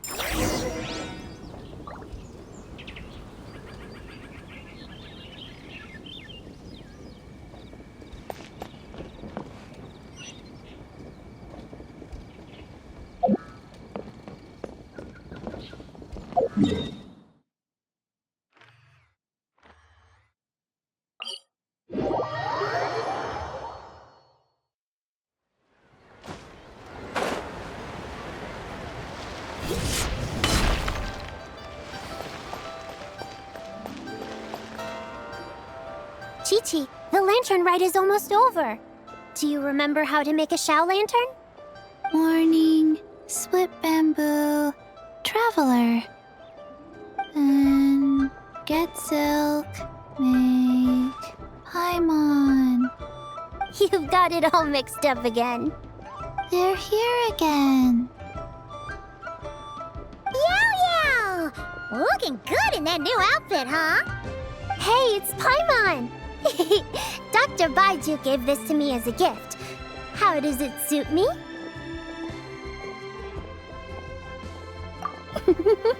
Thank you. Wow! What happened for Baiju to suddenly give you a brand new outfit, Yao Yao? Dr. Baiju is thanking Yao Yao for teaching me to make Shao lanterns. Chi-Chi and I were just playing together. Dr. Baiju's too kind. Oh, yeah, take a look at this. Dr. Baiju gave me these clothes, but it was Chi-Chi who wove this little basket. Wow, that's beautiful. When did you become so good with your hands, Chi-Chi? I learned to make Shao lanterns, thanks to Yao Yao. I also made a wish. What do I always say? The White Horse Adeptus answers prayers. Come, help this old man make an offering in thanks. Huh? Mr. Liu? What did you pray for? For my idiot son to finally come to his senses and not change Baiju Guest House's name, which he has. Huh? He's keeping the old name? Listen to this. My granddaughter planted a tea seedling in our village just a few days ago. She made a prayer to the White Horse Adeptus to help it grow. Overnight, her seedling flourished into a mature tea tree. Oh, that sure does sound like a miracle. Could the White Horse Adeptus really have helped it grow? Of course she did.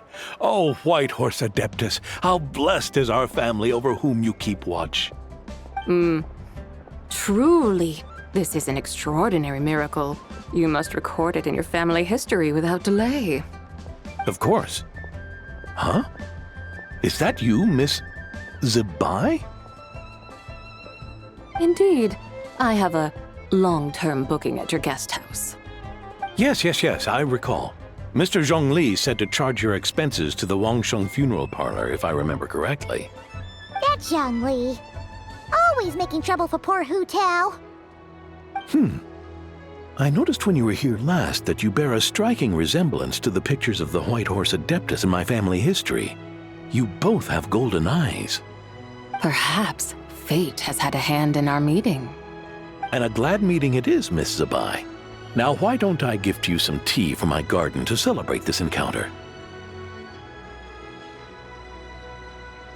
We grow Sunglaw tea there, and it has quite the reputation throughout Yilong Wharf. I hope you will accept it. Oh! Sunglaw, buy 10 boxes, get half off teas. Back on the menu. Buy 10 boxes, get half off? Don't be silly. This is a gift. It's free. Woohoo! Nice! Thank you so much, Boss Lou. There's no need to thank me. You're a visitor from out of town, which makes you an honored guest. Make yourself at home. Lantern Rite may have ended, but the streets are still bustling with activity. Make sure to take everything in, meet some new friends, and enjoy your time here. And that goes for you kids as well. Happy Lantern Rite. Got it, Mr. Lou. Happy Lantern Rite. Yeah! Happy Lantern Rite, everyone! Happy Lantern Rite indeed.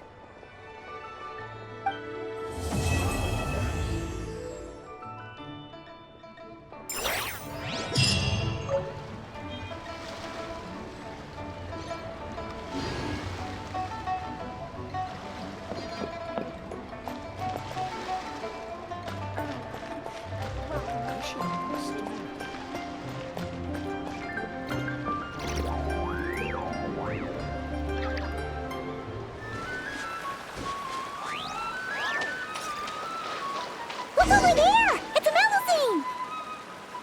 Huh? What is she doing? Could she be in trouble?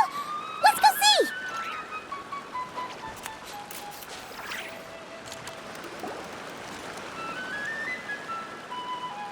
Hey there, Melusine friend! Need any help?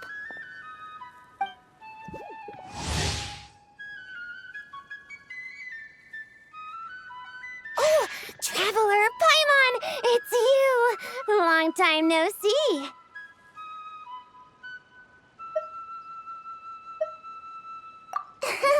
Right in one! You know me too well.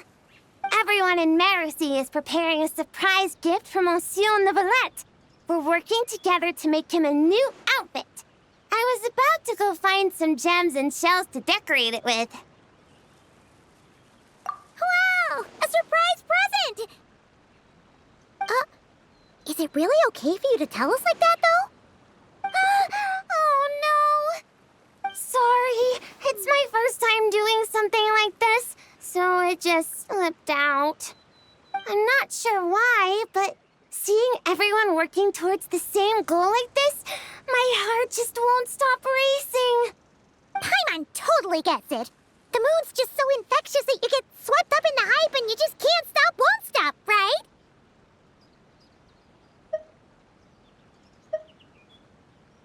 Yeah, it is!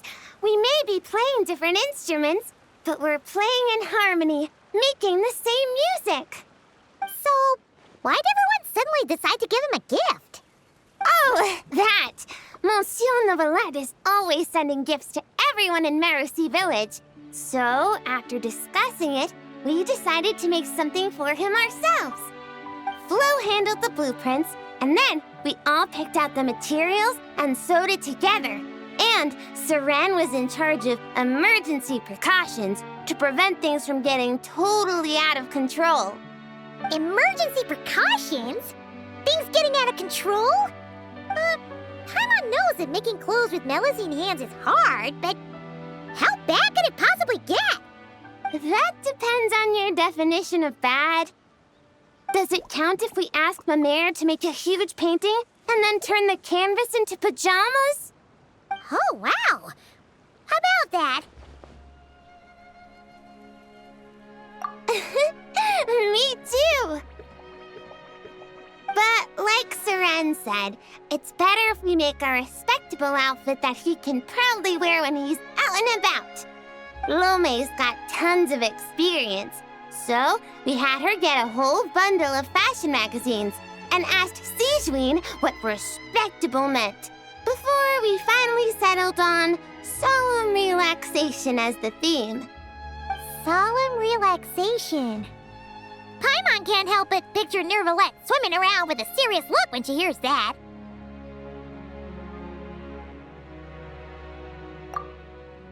Huh? Oh, right! Shells! I was so busy talking with you, I almost forgot my job. Sorry, I've gotta go. I can't hold everyone else up because I was enjoying myself too much. I need to find some shiny shells and rocks pronto and grind them up into shiny powder. I'm not sure if I have enough Tidalga for the dye either. Leave it to us! When it comes to finding stuff, we're the best in the biz. As much as you need, on time, guaranteed. Really? You will? Thank you so much. Then, could you please help me find some of the shiniest, brightest barrel conches? I remember there's a bunch in the waters around here. 2 or 3 should be enough. Haha, even 20 or 30 would be a piece of cake. Oh, that's way too many. I'll focus on finding gems over here. Good luck to us. See you soon.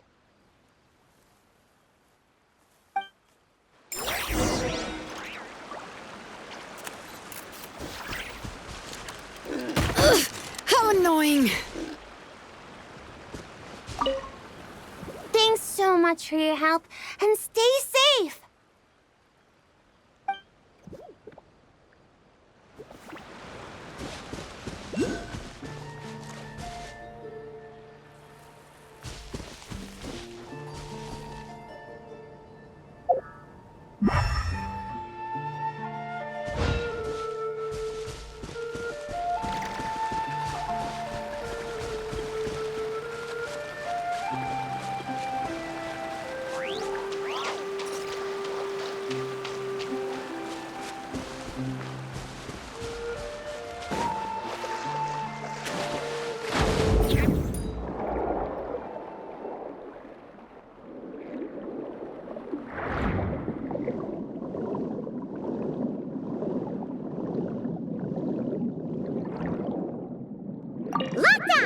The shiniest, brightest barrel catches! Whoa! Any shell that shiny, even underwater, has gotta be quality! Nice! Shell secured! Not a single hiccup! Ah!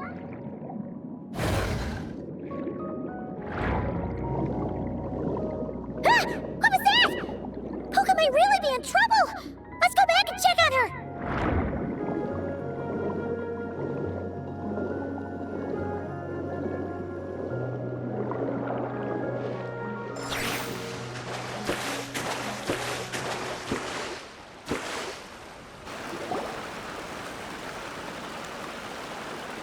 Poca! Are you okay?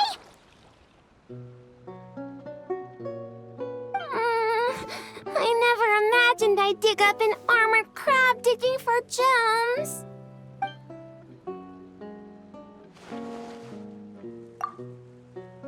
It's fine. Fine. I'm not hurt. Sorry for making you worry. Good thing this bishop showed up. Gobbled that nasty crab right up. Huh? Bishops eat giant crabs? Maybe they don't actually like crab that much. It doesn't look too thrilled. All right! We should be focusing on... Why is there a bishop here? No clue! Never seen one around these parts before. Monsieur Neuvillette warned us that while some bishops are super friendly, others can be really dangerous. So we shouldn't get too close. Whew. Seems I'm pretty lucky, running into such a cute bishop like this.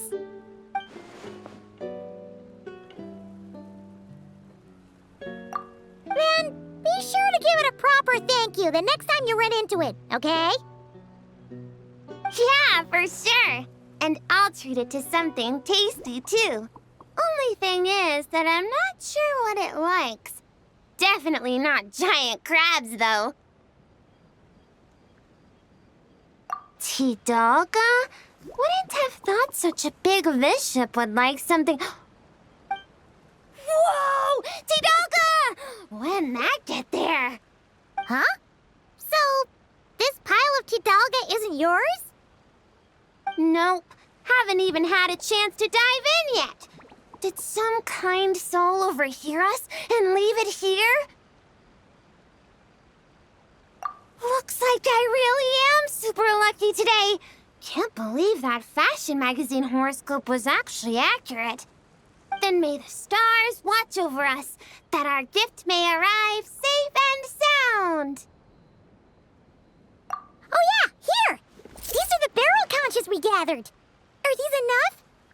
Plenty! Whoa, so sparkly. I can barely open my eyes. Really?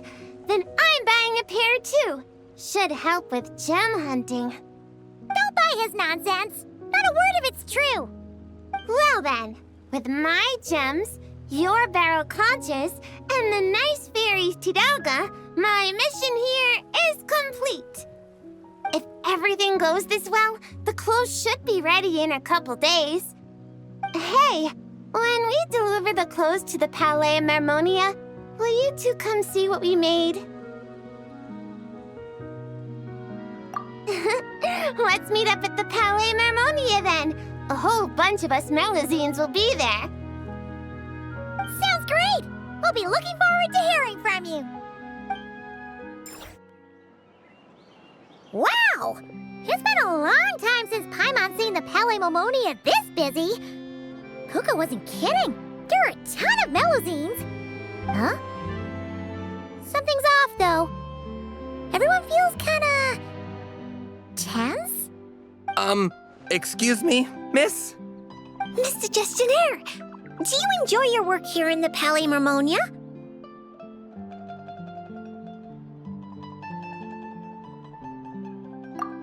Are you asking me?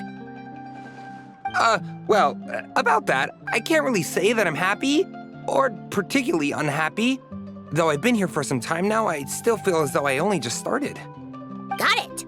So, put another way, work at the Palais Mermonia is so exciting that it feels as though you're always filled with energy. Like you're in your prime, correct? Exciting? Oh, no. I'm more anxious, really. An exciting anxiety? Is being a gestionnaire really that nerve-wracking? And sure, I thought only the Marechaussee Phantom was like that. Oh, no! It mustn't be exciting. If anything on the job excites your nerves, that means the process has already gone terribly wrong. Oh, is that so? Sadil never mentioned anything like that. Sadil? Oh, you mean Officer Sadil of the Marechaussee Phantom? Wait, are you her colleague? Of course not! If we're talking ability, I definitely would have passed the exam first! Grana, now's not the time to get competitive. Look at the poor man. He's so nervous he's sweating bullets. Really? I thought that if someone looks really nervous during an interview, that means you're asking the right questions. Excuse me, Mr. Gestionnaire. Are there any troubles in your work life that you find difficult to discuss? Pardon me, but interview? Am I being interviewed right now? Well, yeah. Oh no. No. According to regulation, gestionnaires are strictly forbidden from giving private interviews, especially to parties of unknown provenance. Excuse me, Miss Melazine, but might I inquire your full name and the newspaper at which you're currently employed? Special Reporter Lome for the Buoyant Otter Gazette. You obviously just made that up. Lome, what happened to truth in reporting? Does the Court of Fontaine really have a newspaper like that? I need to go check the files. My good sir, are you feeling all right? You certainly look as though your nerves have been excited right now. Right! The process! Sorry, good ladies. Could you please wait here for a moment? I need to go find a colleague from the publishing office.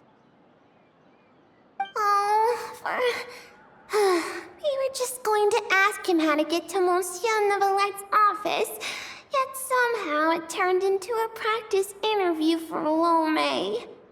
Mr. Eon, there you are. The tea Miss Cornelia so kindly made for us is nearly cold. Just what have you... Oh my word, what happened here? Why are there so many Melazines?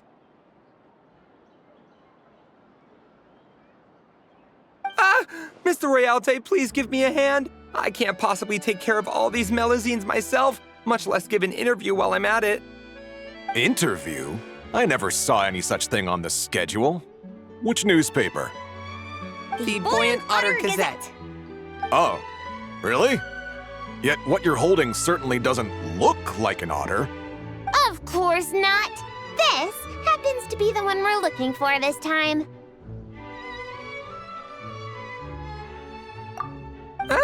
This blue creature can't be me, can it? Looks nothing like me. Hey! Watch what you're calling a blue creature! This is none other than the eminent Monsieur Neuvillette! Huh? I see. Mr. Eon, please refrain from undue alarm. I understand that your heavy workload and lack of sleep might have left you rather tightly wound, but you must remain calm. As you well know, the world looks profoundly different through Melazine eyes. Thus, it is entirely possible that to them, the Iudex appears, well, like that.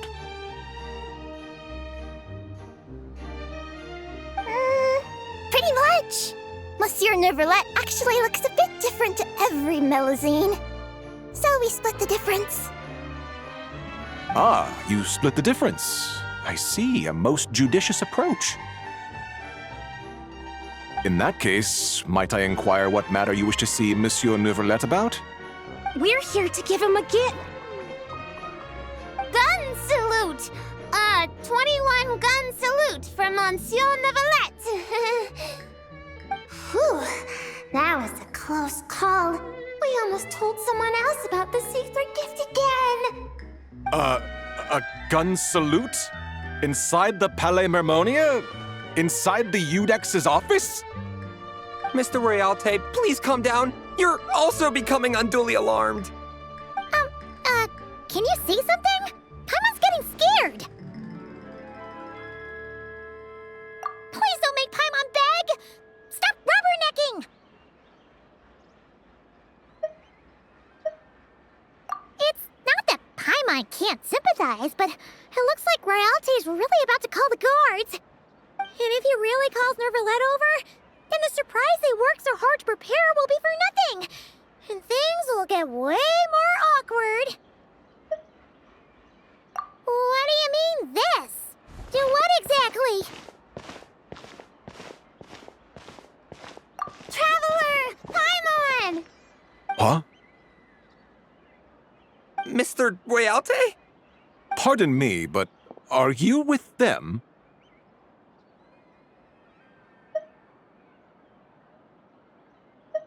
Everything should be in order, then. Monsieur Neuvillette is currently in his office and should not be receiving any other guests at this time. You may proceed. What? We don't need to confirm their identities and so on? There's no need. Would you look at that? Mr. Eon keeps his nose so firmly to the grindstone that he seldom has a chance to look up and register all the Palais Mermonia's esteemed visitors. You're too gracious. We shan't delay you or your Melazine friends any longer, save for one minor thing. Eh? What's that? While inside the Palais Mermonia, particularly in the offices, please ensure that any items you're holding remain below head level. Otherwise, our most enthusiastic colleagues will doubtlessly assume you have a special request that you plan to seek assistance with. Got it. We were only holding it because everyone was scared of getting lost in the court of Fontaine. But now that we've reached our destination, Puka, if you would?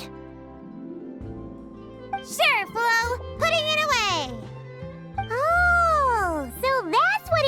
for? It's fine. With the two of us here, there's no way you're getting lost. Come on, Neuvillette's office is right over there. Mr. Royalty. No need for the long face. That's the Traveler, a good friend of the Udex. No trouble will come of it. And even if something does happen, it will have had nothing to do with you or me. We were both drinking Miss Cornelia's tea.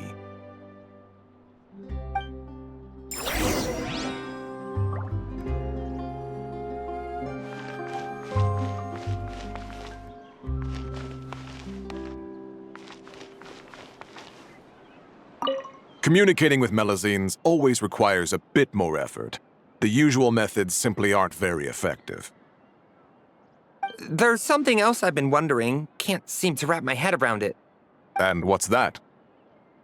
Think about it. Melazines are all so kind and clever. They live practically forever. They're perfectly suited for our line of work, aren't they? Eon, my dear boy, you just listed every reason they'd make disastrous gestionnaires.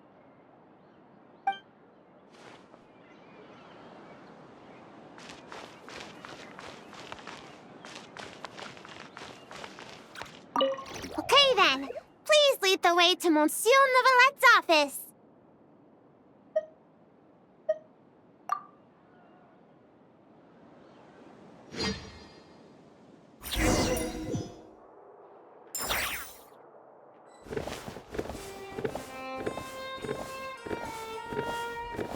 Where could Rialte and Eon possibly have gone off to? Huh? What are all these Melazines doing here? Is today Melazine Family Visitation Day? Quite the hubbub. Almost as busy as the end-of-quarter reimbursement period. Sadine! Hey everyone, come on in. Monsieur Neuvillette's just inside.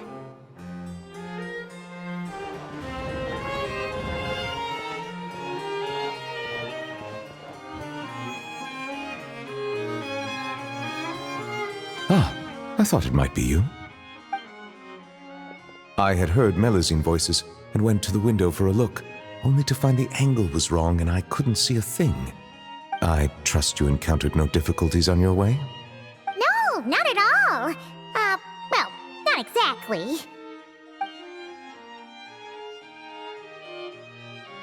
I see. Lome, you were indeed the first at fault here. You must secure the consent of others before making requests, and mustn't impede their duties or daily lives. Extra caution should be exercised with matters such as interviews. I see. I'm sorry. The what, Gazette? It's nothing. I'll go find them both and apologize right now. Hey, remember to greet them politely first, even when you're apologizing. Yes, that should suffice. Lecturing has never been my strong suit. Now, back to the matter at hand. How might I help you all today? It's probably best if the Melazines tell you themselves. Oh, Jones. We were all so busy making a gift, we never stopped to plan how to actually give it to Monsieur Neuvillette so it feels like a surprise.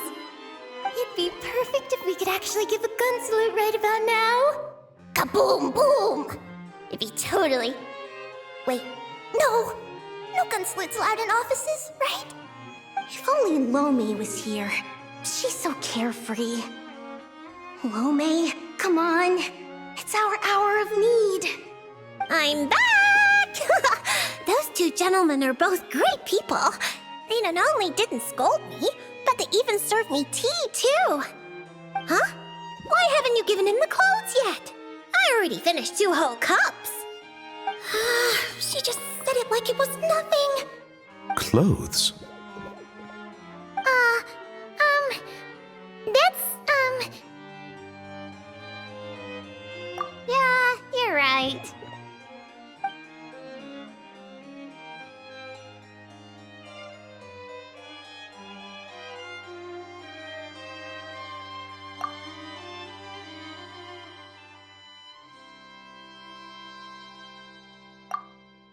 My thanks. You must have gone through quite a bit of trouble to make this. Was that too curt? Might it seem cold? Is just a smile enough? They clearly invested great effort into this surprise for me, and I am truly delighted. My reaction ought to match that level of happiness. How would human parents express their joy when they receive a gift their children painstakingly prepared? If only Sigewinne was here. She understands many techniques for human interaction and would understand this matter far better. It was no trouble at all, really. Yeah, that's right. With everyone pitching in, we finished in no time flat. The Traveler and Paimon helped too, you know. Perhaps I should consider this from another perspective. Seeing others use gifts I've given them gives me a feeling of contentment. Thus, it can be inferred that the reverse is also true. Might I ask you all to wait for a moment? I'd like to try it on. Of course you can! Oh, is it happening? Even the Traveler and Paimon haven't seen the finished product yet. Finally, we get to witness Melusine handiwork!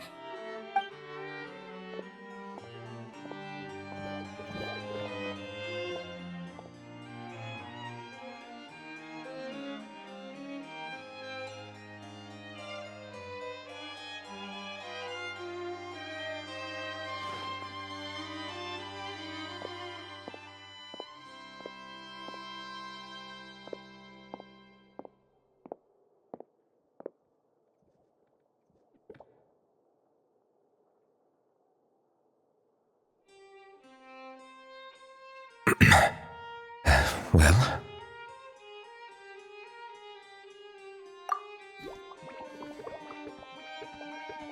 Splendid.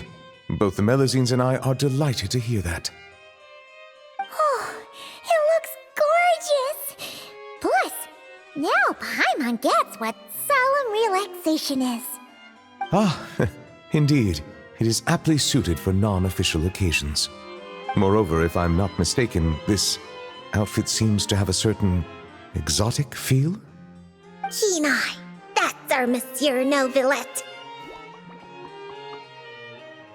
We heard Sigewinne mention you'd gone to Chenyu Vale in Liyue and really enjoyed yourself there. So, we thought that if we could make an outfit that matches their local styles, you could wear it on future vacations there. That was very thoughtful of you. They really went out of their way for me. To do their gift justice, I must find time to return there, bring back some more gifts. But what should I buy? I suppose I shall decide once I get there. I can ask the locals for recommendations. It was mostly Flo. After all, she made the design and tailored it all by herself. Yeah! Flo's gonna be a super duper amazing fashion designer one day. She'll be famous all over Fontaine. Hey, that's going a bit overboard. It's not like it was all me. For example, if Puka hadn't risked her neck to get the ingredients for the dyes... We can skip that part. Monsieur Neuvillette might worry. What happened?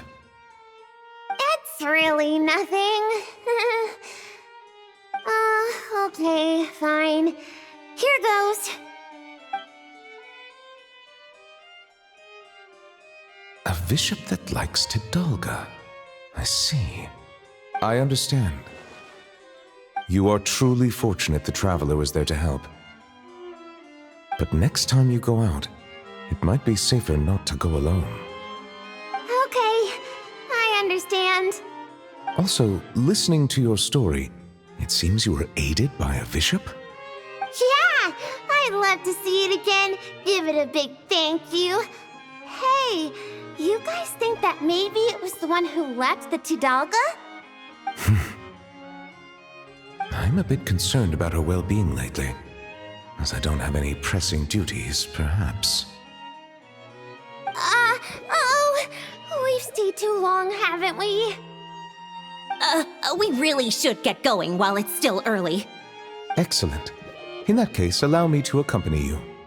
Huh? Really? Oh, if If we go now, we can make it back in time to treat you and the Traveler to dinner. All right! Blubber profiterole, poisson seafood soup, poisson champ pie. Not enjoying the Melusines, have you? And why not? Come, let's go together.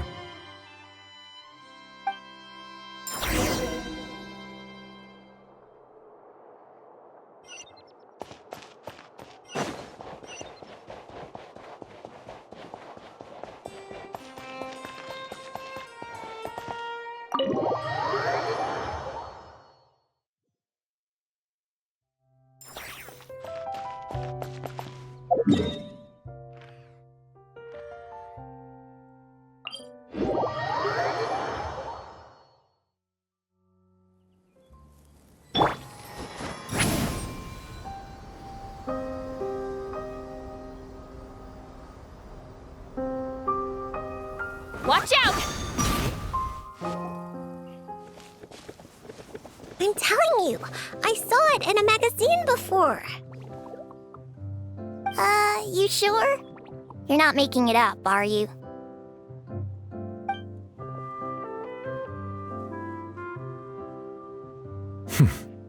Come on up now. It's me. Neuvillette! Passive! Passive!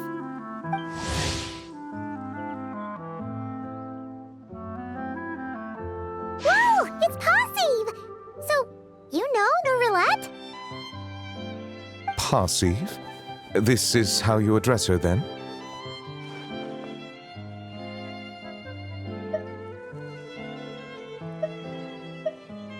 Good call! He'll think of it as a challenge. Hello? Melusine! Capel! Puka, allow me to introduce you. This here is the nice bishop lady who helped you before.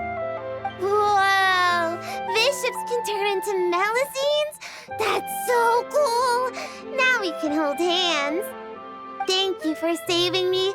How about I treat you to a nice meal?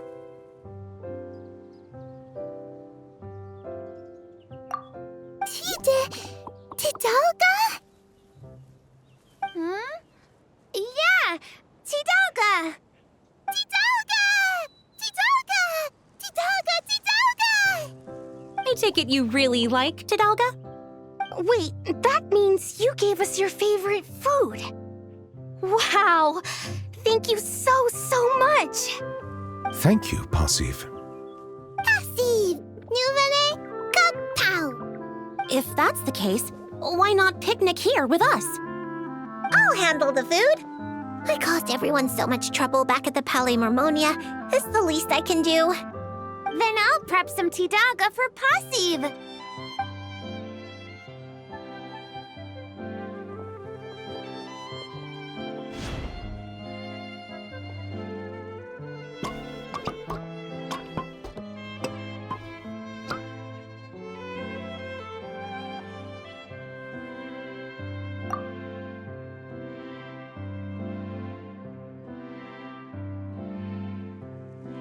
Tidalga much Passive sleepy. Huh? What? Passive water. Go back. Sleepy. She must have had too much Tidalga and wishes to return to the water to sleep. Hey, like you're any different. Passive leave.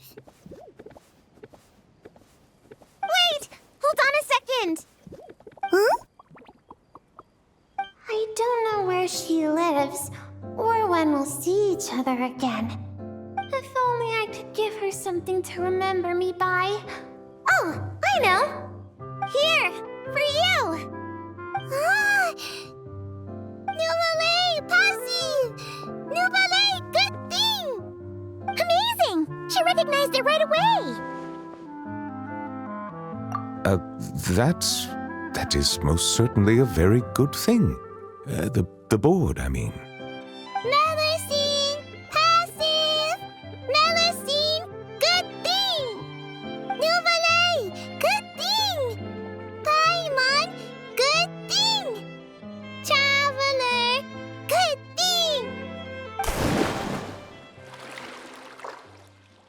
Still the same old posse, huh? Gone in a flash. No need to worry. She already considers Fontaine her new home. We'll see her again. Learning to share is part of the process of joining the group. It would seem I'm not the only one she's learned a lot from. A most astute observation. I too have learned much from humanity. And now that I think about it, this learning process actually began a long, long time ago. Monsieur Neuvillette, are you thinking about the past? Yes. It was after I was born, but before I had joined the court of Fontaine. Though I do not know why I was born with human form, this fact forced me to learn about the way humans live. At that time, I was constantly perplexed by all kinds of questions, such as how human language could record history, how they produced things and traded. And why they insisted on using the flesh and blood of a god as a medium of exchange. Could not pebbles and seashells serve the same purpose? Maybe because rocks and shells break easily. And gods do not? They probably do. Indeed. Fortunately, we have ample time. Perhaps in the future, we will witness the world transform once more.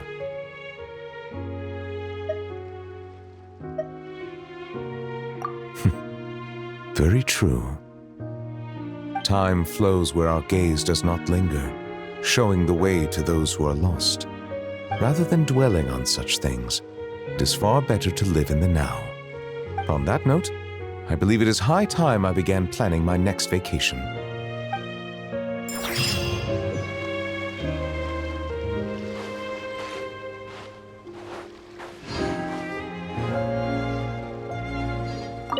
Monsieur Neuvillette, can I ask a question?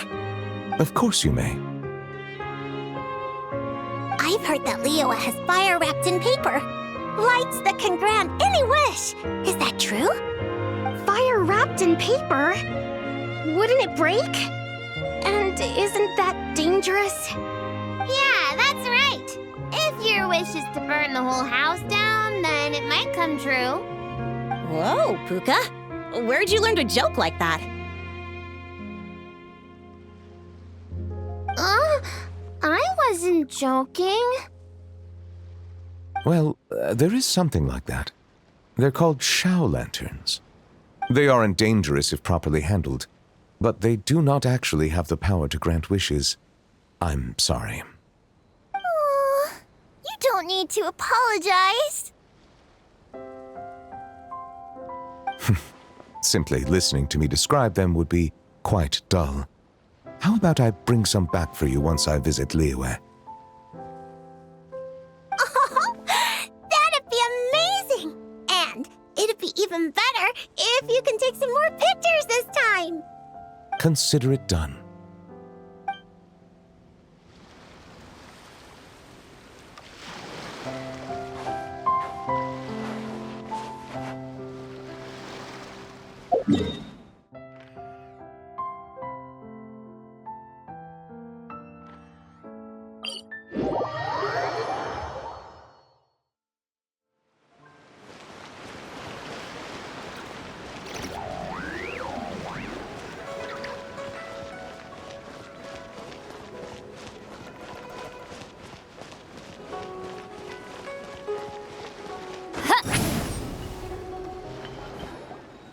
Right, there you are.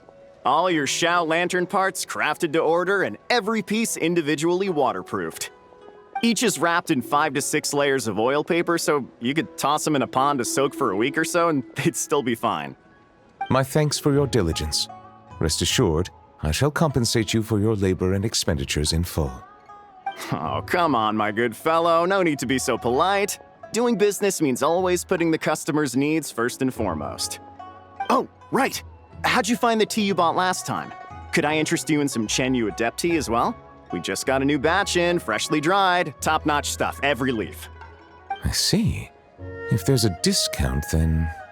Hold it right there, Neuvillette. You can't go buying stuff just because they say there's a discount. Traveler, Paimon. Now this is a coincidence. I had just been wondering if you would come to Liyue Harbor for the festival.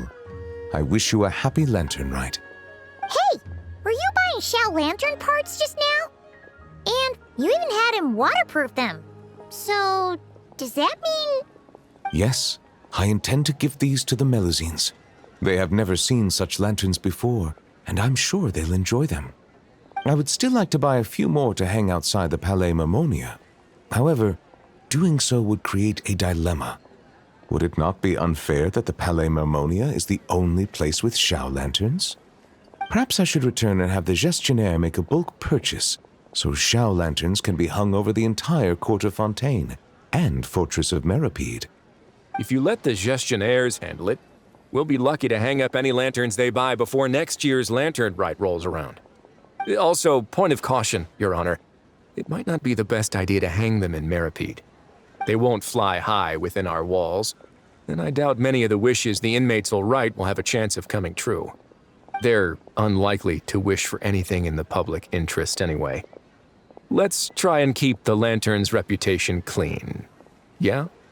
And as for the good wishes worth making, I've already sent them soaring on the inmates' behalf. All right. Happy Lantern Rite, everyone. Don't mind if I address you as a group. It's the thought that counts anyway.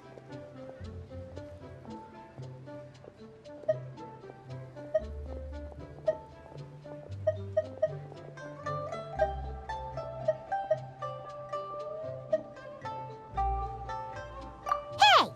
What's up with the two that Paimon got? Wriothesley, Miss Siegewing, Traveler, Paimon, allow me to wish you all a happy Lantern Rite as well. This festival is wonderful indeed, to have brought us all together. Whoa, now this really feels like a party. Shame I didn't buy any of those fortune coin packets. Otherwise, Liyue Custom would have obliged us to hand one each to the Traveler and Paimon.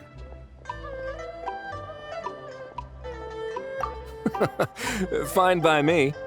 Let's go grab something good later. I'm sure Paimon can lead the way. Really? Then Paimon's gonna go all out on the menu! Won't you please join us as well, Monsieur Neuvillette? Of course, I'm more than willing. Hey, I just noticed. That's a sharp new outfit you've got there. Goes perfectly with the holiday cheer, and that relaxed expression you're wearing. Monsieur Neuvillette, looking at the weave and the ornamentation, if I'm not mistaken, this is Melusine handiwork. Huh? You can tell? Yep. Looking at the design, I'd say it's one of Flo's creations. Lome probably contributed a lot too. Anyway, it's dashing and elegant, and suits Monsieur Neuvillette well. Indeed, this is a most precious gift the Melusines have given me. So you're planning to give them Shao lanterns as a thank you? Yes, it is only polite to do so. You can expect another thank you gift from them then. Yes, I suppose they will do that. Fair enough. Gifts are gifts after all. If your office starts drowning in them, though, you can send the overflow my way. My head nurse here is excellent at taking care of Melusine gifts. Leave it to me. I'll preserve their sentiments perfectly. But first, why don't we find another place to stretch our legs? Liyue is a beautiful place and has a flavor completely unlike anything we're used to in Fontaine. And I'm not just talking about the tea, mind you. Welcome. The Feiyun Commerce Guild looks forward to working with you.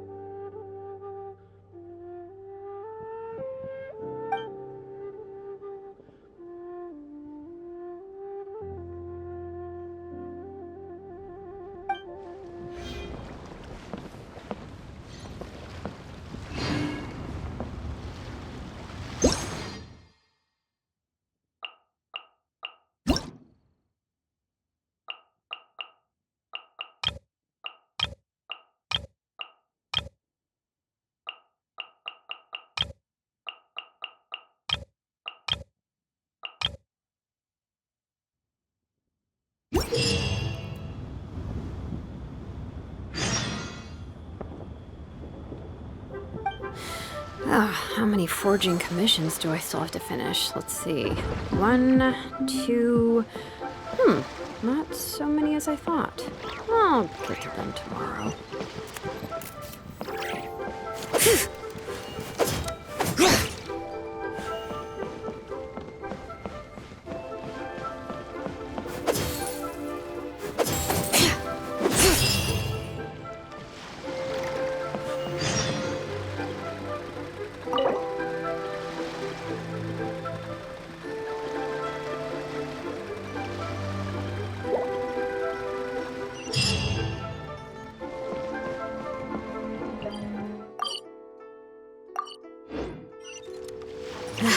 My potted plant on the porch has died again. I was watering it every day. Ugh, don't tell me I overdid it this time.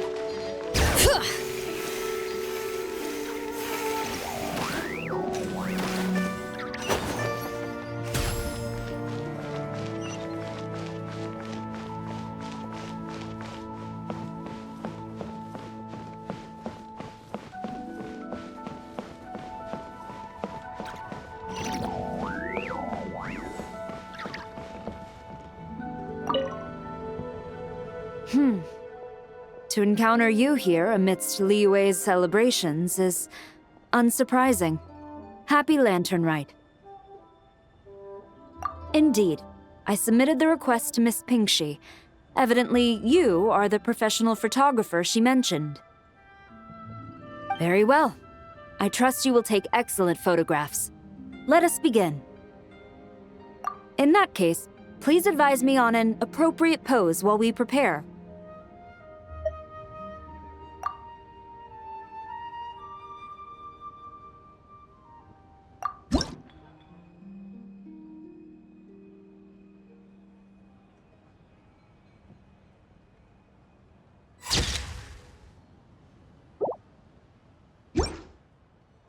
A commendable picture, a perfect memento for the occasion.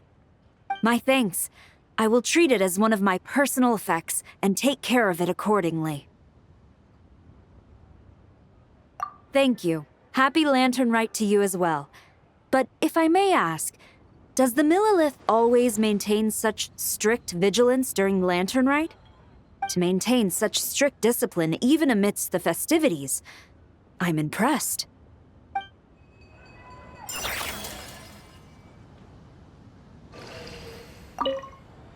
A commendable picture, a perfect memento for the occasion. My thanks. I will treat it as one of my personal effects and take care of it accordingly. Thank you. Happy Lanternlight to you as well. But if I may ask, to maintain such strict...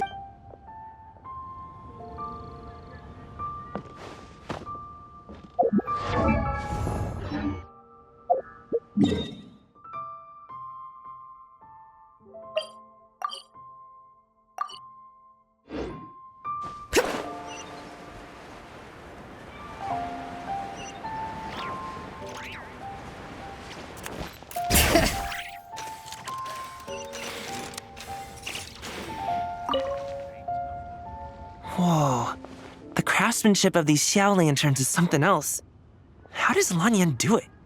Oh, hey, Traveler. Happy New Year. Yup.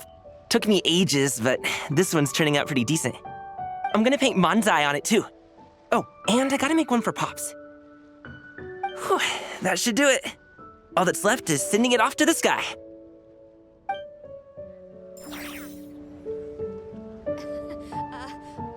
New stock at Sigu Antiques?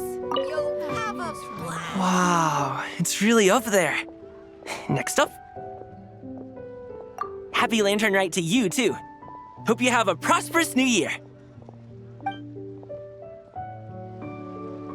Feel free to take a look around. Bring it! Thank you.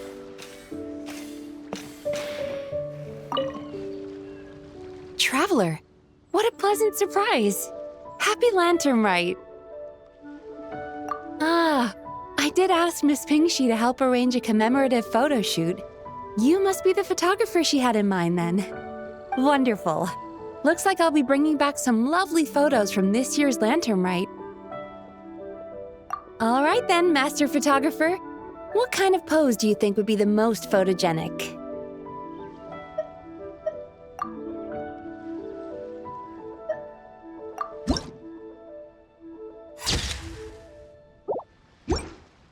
Oh, what a lovely picture. Thank you. I'll keep it safe. I think I'll have it framed and put in the shop. And to you. Nobody in Neuvillette Harbor is sleeping a wink tonight, are they?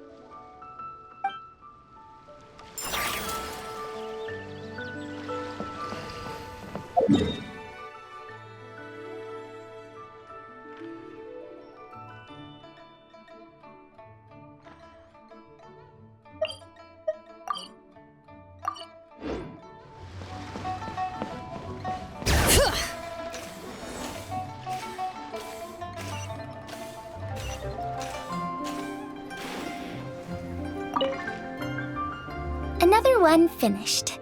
And the paint's all dry. Oh, happy holidays! Are you here for a Xiao Lantern too? Yep. You know how Miss Pingxi made a customizable lantern frame? Well, lots of people bought them to tinker with. Oh, Gaoming got one too. I offered to help, but he was adamant about doing it himself. Some of my neighbors had an idea about what to make, but didn't know how to execute their vision, so they came to me for some hands-on help. And after weaving them for everyone else, I made one for myself too. Now it's just time to release it. What wish should I write?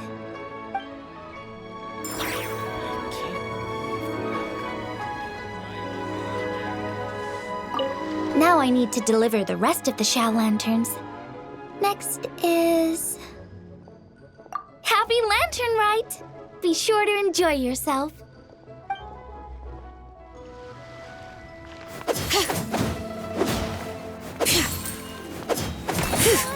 I want a new toy.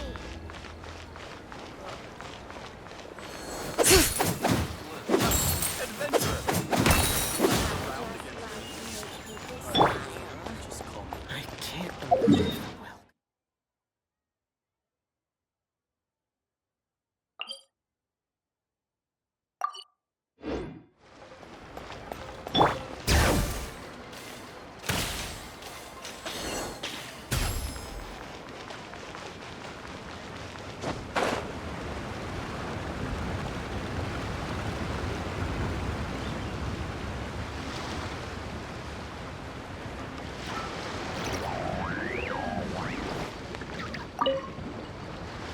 Traveler, had a feeling I might run into you here.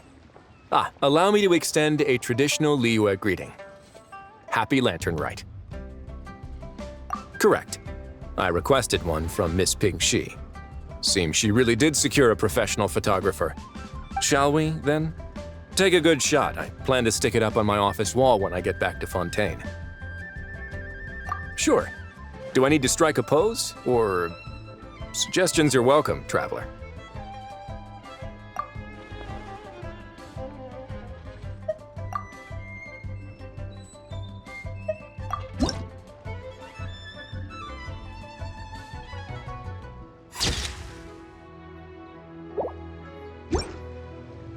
Let's see.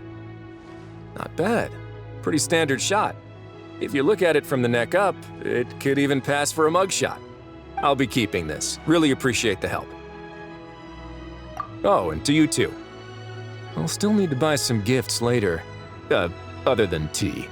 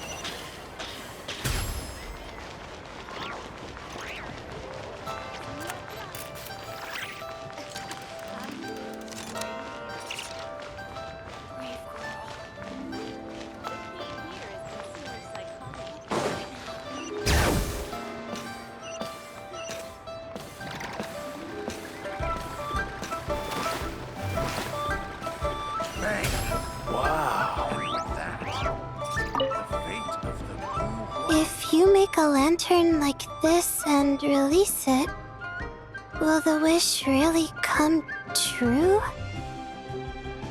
Oh, you're in Neuvillette too? Happy Lantern, right? Yeah, my advisor sent me. She said participating in folk festivals might help spark some inspiration for my research. But I work on star charts. I'm still not sure what that has to do with holidays like this. But she had already bought me a ticket and escorted me onto the boat before I even had a chance to ask. As soon as I got off the boat, a lady stopped and offered me a free Shao Lantern frame. She said releasing one would bring good luck for the entire year. I'm not sure I need a whole year of luck, but a little bit when it's time to submit my thesis wouldn't hurt. So I followed her instructions and made one. Thanks. I should release the lantern now, right? Oh, I need to write my wish on it first. He's a class act, that Please let me pass. Please let me pass. Please let me pass. Huh? Oh, yep. A happy lantern, right?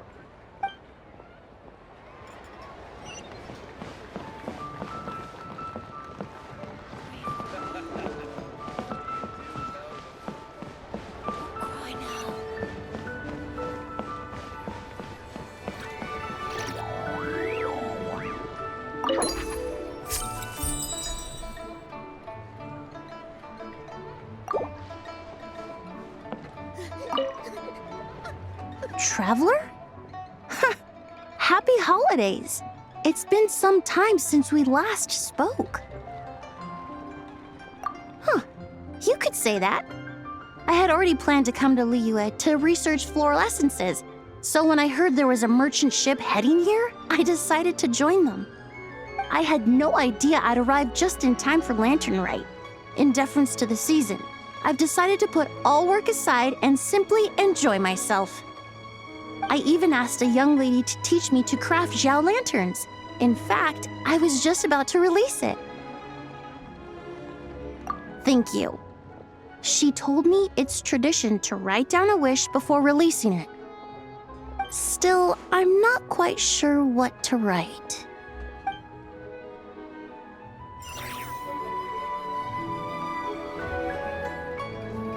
The Lantern Rite Festival is more magnificent than I ever imagined. Wonder what I should check out next. I suppose I should say, Happy Lantern Rite to you too. The key here is customer psychology.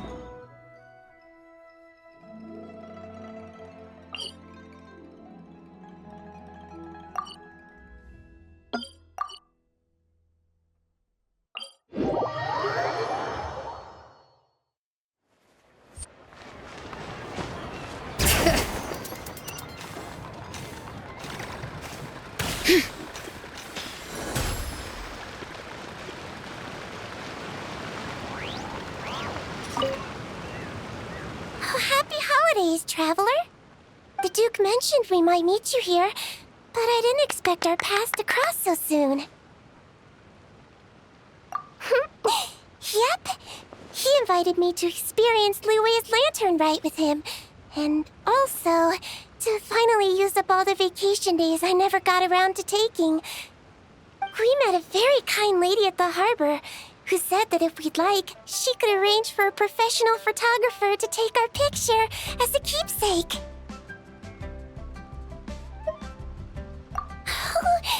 Oh, that's perfect! Oh, I'm sure you'll take a really good photo, and then I'll be able to show it to Monsieur Neuvillette later. Sure! Well then, as the professional photographer, what pose would you recommend?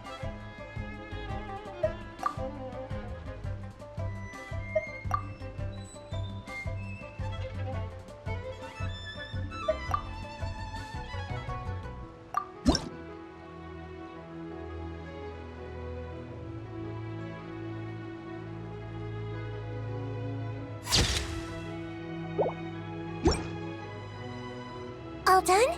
May I look? My expression looks great! Oh, it really is a lovely photo. I'll keep it close and treasure it. Bye! Have a wonderful lantern rite!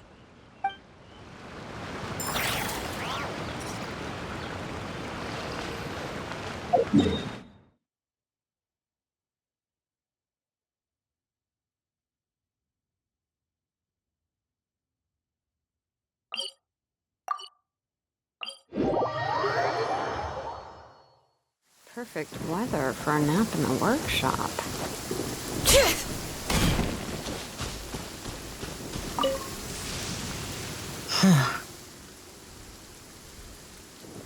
Yes. I saved someone from monsters earlier. She was carrying a frame and tools for making Shao lanterns, and gave them to me as thanks. She also said this type of Shao lantern can be modified however you like. So... Yes, well, I tried my best. I suppose the next step is releasing the Shao lantern.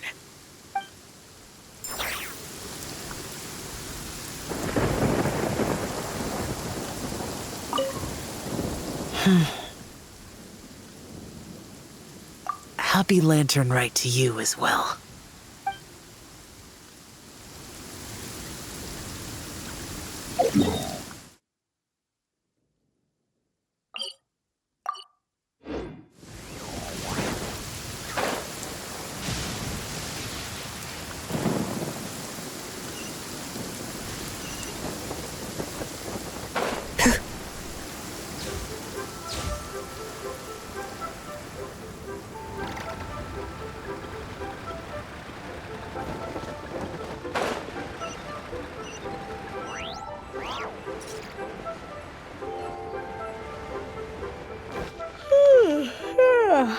Time for...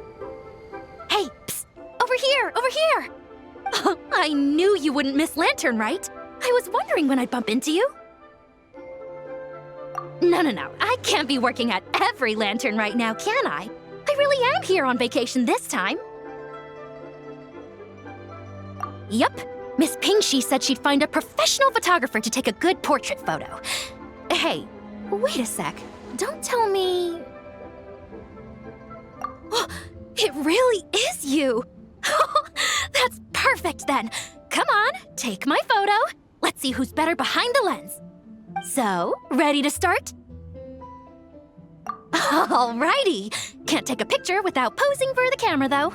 Any suggestions, Traveler?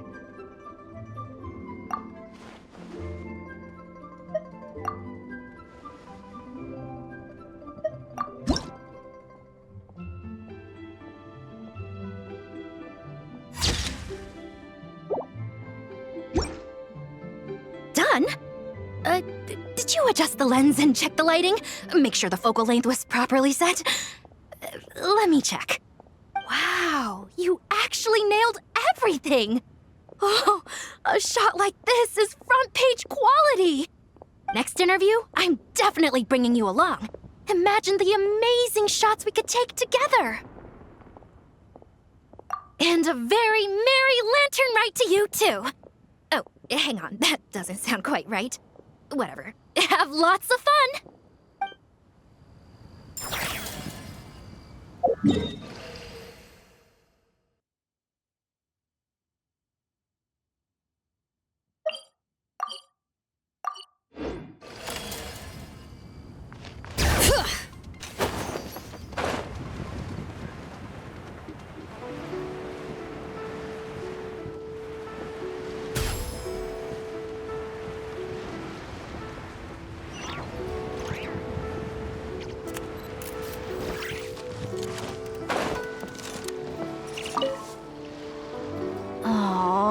This is what I get for being impulsive.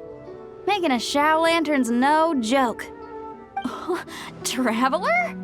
Oh, ain't that something? It is you! Happy Lantern Rite! Yeah, Miss Pingshi gave me the frame, but I designed all the details and made all the ornaments myself. Pretty rad, huh? I even gave Hu Tao a few. Oh, shoot. I totally forgot I promised Hu Tao I'd help her make some Xiao lanterns too. I gotta release this one pronto.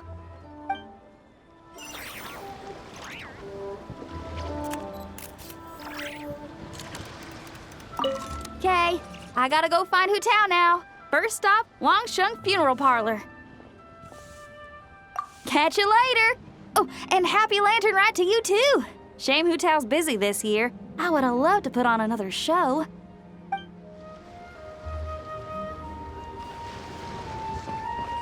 Satisfaction guaranteed.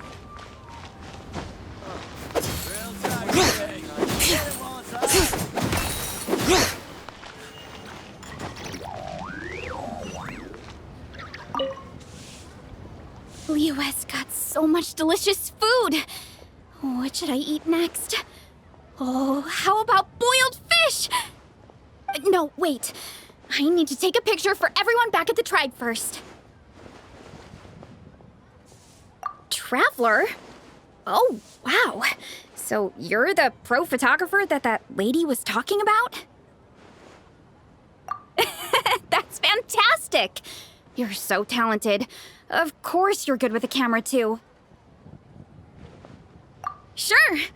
I want to strike a cool pose. But what if it looks weird in the picture? Any advice?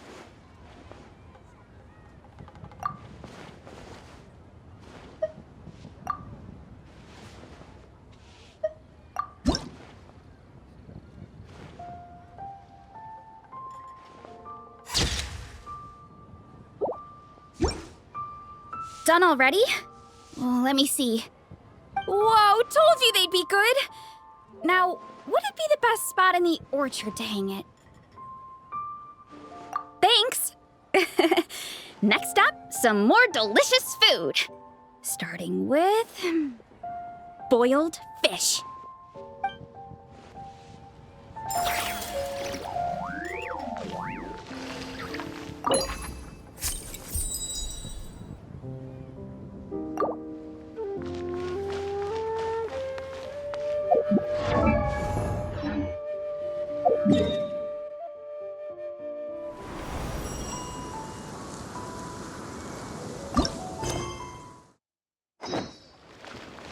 Bring it!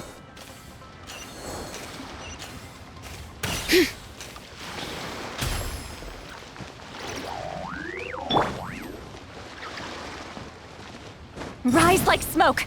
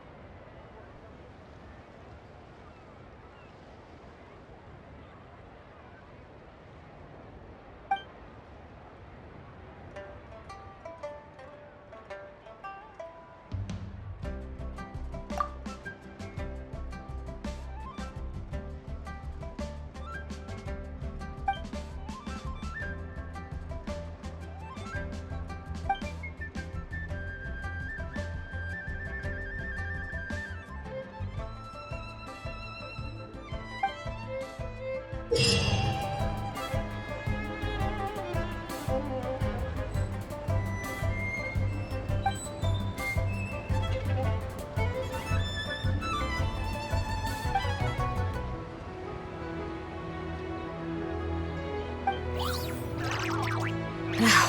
brought it.